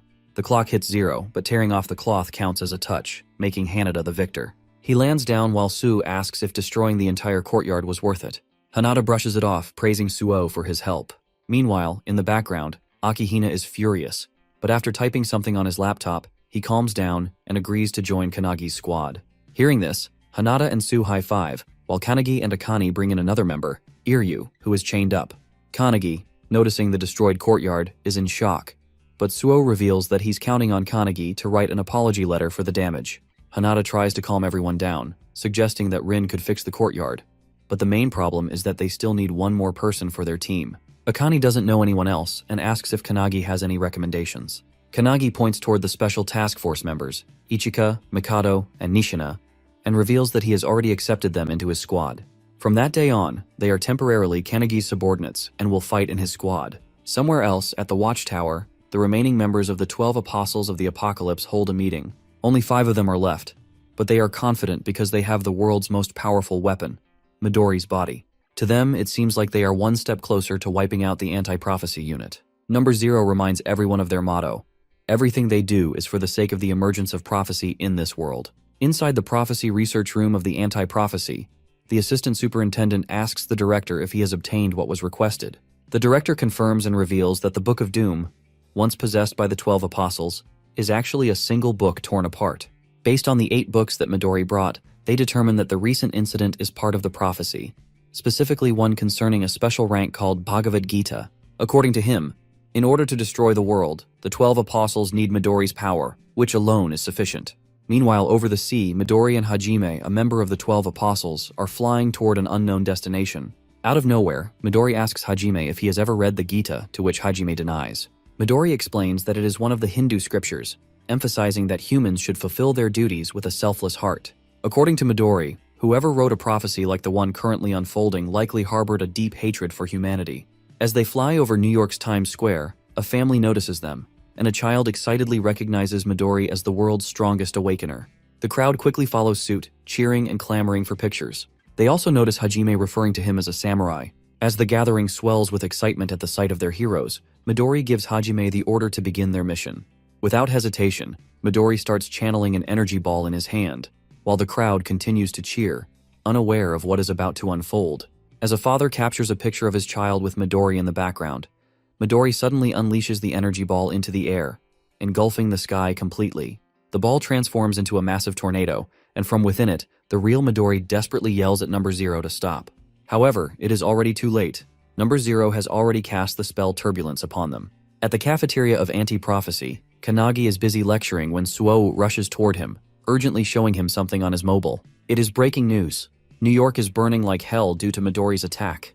The report claims that an awakener has attacked and destroyed the city. Meanwhile, at the Everlasting Hut, the American branch superintendent, Vice, is screaming at Io to do something, furious that Midori has just erased an entire city. Io tries to calm him down, but the tragedy has taken countless lives in the heart of the world's economy, New York. She reveals that it is not Midori who caused the destruction, but rather the leader of the 12 apostles, who is controlling his body. She further explains that they have already identified him as Warren Hastings, an Englishman. She speculates that he might be working alongside invaders from another dimension. Vice is shocked by the revelation, while Io discloses that the 12 apostles are using artifacts that are not under the supervision of anti-prophecy. According to her, someone or something is supporting them. Despite hearing her reasoning, Vice argues that the responsibility still falls on Io, as the man who destroyed an entire city came from their special task force. He warns her that the White House is even considering using nuclear weapons against Midori. However, Vice knows that even nuclear weapons won't have any effect on Midori and asks Io what she plans to do.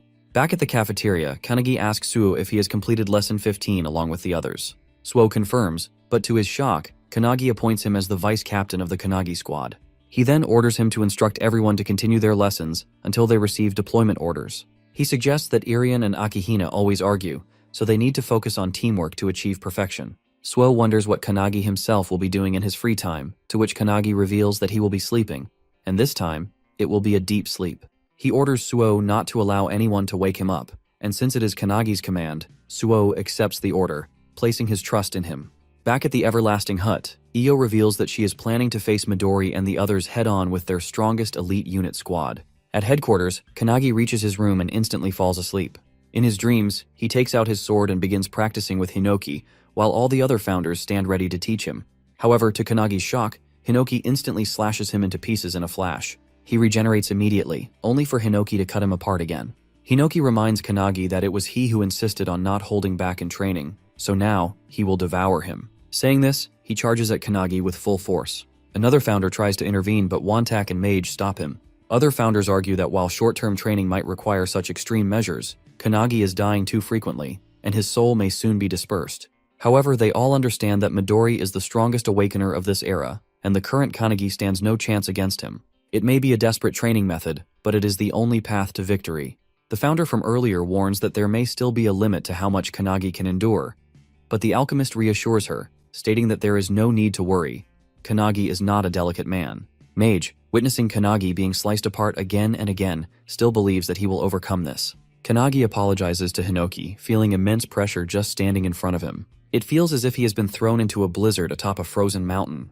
Regaining his breath, Kanagi stands against Hinoki once more, only to be slashed in half instantly. However, to his surprise, he manages to cut a single strand of hair from Hinoki's head. Before, he couldn't even reach a single hair, but now he has managed to do so. Despite being killed countless times, Kanagi remains determined to grow stronger. He rises again and again. Meanwhile, in Mumbai, at the gateway of India, Aradib of the Indian branch of Anti-Prophecy's Special Task Force becomes excited upon seeing Midori there. He reminds Midori that without him, the special rank Prophecy Blazing Fire boss would have turned Mumbai into charcoal. With a smile, he asks if, despite them once protecting the city together, Midori is now here to destroy it. Midori dismisses his words as futile, stating that while it is his body, it is being controlled by Number Zero. Mocking Aradib, Number Zero sneers at the idea that Midori could regain control. To toy with him further, he delivers Midori's entrapped thoughts directly from his mind, Midori's voice, apologizing and urging Aradib to run. However, Aradib refuses to flee. This is his hometown, and he is prepared to fight until his last breath. At the Everlasting Hut, Io explains the century-old war between humankind and the beings from another dimension to the superintendent's assistants. During the era of the Founders, it was the Tower that first appeared, followed by the Crack and the Prophecies. Throughout the long history of war, there have always been humans who collaborated with these beings to destroy the world. As she explains, one of the assistants, watching the news of India's fall, becomes alarmed, realizing that the enemy now seems to be heading toward Europe. Io expected this, but remarks that it would have been preferable if they had gone straight to Japan instead.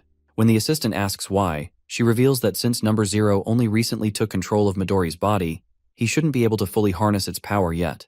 Furthermore, he is in a situation where the more he fights, the stronger he becomes. Saying this, she instructs the assistant to summon all the captains. She then turns to Tengen, the male assistant, and informs him that he will also be sent to the battlefield. Tengen responds with a joke about how they only use him for labor during peacetime. However, the real shock comes when Io announces that she will personally join the fight as well. Meanwhile, the Kanagi squad is in the final stages of preparation. They are the only real hope of defeating Midori, but until they are fully ready, Io orders the other squads to delay him. Hibiki and the other squad captains, visibly tense, ask how long the preparation will take. Io reveals that, according to Kanagi, he needs 2 days. She then declares their destination, the Pacific Ocean, where they will attempt to stop Midori. There, the entire Japanese branch of Anti-Prophecy gathers, preparing for battle. As Midori charges toward them, he casts his powerful turbulent spell directly at them. However, it is stopped in its tracks by Io's own defensive spell. Midori, visibly surprised, narrows his eyes, while Io smirks and mocks him not to underestimate them. A while back, as the captains were heading to the ocean to fight Midori, Hisagi and her squad members ran to their captain, pleading to be taken along to face the leader of the 12 apostles.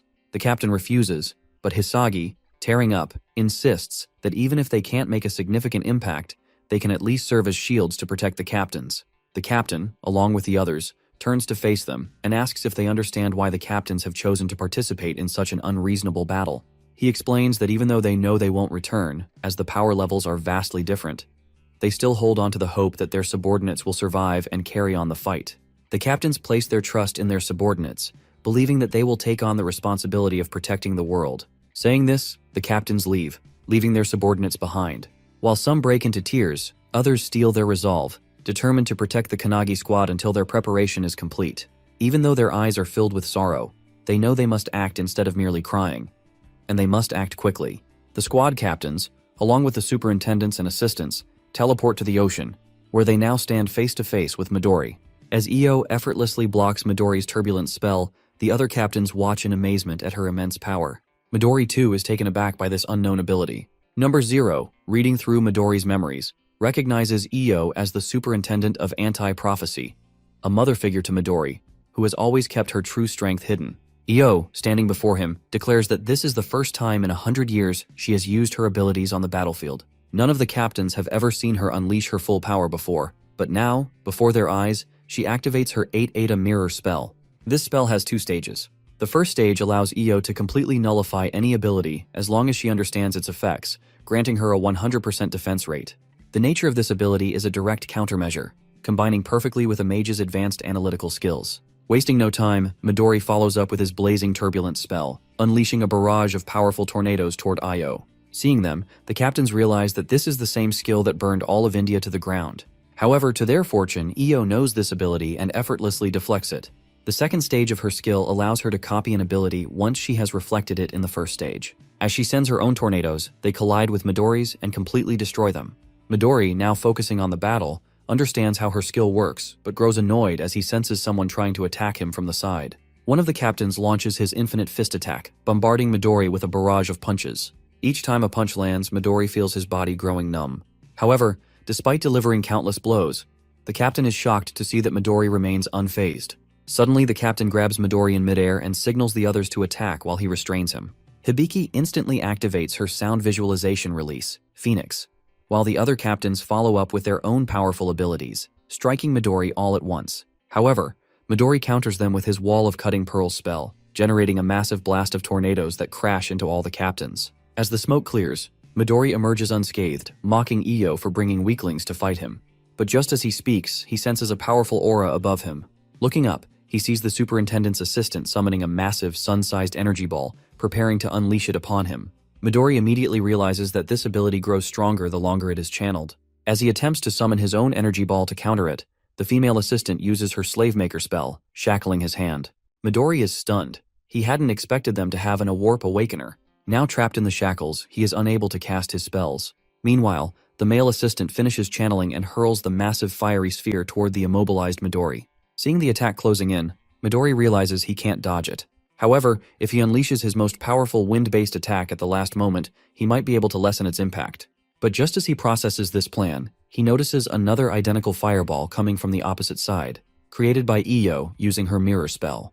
Both fireballs collide, erupting in a massive explosion, engulfing Midori in the fiery blast. Io's attack is relentless, determined to eliminate Midori even if it means ending his life for the sake of the future. Number 0 inside Midori curses her. From afar, the US team keeps an eye on the battle as Number 0 gets trapped in a series of heated attacks. The next moment, a massive explosion erupts around him. One of the soldiers feels satisfied upon seeing a direct hit. Another analyzes that the temperature of the white fireball reaches several thousand degrees Celsius, enough to ensure the elimination of number 0 and all their allies. But Mr. Richard doesn't agree. He notices a vast field of purple energy surrounding number 0. Meanwhile, number 0 can't believe that all those powerful awakeners risked their lives just for one direct strike. It feels like something far beyond his expectation. However, what he doesn't expect is how resilient Midori's body is, enduring temperatures of several thousand degrees Celsius without a single scratch. The next moment, he becomes the target of the US Armed Forces, who fire missile after missile at him. Explosions burst across the sky, yet number 0 only laughs amid the chaos. He launches his turbulence attack toward the ship, but Marquis intercepts it, struggling to protect the fleet against such immense firepower. Despite his efforts, it's clear that even Marquis is having difficulty holding it back. Number 0 then declares, his voice echoing like thunder, that they should now witness the harbinger of the apocalypse. Richard clenches his fists at the sight,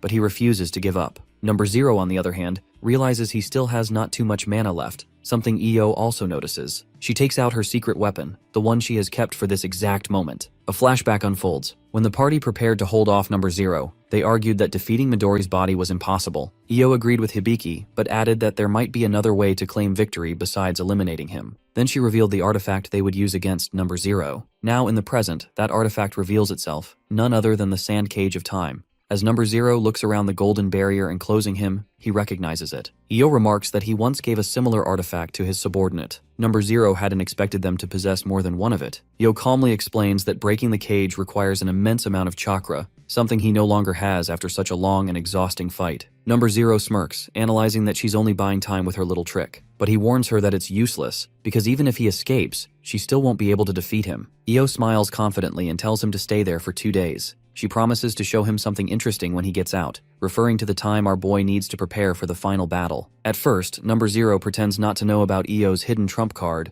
but he decides to reveal that he already knows about Kanagi. In truth, number 0 has read Midori's memories, and in those memories, Midori sees Kanagi as the one destined to end all prophecies. Io can't believe that Midori holds Kanagi in such high regard. Number 0 continues coldly, saying he can't allow someone like him to live. Kanagi is already on his personal hit list for elimination. With burning energy and anger, he exclaims that the one truly oblivious is Io herself. The next moment, his expression twists into a smug grin as he explains how Midori's body has become so powerful. All the mana he has used so far is only drawn from the sleeping aura of Midori's body. In other words, the power they've witnessed is merely the tip of the iceberg. His true strength lies far beyond their comprehension. Before Io can even complete her 8th Ada mirror skill, number 0 strikes her effortlessly with his bare hands. Her body falls lifelessly. Now his goal is ahead of him. He sets his eyes on Japan. Meanwhile, our boy continues his training deep within his unconscious. With the elimination of Io at the hands of number 0, the operation to hold off or defeat him by the Anti-Prophecy Organization's Japan branch fails completely. From this battle, they conclude that number 0 is now getting used to Midori's body. He understands how to control the sleeping aura within the boy's body and is becoming stronger. At that moment, on the coast of Sado in Niigata Prefecture, Ichika and Shinji are training when the girl suddenly senses an ominous aura. She concludes that it must mean everyone in their organization has failed. With that realization, they decide to head to the headquarters to confront their enemy directly,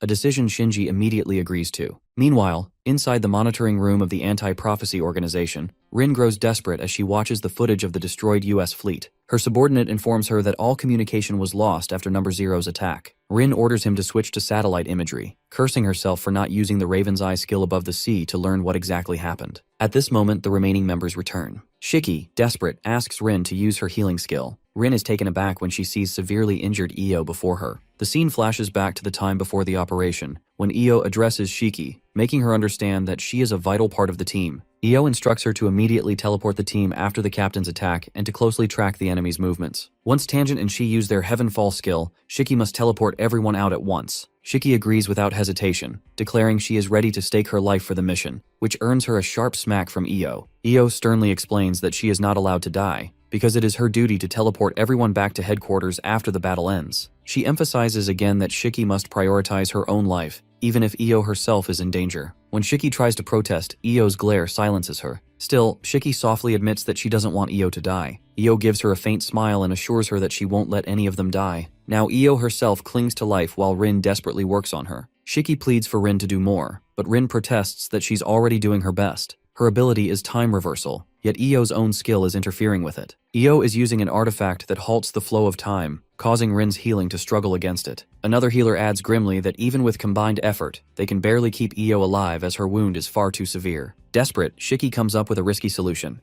Io can only stop the flow of time while inside the anti-prophecy. If they move her outside, the artifact's effect might weaken. Tengen immediately protests, warning that it's too dangerous in Io's current condition. But before they can argue further, everyone suddenly freezes as a suffocating surge of purple aura fills the air. Looking up, they find Number Zero hovering in the air before them, flanked by the other apostles of Apocalypse. Shiki's fury ignites instantly. Ignoring Rin's desperate protest to stop, she teleports herself straight in front of the enemies, ready to kill them all. Without wasting a moment, Shiki immediately activates her Void Parquet skill. This ability allows teleportation between dimensions and is extremely effective on a small scale. However, using it on a large scale carries severe risks as unpredictable distortions that can cause massive damage. Tengen curses her recklessness, knowing that Io is still inside the headquarters. Meanwhile, Number Zero orders Hajime to move ahead. Hajime raises his divine throne of the distorted world's artifact, and in the next instant, he unleashes a Quakara slash toward Shiki's dimensional space. The attack is powerful enough not only to shatter her dimension, but also to slice through her arm. His companions cheer at his cruelty, but Hajime isn't fooled as he knows he hasn't finished Shiki off. She must have teleported elsewhere at the last moment. Looking around, he spots her, wounded but alive, shielded by Shinji. The remaining members of Kanagi's squad are also there. Number Zero looks at them with irritation and asks if they intend to become yet another obstacle in his path. Ichika steps forward first, unsheathing her sword.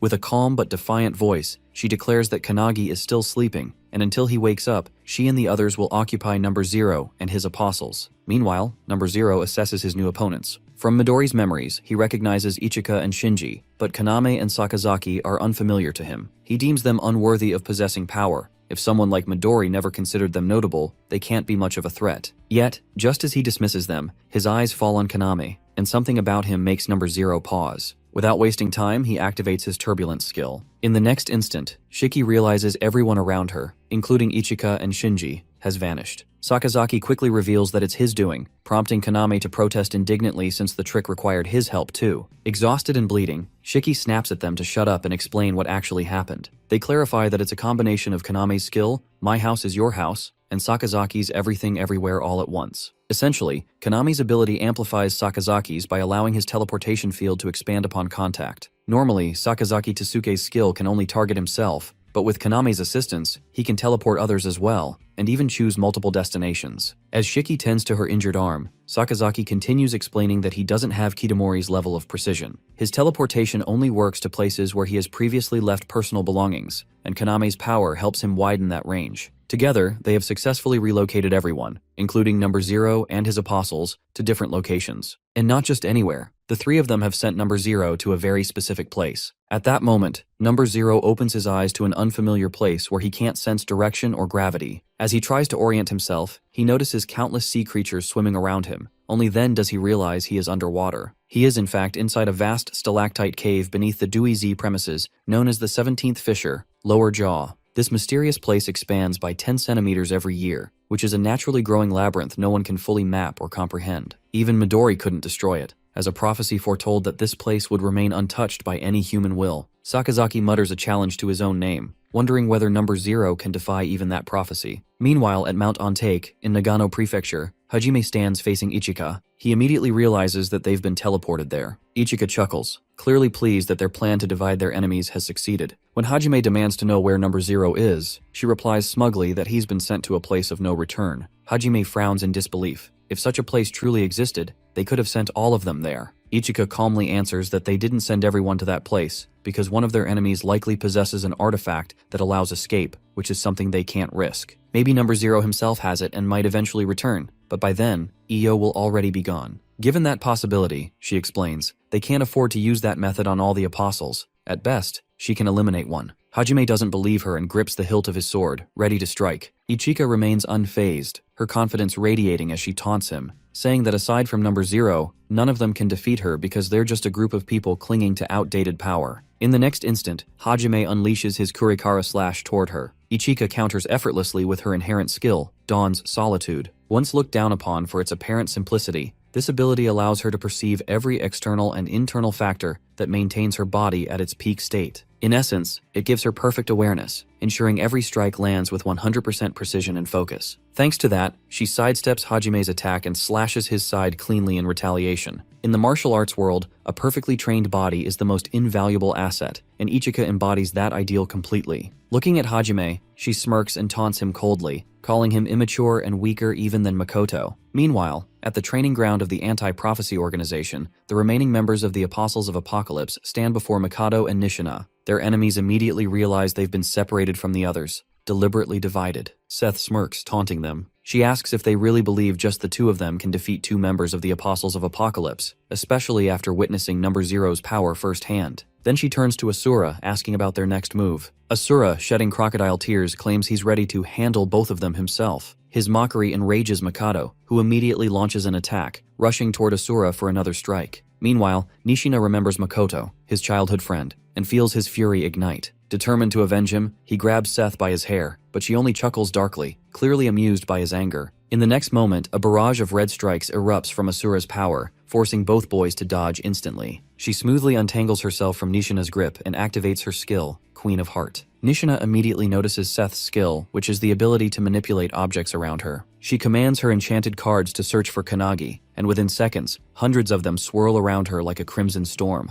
Realizing her true target, Nishina is determined to stop her, but Asura's next strike forces him to step back. On the other side of the field, Asura prepares his own ability, 100 Faces, a skill that allows him to manifest emotions as power. When he removes his hand from his face, he uses the face of pure rage. With a roar, he declares that he will kill them all. Red lightning erupts from his body, striking the ground in countless places. Meanwhile, in Tokorozawa City, Saitama Prefecture, Akane and Hanada battle the remaining member of the Apostles of Apocalypse. Akane activates her Stone of Truth skill, sending a stone statue charging toward the enemy, only for him to decapitate it effortlessly. During this, Hanada fights with him as well. Next moment, Shinji uses his one-hunter sword style, performing Tengu Dance, a move that shrouds the area in a swirl of dust and rubble. The enemy clears the dust with a single motion, revealing 3 of his enemies already on the ground. Seeing this, Akane curses under her breath because they had expected their foe to be strong, but not this strong. Their enemy, Dre, demands to know who they are. He clearly senses their power and realizes that if he doesn't defeat them immediately, they could become a problem. With chilling casualness, he tells them to die at his hands since he needs to conserve energy for his real objective. Hanada scoffs that Dre is underestimating them. Shinji doesn't care about the insult. His only focus is revenge. Akane glances at him and immediately understands his desperation. He still burns to avenge his brother's death. Recognizing Shinji's surname, Dre smirks darkly. He mocks Shinji's late brother, calling him trash and ridiculing how easily he died. Shinji takes the bait instantly, charging toward Dre in rage, but the enemy is already prepared, activating Camellia La Traviata, shocking everyone. Meanwhile, back at headquarters, both healers are desperately trying to stabilize Io, and at last, they succeed in restarting her heartbeat. Next moment, Yushima quickly contacts her squad for a status report. They reply that the squad captain's injuries are nearly healed.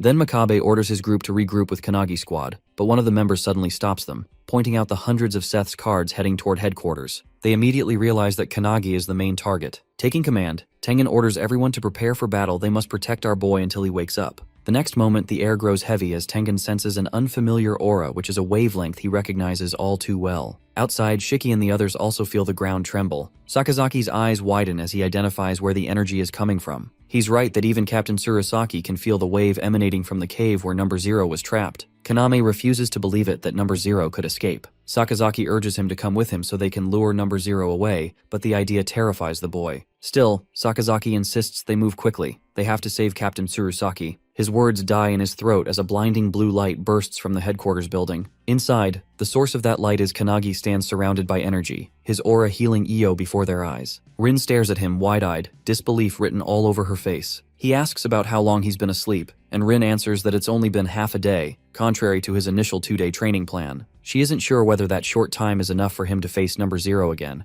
but he simply nods, determined that he will win. Before moving forward, he turns to Io and apologizes for making her wait. Meanwhile, he activates Valentine's God's medical book skill, page 3N64, Divine Nectar, a technique recorded within Valentine's own memories that allows her to perform healing at its highest potency. Both Rin and Yushima are stunned as they watch the deep wounds begin to close. Within moments, Yushima notices that instead of partial recovery, Io's injuries are completely healed. She is taken aback. unable to comprehend such a miraculous level of healing. Even as a healer herself, she can't do something like this. At that moment, Io slowly opens her eyes and Rin gasps in relief. When Io looks up, she doesn't see Kanagi. She sees Valentine standing before her. Kanagi, now under Valentine's influence, gently holds her hand and scolds her softly for her recklessness. Io weakly apologizes for being useless in the fight, but he assures her that she was incredible. Then, Valentine speaks through him, explaining that her wounds are fully healed and she only needs rest. He tells her that when she wakes up, they'll all have a meal together, just like old times. Tears fill Io's eyes as she closes them peacefully, finally allowing herself to rest. Afterward, Valentine turns to his comrades, her expression resolute, and instructs them to prepare for the battle ahead. Meanwhile, outside the headquarters, both Akihina and Hisagi are fighting against the cards of Seth. Akihina uses his High Steel's Thousand Strike skill against them, slashing through countless cards in a single motion. Hisagi, meanwhile, fights fiercely using her taijutsu and discipline chainsword, cutting down one card after another. They are both huffing,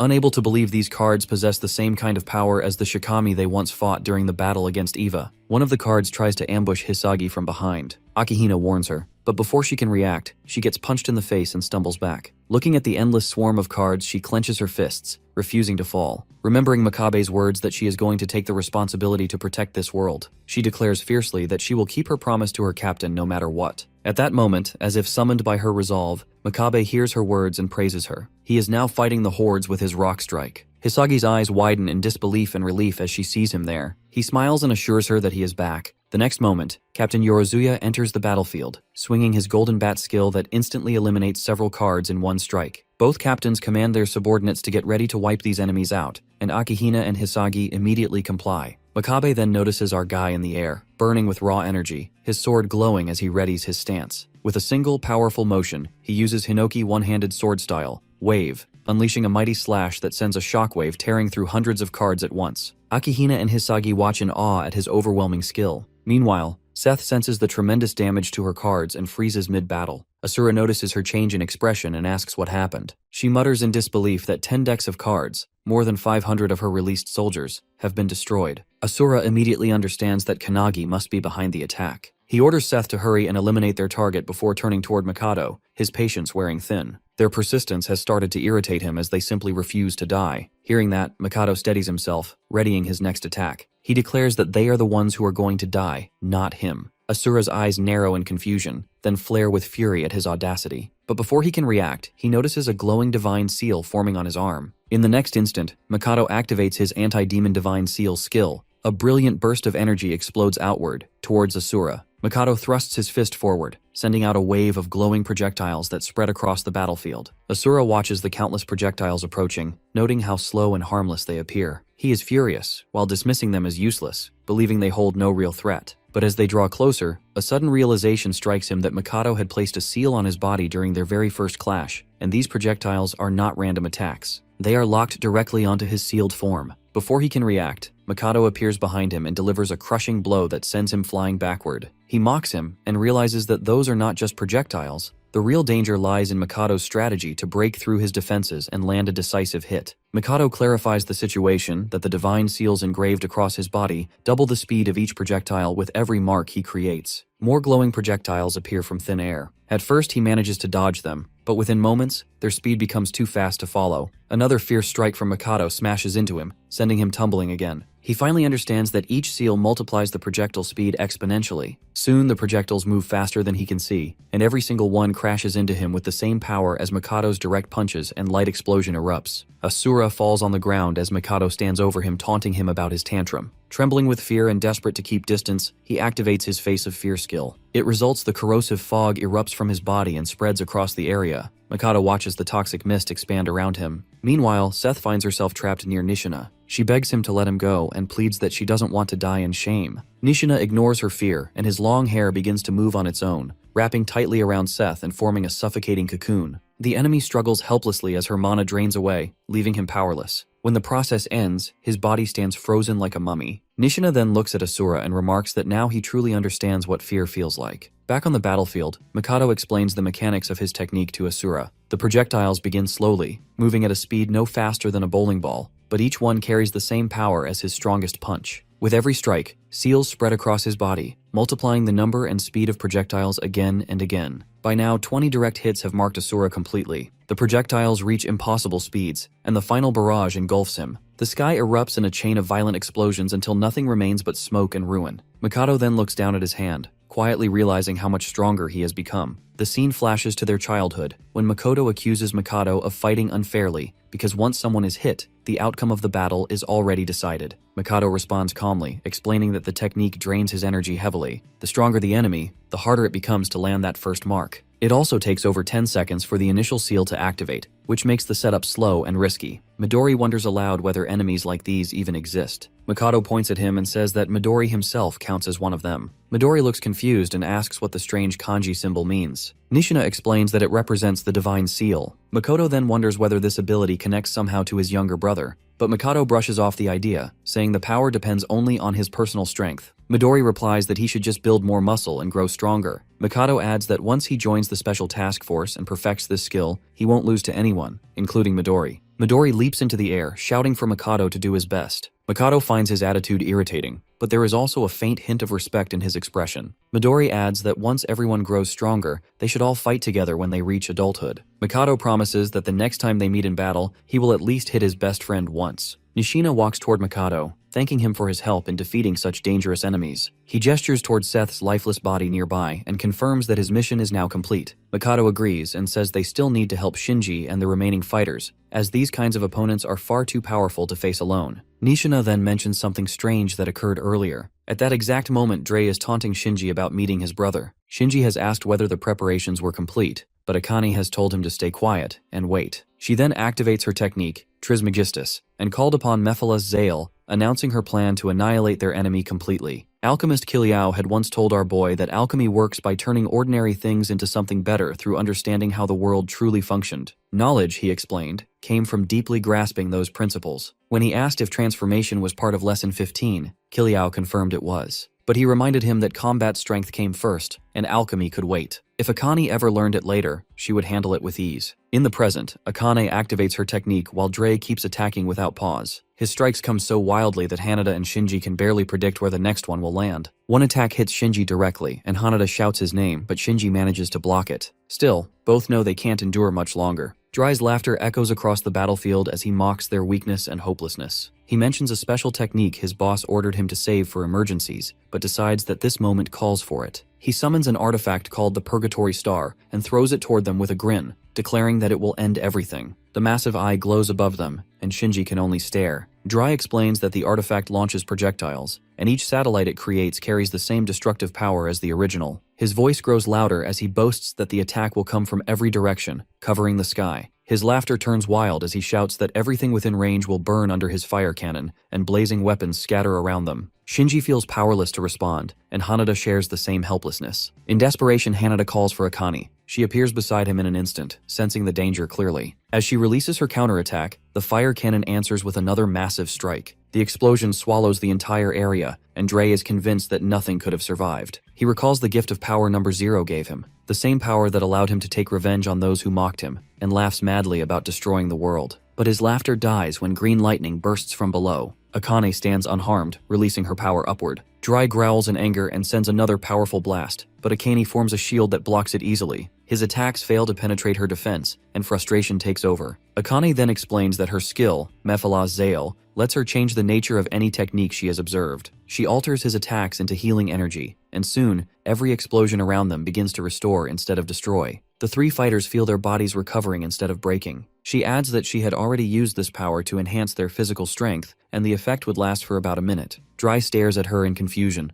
unable to understand what's happening. Akane tells him that it no longer matters as his end has already come. Her smile only deepens his fear as he stumbles backward, trying to escape. But she mocks his attempt to flee. Next moment, Hanada releases Bird's Coil, 8 strikes followed by the 8-headed serpent that tears him through the air. The attacks crash into Dre, leaving his body covered in deep wounds as blood pours from his mouth. Hanada feels strength flowing back into his body. His injuries vanish as if they never existed. Shinji steps forward and activates his technique from Lesson 16, combining Hinoki's one-handed sword style with Diced Slash and Autumn Thistlemaster Annihilation. He channels all his power into one final strike. The attack cuts through Dre completely, and his body scatters into pieces before vanishing entirely. As silence falls, Shinji stands still, remembering Dre's mocking words about his brother. Deep down, he wishes that in another world, his brother would kill him again, whispering that it will only happen if his enemy also finds a place in heaven. One of the 12 apostles, Dre, falls at the hands of Shinji, Hanada, and Akane from the Kanaga squad. The three stand together, breathing heavily, and Akane stays frozen,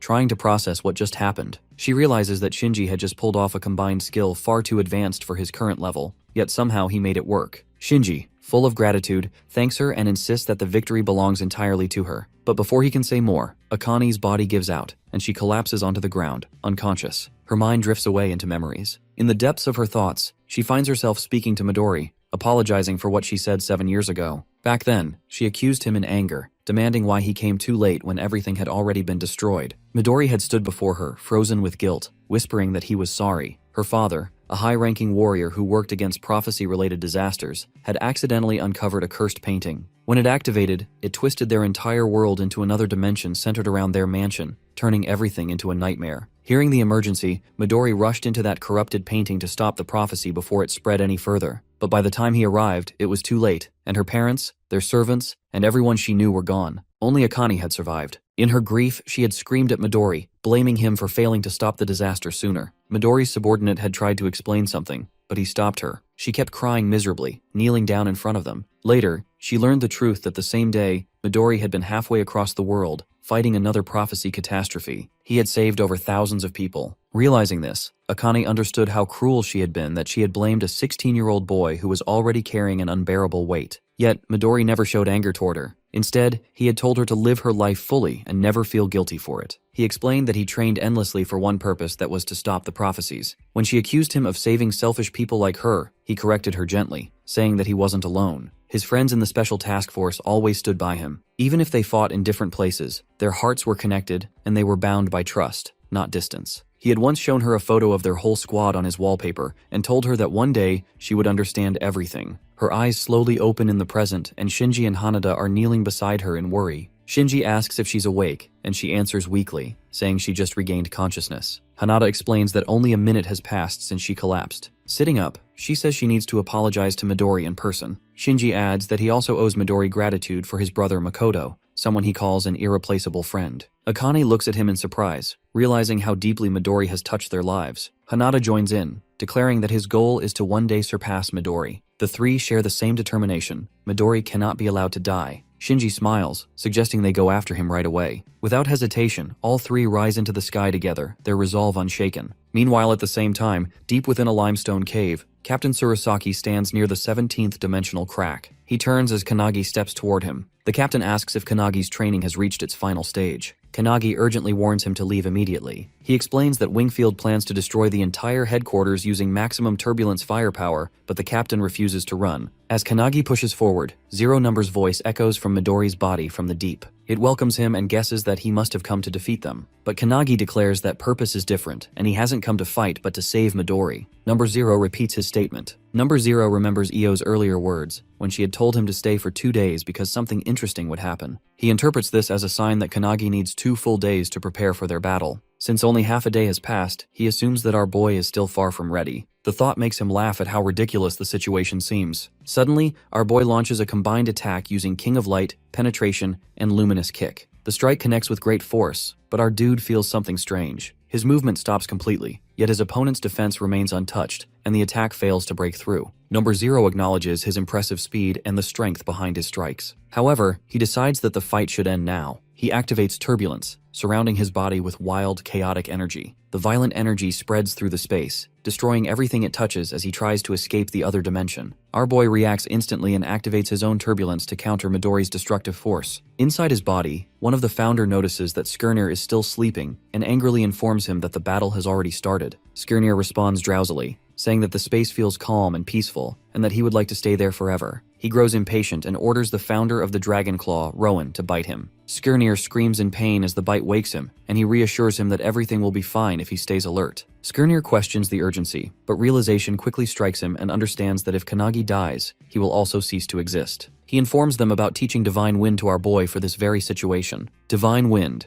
Outside, Number Zero watches in shock as Kanagi controls turbulence just as skillfully as he does. He first focuses on creating a small safe zone around his body to protect himself. He charges forward, determined to crush him completely. In response, our boy releases the Seal of the Truth, known as Magal Hemet. The seal opens and closes rapidly, absorbing and neutralizing his enemy's wind attacks until they vanish completely. Meanwhile, another founder studies the battle carefully and realizes that fighting Midori from a distance will not work. He plans that they must counter his wind with their own and then close the distance using Mel's acceleration skill. However, this plan will only work if Kanagi combines his abilities correctly. Kanagi follows her strategy and fuses Hinoki's one-sword style with Wave and Thunderbolt to form a powerful attack called Violent Thunder. The strike hits his opponent with tremendous force, sending him crashing down from the sky. Without stopping, Kanagi activates Trismegistus and combines Spear of Annihilation, Deadly Bow, and Moon Rain Annihilation. He charges toward Midori and releases Thunderbolt Hadad from his fingertips. A massive Thunder Sphere cannon forms and shoots forward, striking number 0 directly and exploding with immense power. He struggles to understand what just happened, and he cannot believe that Kanagi can combine skills with completely different attributes without using any artifacts. He realizes that Kanagi might truly be the warrior destined to end all prophecies. Despite this realization, he shouts that Kanagi's attack still cannot truly harm him. Kanagi sighs quietly, feeling the weight of the battle. Founder senses something troubling. He realizes that Midori's strength is increasing much faster than he expected. Number 0 grows more confident, believing that Kanagi has not had enough time to prepare for victory. He gathers his power and prepares to launch his finishing attack. Before he can strike, our boy calls Midori's name and reveals something that freezes Midori in shock. He tells him that Io is still alive and Midori stands motionless, his mind spinning as he wonders whether he is still fighting his fate. Kanagi continues speaking with steady determination and tells Midori that Mikado, Nishina, Shinji, Hanada, Akane, Io, and Rin are all waiting for him. He reminds him of their past together and admits that he has not yet repaid the kindness Midori once showed him. The memory of that debt fills him with determination to keep fighting. The founder watches him with quiet sadness and understands the burden that he carries. He calls for Patanjali and asks for her help. Patanjali steps forward, places her hand on Kanagi's back, and releases Nadi Mukti energy into his body. His aura transforms as power and determination surge through him. He stands tall, filled with resolve, and declares within himself that he will give everything he has from this moment onward. Kanagi's aura changes completely, which shocks number 0 at once. The founder watches the transformation carefully. Back in the past, when Kanagi trained with Hinoki in a harsh and focused state, the founders gathered inside their strategy room to discuss the coming battle with number 0. Ryan addressed everyone firmly that their conclusion is clear. With Kanagi's current strength, 2 days of training will not be enough. He would need at least a full week to stand a real chance in battle, and even then, victory would still remain uncertain. His companion reacts with shock at his statement. His another companion added that Midori keeps growing stronger at an unbelievable rate, according to their observations. He reminded them that when Kanagi and Raichiro fought Midori earlier, the members of the Special Task Force had shared stories about Midori's childhood and the massive destruction he caused. From all this information, the founders reach a dark realization that Midori is on the path to becoming as powerful as the founders themselves. Everyone absorbs the truth with shock and despair. He informed them about the impossibility of him getting to that level this time, even with Kanagi's speed leaving them worried about their next move. Ryan finally spoke again and says there is one possible method, but it comes with a terrible cost. Patanjali explained that she can override Kanagi's physical limits by force. She can open all of his chakra flow points at once, allowing his life energy to surge through his entire body. This would multiply his power by several times in just seconds. However, it would also cause irreversible damage to both his body and soul. Eilerson immediately protests, saying such a method is too dangerous, but our boy agreed to go for it at that time. While he was training with Hinoki, Hanadani was amazed by his skill of keeping focus on him while having a conversation with the founders, and realization hits him that our dude is definitely getting powerful. Our boy only answered that he wanted to repay Midori by saving him. If defeat becomes certain, he is ready to activate the extreme method without hesitation.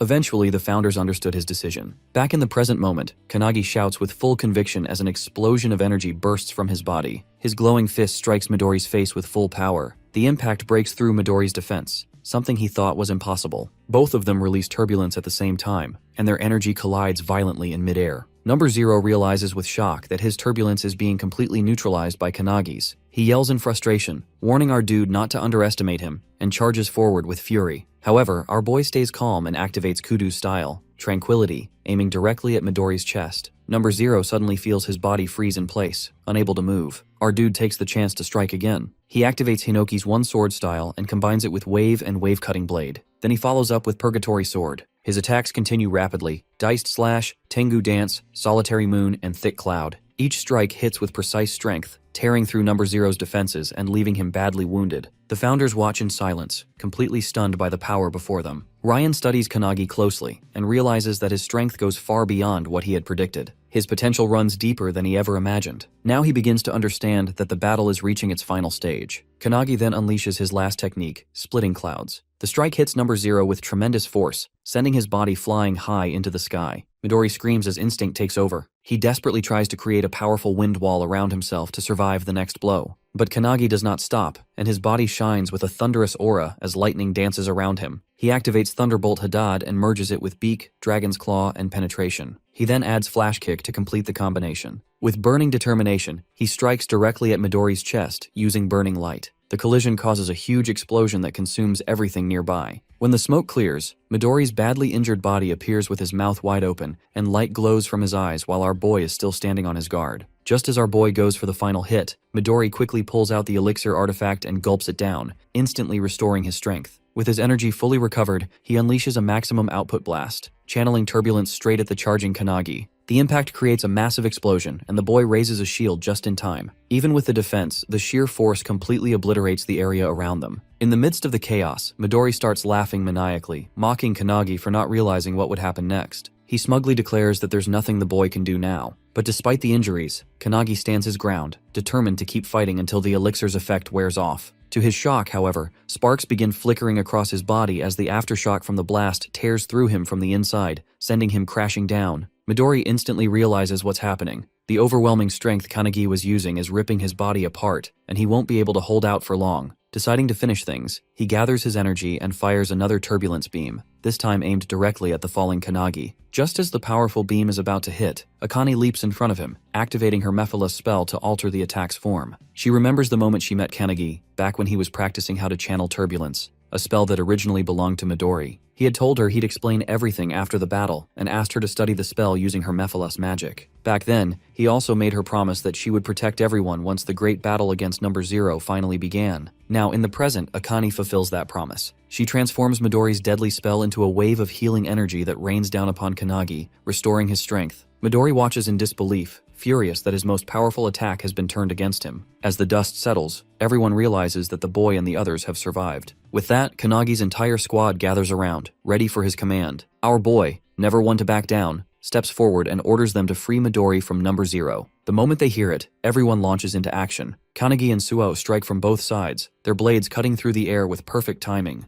Hanada joins in, combining his strength and unleashing a powerful dwarf strike knee straight into Midori. Under the relentless barrage, Midori starts to falter. In a desperate attempt to counter, he activates the wall of cutting pearl, but to his shock, Shiki is already there, wrapping around the spell and disrupting it mid-channel. Before he can recover, Mikado delivers a fierce uppercut, followed by a furious barrage of strikes that land all over his body. Even after taking heavy damage, Midori somehow manages to escape, only to be immediately caught again by Nishina's forbidden hair spell. Mikado then completes the assault with a massive blast from his magic circles, shaking the battlefield with a loud eruption. Meanwhile, Ichika simply watches from a distance, letting her young students handle the fight. As Midori regains his footing in the air, Kanagi points his sword upward, declaring that he can see Midori's strength fading. Number 0 himself senses it too. The artifact's effect is wearing off, and he knows he has to defend himself somehow. At the same time, the boys prepare to use Hinoki's one-sword style. Channeling their energy together, they unleash a united slash that cuts straight through number 0's soul, triggering a massive burst of light that engulfs the entire forest. As the explosion settles, Midori's body is finally freed. This sword technique they just used, known as cutoff, doesn't just slice through the physical body, it strikes the soul itself,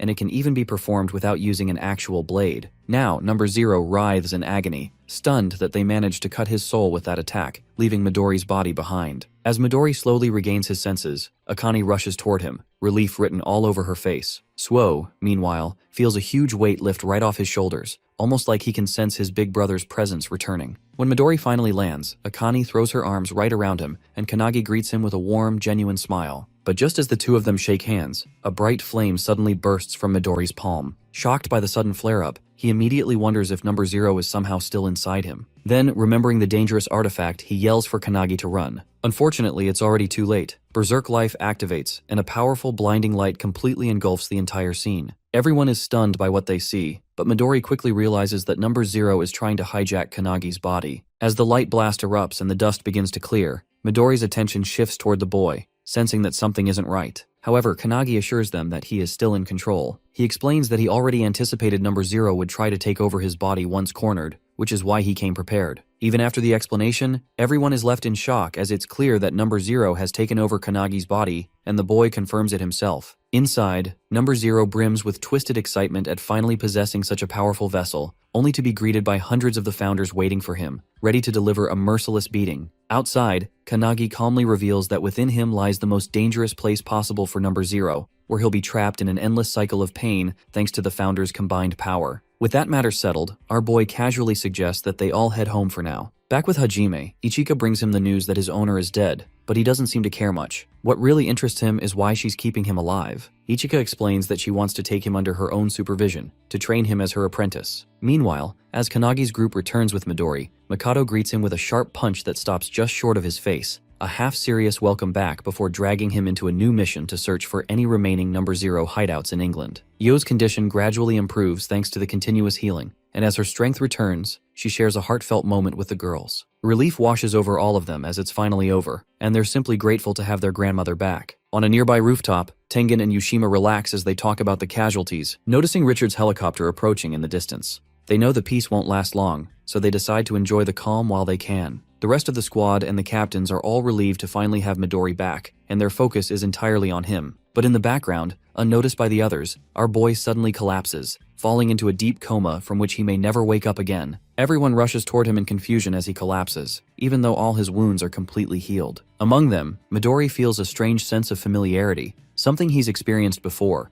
and starts to wonder if it's really Kanagi lying there. To everyone's surprise, the spirit of the founder, Ryan, emerges from his body and calmly introduces herself. The group is left stunned, realizing that the legendary founder they've heard so much about is standing right before them. Ryan explains that revealing their existence was never part of the plan, but the circumstances have left her with no choice. Her expression turns serious as she continues, asking for a favor that she needs someone close to Kanagi to help bring him back. Meanwhile, inside his consciousness, Kanagi lies peacefully in a field of flowers. A while later, as Midori is scrolling through his phone, he comes across a video message sent by his friend Aradib before his death. In it, Aradib admits that he knew he would die helping his friend, but was at peace with that decision. He assures Midori not to blame himself, reminding him that it wasn't truly him who caused everything. It was number 0 in control of his body. Watching the heartfelt message, Midori gets emotional, but his friends quickly lift his spirits, inviting him to join them for a baseball game. Meanwhile, at the Everlasting Hut, the TV broadcasts a news report announcing that Midori, the one responsible for all the recent havoc, has been confirmed dead after being defeated by the American-Japanese Navy. Of course, it's just a cover story meant to keep the public unaware of the prophecies. That's why Io came up with that explanation. Richard, though slightly annoyed,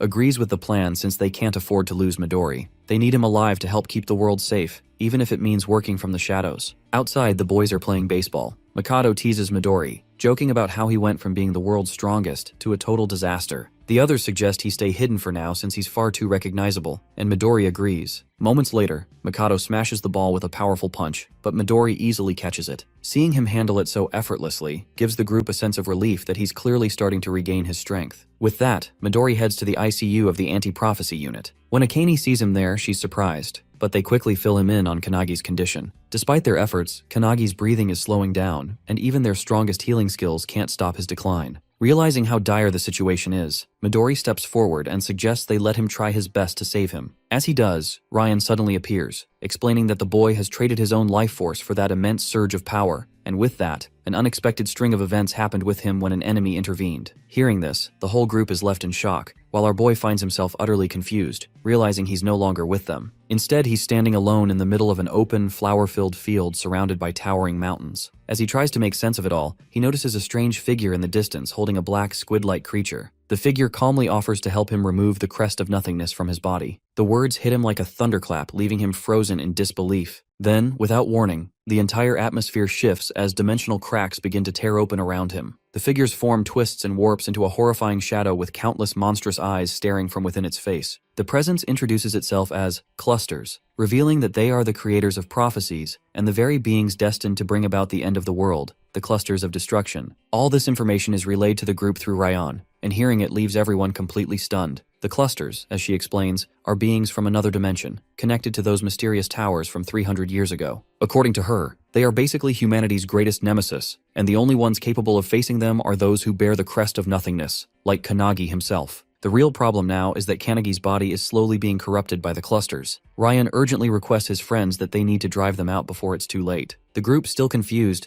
doesn't understand how they're supposed to do that, but Ryan asks them to entrust their souls to her. Trusting her words, they follow her command and place their hands on Kanagi's body. In an instant, a bright light bursts out from the crest of nothingness, pulling everyone inside its glow. As the energy channels through them, Ryan warns that this will be dangerous, since the cluster's attacks can shatter a person's very soul. Her voice trembles as she falls to her knees, pleading with them to save Kanagi for the sake of humanity. Seeing her desperation, the group reassures her that, as their captain, Kanagi is worth risking everything for. They'll go in no matter what. Once the channeling is complete, the blinding light engulfs them all. Inside, Kanagi finds himself facing a strange scene where the clusters are laying out his entire life before him, calling it nothing more than a common reincarnation story. The entity reveals that they are the ones who write the future, observing humanity from another dimension. It predicts that humans will soon conquer space and even cross into other dimensions within a few hundred years. Yet, the clusters claim that every time humanity encounters another race, they bring war and destruction, just as they did in the ancient past. And this time,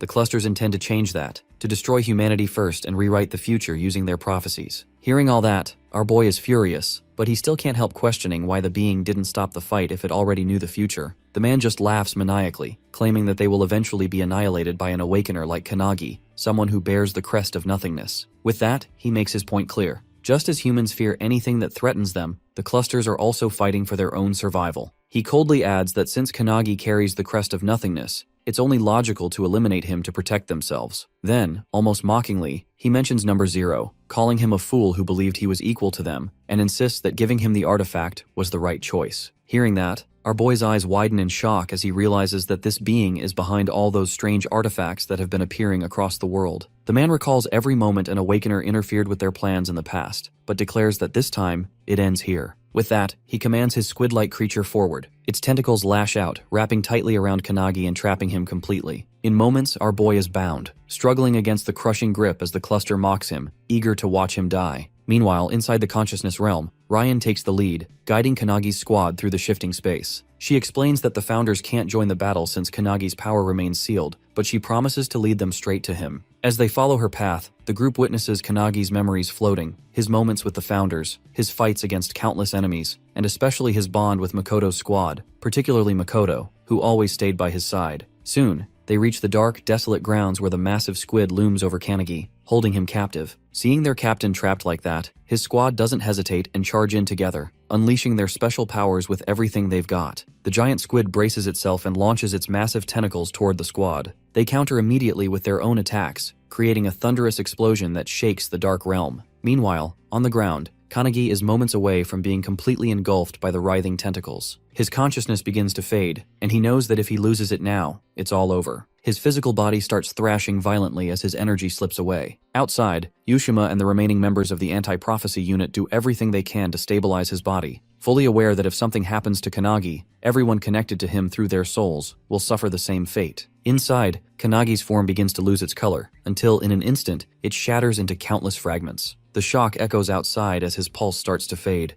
making it seem like he's moments away from death. Just as the cluster begins to relish, believing it has finally secured its future by eliminating the only real threat, a faint crack appears in its dark shield. Light bursts through, followed by the arrival of Kanagi's squad, their voices calling out to him. Seeing them appear reignites something within him, and his body begins to reform as energy starts flowing back into his veins. He's stunned to see his comrades by his side, but that surprise quickly gives way to emotion when Suo reaches out, sharing the heavy burden that's been weighing on his heart. Their determination strengthens him, and together, the group vows to keep fighting by his side no matter what. Relieved and grateful, Kanagi thanks them for trusting him, even in the face of despair. But their focus soon shifts back to the cluster, who seems to recognize Ryan. The creature even mentions her parents and sister, names that make her expression darken with rage. It's clear from her reaction that this being might be the very reason they're gone. As the cluster keeps running his mouth, Kanagi's group is already on the move. Despite Ryan shouting for them to stop, they charge straight ahead, unknowingly walking right into his trap. In an instant, their bodies begin to disintegrate, their souls getting pulled apart and twisted by the cluster's corruption. It's the same horrific technique he once used on Ryan's family, and now he's doing it again, this time to the entire Kanagi squad. Just as the cluster is about to consume them completely, a blinding beam of light cuts through the darkness, halting his attack. Everyone turns toward the source in shock, spotting two figures descending from above. They casually commend Kanagi's team for holding out this long. Both wear the badge and the mark of the anti-prophecy branch on their hands, radiating authority and calm confidence. Kanagi squints as their faces look familiar,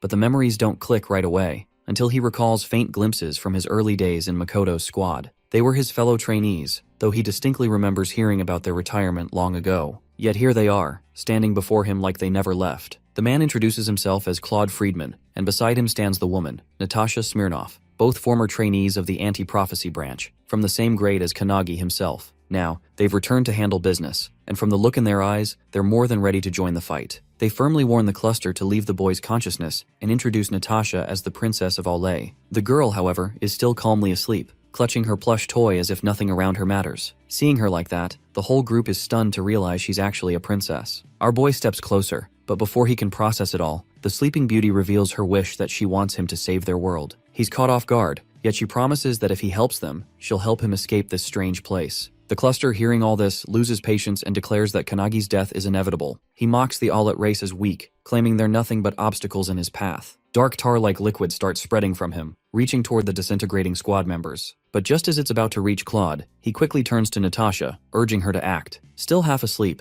the girl responds as if giving an upfront payment for Kanagi's help, and uses Sparklight, freezing the black tentacles mid-air. The cluster is left completely baffled, frustration boiling over from this unexpected move. That's when Claude steps forward, calm and confident. Without any flashy moves, he walks up to the cluster and simply touches his forehead. In an instant, the creature's form bursts into thick, icy smoke. Even while fading away, the cluster manages to throw out a final warning, but it's already too late. Everyone stands there in disbelief, realizing the enemy has been taken down just like that. Relief washes over them as their wounds begin to heal. But before they can even process what just happened, the ground beneath them splits open. A blinding light erupts, swallowing them whole, and the next moment, they're falling flat into an open, unfamiliar space. Despite everything that just happened, Natasha still seems completely relaxed, curled up like she's taking a nap in a cozy corner. Claude, on the other hand, suggests it's time to head back to the real world. As they start fading away, they remind Kanagi that they've placed their bet on him, and now it's up to him to prove himself. With that final message, everything around him dissolves into light. When our boy opens his eyes again, he finds himself lying in a hospital ward. All of his squad members are scattered around, exhausted but alive. The sight makes him smile. Just then, Rin bursts into the room, clearly relieved that he's okay. She explains that by the time his squad returned, her healing magic had taken effect, pulling him back from the edge. Kanagi thanks her,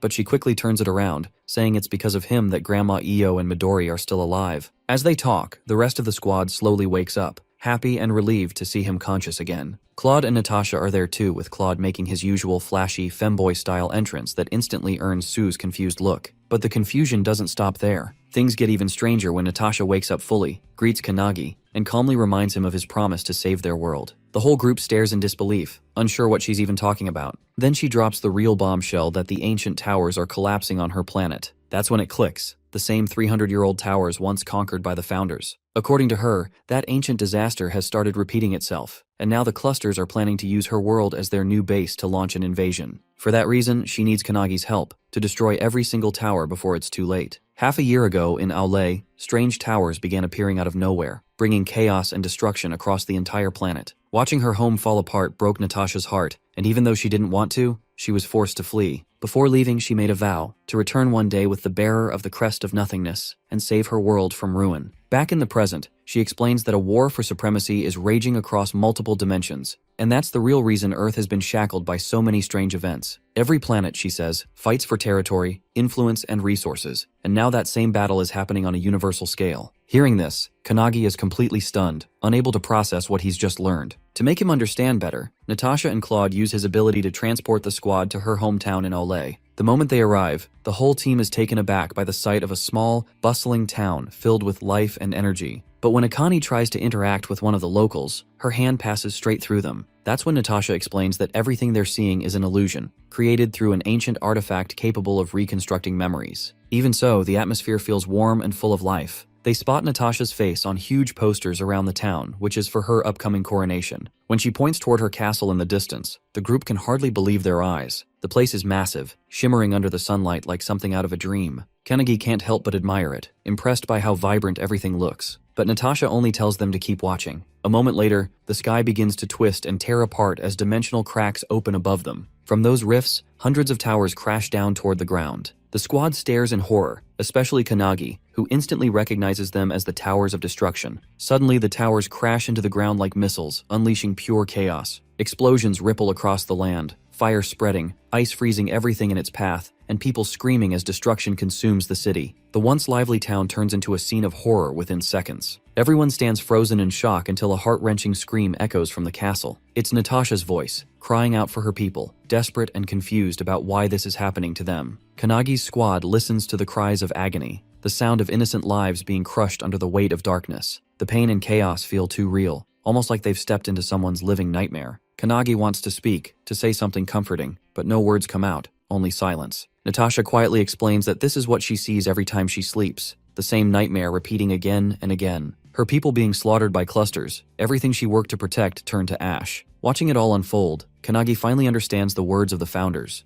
The reason they sought to destroy the towers wasn't just for power, but to avenge the weak and stand against those who crushed everything in their path. Now realizing the weight of it all, our boy gently places a reassuring hand on Natasha's shoulder. With quiet determination, he promises her that they're ready to save her world from the darkness that once destroyed it. As the boy places his hand on her shoulder, his crest begins to glow, radiating the combined energy of all the founders standing behind him. With a calm yet determined voice, he commands everyone to get ready for the show. In an instant, the group exits the memory realm and splits into two cars, Kanagi and his team in the first, and Irion with the others in the second. Inside the car, Irion is chained to his seat, loudly demanding a vacation. He complains that they just rescued Midori, and now they're already being sent to save an entire planet. His frustration only grows when he learns that Superintendent Io agreed to the mission without even hearing the full plan. But before he can rant any further, Akane gives him a chilling glare that instantly shuts him up, though the annoyance on his face clearly stays. Earlier that day, Kanagi visited the founders, where they apologized for not being able to help during the battle against the cluster. Patanjali, in particular, blamed herself, believing that Kanagi got into danger because of her technique. However, Ryan reassured her that it was that very skill which helped them defeat Midori in the first place. With that settled, she urged everyone to focus on their next mission, which is to save Natasha's planet. When Kanagi questioned how they'd handled clusters in the past, most of them simply replied that they just attacked until it worked. Confused by the lack of strategy, Kanagi turned to Ryan, who explained that the best defense is offense. They needed to strike Owlet before it was too late. Still shocked by the suggestion, Kanagi was told to first visit the Mausoleum of Founders, the place where they had first met. According to Ryan, a massive portal device was hidden there, one that could lead them straight to their destination. Now, back in the present, as the squad's vehicles approach the area, they can already see a brilliant beam of light piercing the sky. However, everyone is taken by surprise when Kanagi reveals that they can use the portal to travel directly to Owlet's planet. Normally, such a journey would take several weeks, requiring multiple transit stops between distant worlds. The idea that a device exists capable of skipping all that and sending them straight there leaves the entire squad stunned. As they try to process the revelation, Midori suddenly points toward the horizon, noticing hundreds of clusters being drawn to the glowing beam. The sight leaves the group frozen in shock, but Kanagi remains calm. He recalls Hinoki once mentioning that the dormant monster he fought long ago in the tower was also a type of cluster. Now, it seems those creatures are reacting to the portal's activation. Watching the clusters gather in massive swarms, something inside Kanagi snaps. His energy surges, and in a burst of excitement, he channels Hinoki's power and leaps out of the car. Just as he prepares his 10,000 slash, he's surprised to see Midori beside him, ready for battle. Determined to make up for his past mistakes, Midori seems eager to release his frustration in the fight ahead. Kanagi gives a nod, signaling Suo to drive straight into the monstrous formation ahead. The clusters have fused together, forming a massive, writhing tentacle-like beast made of tangled creatures. But instead of fear, Kanagi feels a rush of excitement. With his blade gleaming and a wild grin on his face, he's ready to go all out and slice through everything in his path. With all his excitement, the boy channels Hinoki's technique, Splitting Cloud, and launches it straight toward the massive tentacle monster. The blast tears through the creature effortlessly, leaving everyone stunned,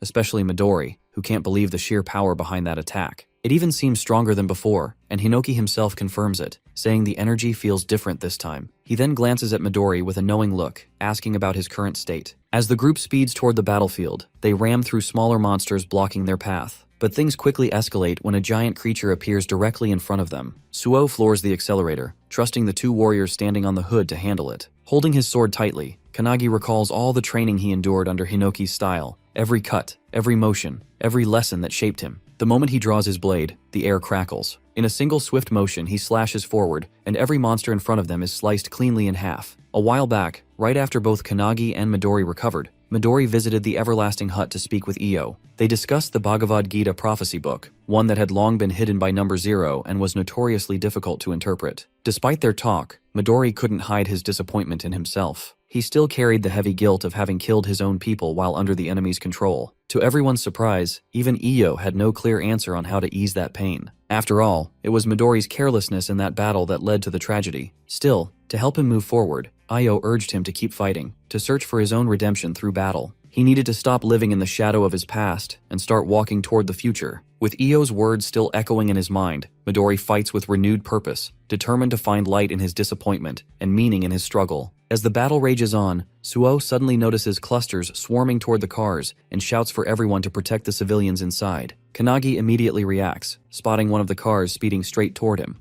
In a flash, Midori uses his turbulence skill to lift the vehicle high into the air, keeping it safe from harm. Kanagi watches in shock, amazed at how Midori is using a combat technique so precisely for defense, to protect people instead of just destroying enemies. Inspired, Kanagi joins in, summoning a barrier around the car. He then flips the spell's energy, turning it into an offensive move that traps several clusters inside an orb before slamming them into the ground. Everyone watching, including the founders, are impressed by how perfectly the two work together. Irian, on the other hand, looks terrified as a gigantic snake-like mass of clustered monsters charges straight at them. But Kanagi stays calm, admiring Midori's growth and control. Without hesitation, the two synchronize their attacks, striking the massive creatures from both sides. The resulting blast tears through the monster, sending shockwaves across the battlefield. The civilians cheer as the winds from Kanagi's power swirl protectively around them. The monsters are down, the people are safe, and with that, the squad moves on toward their next destination, the mausoleum of the founders. Meanwhile, beneath the highway, a lone figure watches the battle unfold. Hanayagi Rui, the guardian of the mausoleum, smiles with relief, thankful that no lives were lost despite the chaos. Flipping through his book, he reads the prophecy that foretells Kanagi and his group's arrival at the temple. Looking at Kanagi's glowing crest in the distance, Rui softly mutters a wish, asking him to protect the world, just as the founder once did. A while later, the squad finally reaches the mausoleum and is greeted by its guardian, Rui. He introduces himself politely, but the group can't help feeling a little surprised when they learn what his job actually is. Rui explains that his family has been taking care of the mausoleum for generations,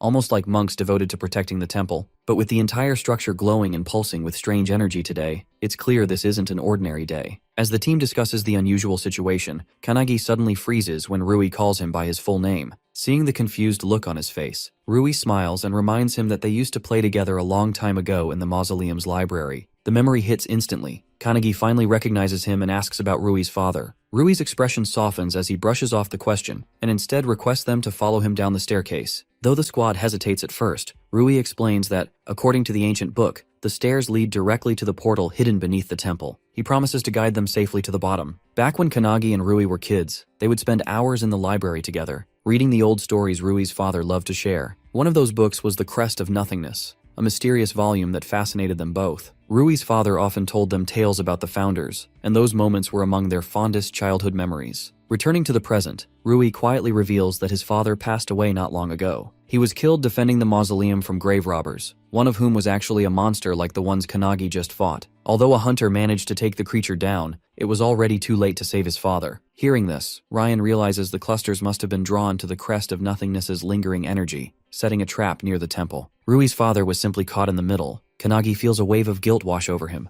but Ryan gently reminds him that none of this is his fault. The clusters are the real ones to blame. Sensing the heavy mood, Rui quickly changes the topic. With a faint smile, he shares that his father's ancestors admired the founders so deeply that they even married into the Hanayagi family. Because of that, Rui grew up in a strict, emotionally distant environment, one that shaped him into the calm, reserved person he is today. As they continue talking, the group eventually arrives at the gate leading to the deepest part of the mausoleum. The moment the heavy doors creak open, a blinding light fills the chamber. Everyone, especially Kanagi, stands frozen in awe as a massive portal comes into view, with its energy swirling like liquid light. Rui explains that the portal was created through the combined power of the Crest of Nothingness and the founders themselves. Before anyone can get too caught up in the moment, Hinoki brings everyone back to focus, reminding them to stay on task, which is still to save the planet. Kanagi nods and steps forward, ready to activate the portal. Rui explains that only awakeners can use their crests as the key to teleport, so he'll stay behind to maintain the gate's stability. Just as Kanagi is about to enter, Rui stops him as his eyes are welling with tears. He requests Kanagi to avenge his father, since he can't fight himself. Kanagi clasps Rui's hand firmly, promising that he'll defeat every last one of the clusters and make them pay for what they've done. With that vow hanging in the air, the group steps into the glowing portal. The light engulfs them instantly, pulling them through a rushing beam of energy. As they soar toward Ole, Kanagi's mind is consumed with determination that this time he's fighting not just to save a planet, but to avenge his fallen comrades and end the terror of the clusters once and for all. After what feels like a blink of an eye, the Kanagi squad teleports and finally reaches the planet of Owlet. But it looks nothing like the beautiful place they saw in Natasha's dream. The towers have reduced the entire planet to ruins, and even her palace has been taken over by those filthy clusters. Everyone is feeling a rush of anger, but Kanagi can actually feel the sheer rage of the founder bubbling up inside him, seeing the devastated state of the place. Akane is suddenly shocked though, because despite all the destruction, she notices there are still survivors living in hiding. As they're trying to figure out what to do next, they realize that something dangerous is quickly approaching their location. Without wasting a second, Princess Natasha zips past everyone to go save those survivors. Seeing her rush in, the Kanagi squad immediately decides to follow. Meanwhile, at the refugee camp, people are struggling with low food and awful living conditions, all while desperately hoping for the princess's return. To their absolute shock, the princess arrives, immediately apologizing for being late to save them. Even with her apology, the survivors' faces light up with joy, and they start chanting praises for her. Natasha gets emotional, knowing she abandoned them before, but she firmly announces that she is back now and takes full responsibility for keeping them safe. Just as she's giving them this much-needed hope,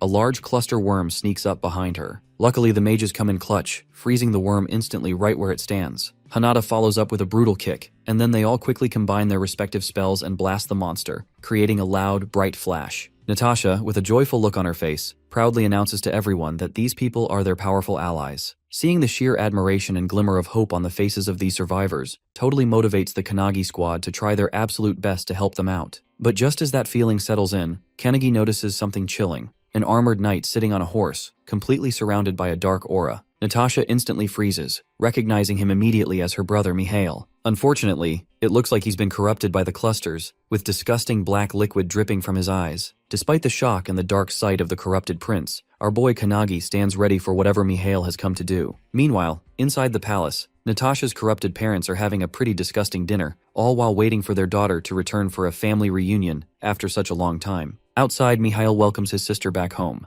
The sight of him completely shocks the entire Kanagi squad. Claude, seeing their worry, quickly explains that Mihail's body is being hijacked by the same creatures that invaded this land. These creatures use this strategy to quickly take over and rule. Midori instantly realizes that these things aren't just using the cluster's methods, they're hijacking the rulers' bodies to fulfill their own disgusting mission. Mihail confirms it himself, proudly claiming to be a part of them, and boasts that it feels more powerful than being a useless human species. With a twisted smile, he threatens Natasha, suggesting her to also become one of them, and even offers the whole Kanagi squad a chance to join and rule the planet together. However, as he's laughing maniacally, our boy Kanagi flashes toward him, instantly holding his sword to Mihail's neck. Seeing that, Hinoki leaves it entirely up to Kanagi to figure out for himself what kind of enemy he's truly facing. With that, our boy instantly uses Thunderbolt on Mihail's horse, then follows up by hitting him with the Hinoki sword style. However, Kanagi is shocked when he sees that Mihail's spear doesn't have a single scratch, even after being hit by his spell. Mihail quickly gathers up and counters by using his cluster tentacles, trying to wrap everyone up. Seeing them, Kanagi knows that if those tentacles touch them, they will negate their spells. Mihail immediately follows up, charging himself by drawing power from a nearby tower of destruction, and then blasts Kanagi with his own lightning spell. As their swords clash, our boy can feel the raw strength coming from him. Since he was a lineage knight and is now wielding the prince's spear, that thing is seriously sturdy. Watching the fight, the mage founder realizes that Mihail is a lightning user, but maintains complete trust in their own boy, Kanagi. Just as the prince charges, our boy uses the Seal of Truth on his sword, which immediately nullifies all of his lightning. Mihail is definitely shocked by this move but keeps charging, quickly loading up his spell again. Their two weapons collide, creating a massive shockwave that actually takes down all the towers surrounding them. However, both fighters remain completely unscathed. The possessed prince readies himself to charge in again when he suddenly notices the large, dark squid on the palace begin to glow. Knowing it's his mother calling, Mihail excuses himself right in the middle of the fight and flashes toward the palace before inviting them to come fight there instead. Our boy also notices Natasha's both parents standing at the window, clearly waiting for them. Meanwhile, Kanagi's founders are also ready for the grand finale and push the boy to strike the castle. Before the clusters attacked, life in the palace was peaceful and full of warmth. Natasha had a loving, caring family who adored her despite her quirks. She was always sleepy, even dozing off at the dinner table, but her father would just laugh it off, saying kids will be kids. Her mother often smiled, seeing a bit of herself in Natasha. She trained under one of Aulet's best swordsmen, Karol Zakharov,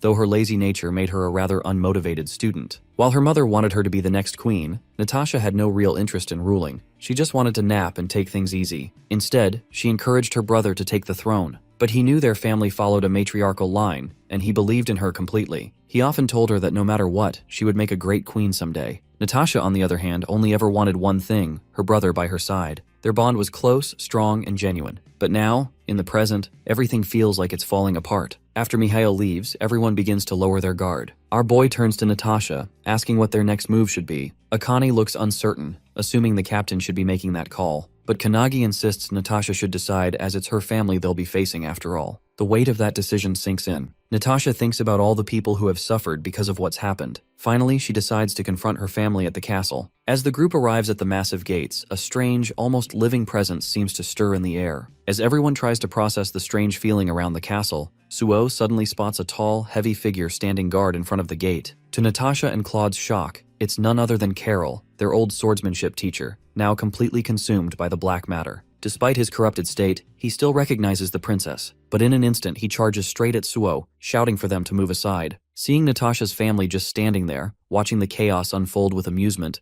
the founders start to grow angry. Hinoki demands to take control of Kannagi, ready to end this nonsense. Meanwhile, Akane steps forward and asks for permission to engage. Natasha gives a quiet nod, knowing this fight is for the sake of her people. With this, Natasha moves fast, casting her Sparklight spell and trapping Carol inside a freezing circle of light and ice. Our boy then transforms into his Hinoki form, with his energy flaring as he moves in for the final strike. With one clean, powerful hit, he takes down their former teacher, ending the battle in an instant. He unleashes the diced slash, slicing Carol into countless cubes. As the teacher begins to disintegrate, his fading voice calls out to the princess, joking that it's been a while since he last chased her down for skipping swordsmanship classes. Natasha's eyes soften as she raises her hand, ready to end his suffering. Before she casts her spell, he asks her one final favor: to save their country. She gives him a quiet nod, assuring him she will. With that, a burst of ice from her spark light spell freezes what remains of him, ending his life peacefully. Watching this, Midori realizes the painful truth that those taken by the cluster can't return to their original selves again. From the terrace above, Natasha's family silently retreats back into the castle with cold and distant expressions. Kannagi wastes no time and orders the squad to charge in. Before entering the castle gate, he swings his sword toward the massive black squid guarding it, but the energy wave disperses instantly. The squad is stunned as it's acting like a shield. Without breaking it,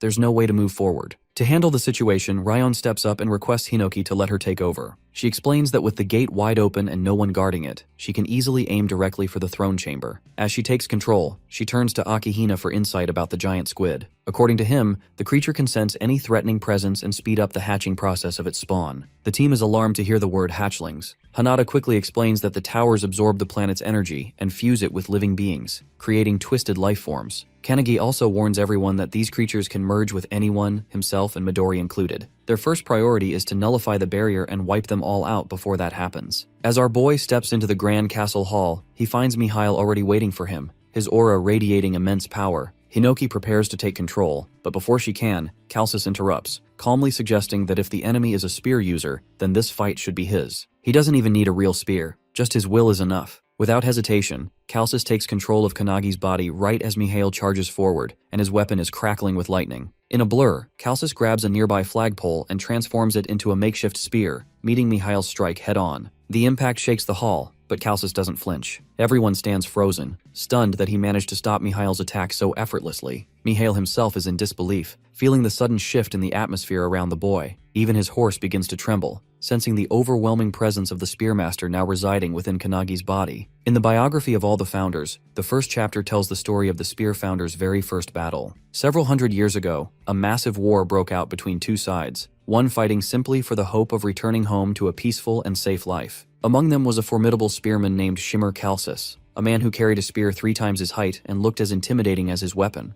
The leader of that group wanted his soldiers to survive and return home, but deep down, he knew the truth that many wouldn't make it back. Seeking guidance, he turned to Calcis for advice. Calcis, who had recently emerged from an uninhabitable forest and joined their ranks out of nowhere, simply said he wanted the war to end. He explained that the enemy they were facing was merciless, destroying, burning, and killing everything in their path. They were the same ones who had wiped out his village, and this battle was his chance to put an end to the destruction once and for all. Hearing this, the leader pointed toward a distant mountain behind the enemy lines, where the opposing general stood tall beneath his flag. He told Calcis that if they could defeat that general, the war would end. But before he could even finish, Calcis was already gone. In a blink, he tore through the enemy's front lines with blinding speed, vanishing into their base. Moments later, he returned calmly, claiming that the general was dead. The soldiers also soon noticed chaos spreading through the enemy camp, realizing what had just happened. When the leader looked through his telescope, he was stunned as the general was truly down, and the battle had ended in an instant. Only one casualty was recorded, a miracle by all accounts. After the war, Calcis returned to the forest, resting peacefully on his wolf mother's lap,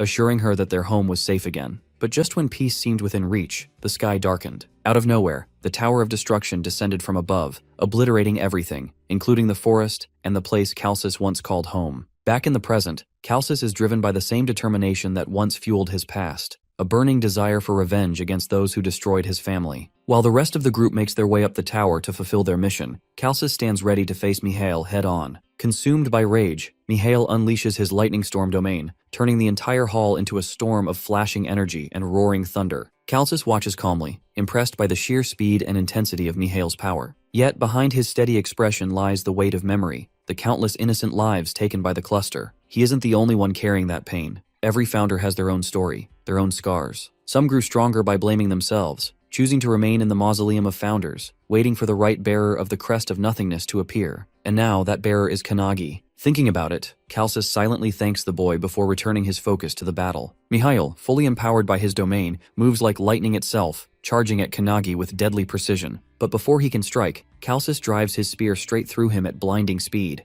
ending the fight in a single, decisive blow. The founders despise the cluster with everything they have. Each one of them longs for the chance to strike back, to finally release all the anger and pain they've been holding. And Kannagi, understanding that, silently promises to give them that opportunity. As Mihail's life begins to fade, his expression softens. In his final moment, he finds peace, seeing before him a spearman far more worthy than he ever was. Seeing the man take his final breaths, Kannagi quietly questions if he has any last words. Mihail weakly reaches out and hands him a small chain, requesting him to give it to his sister. Our boy takes it with a nod, then with one clean swing, sends Mihail's fading body crashing into the rubble. In his last moments, Mihail gently praises his loyal horse, and murmurs how he wishes he could have seen his sister's coronation ceremony, as in his eyes, she is the true princess. With that unfulfilled wish lingering in the air, his body disintegrates into dust. Back with Kannagi, Calcis steps aside as his spirit fades, and Rowan steps forward, asking to take on the next opponent. The sudden request catches the other founders off guard as this guy never came to front like that. Meanwhile, the rest of Kannagi's squad finally reaches the Grand Theater Hall, where Natasha's father sits at a piano, playing the same gentle melody he once did when he was still human. As they approach, he calmly deduces that his son has died,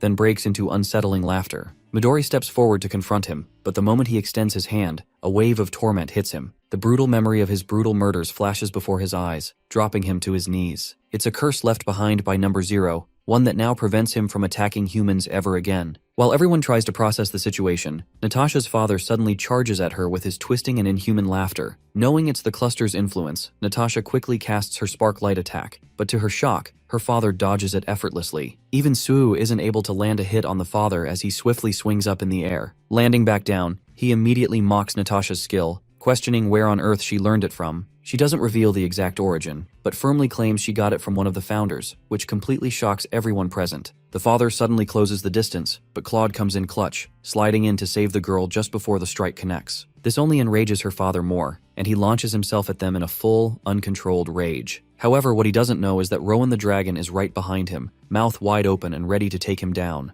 Rowan's founder skill allows him to recreate or reanimate the power of ancient dragons, whether they are from reality or fiction. Using this terrifying ability, Rowan immediately starts munching on Natasha's father. It follows up by transforming into a massive T-Rex and begins tearing the father apart brutally.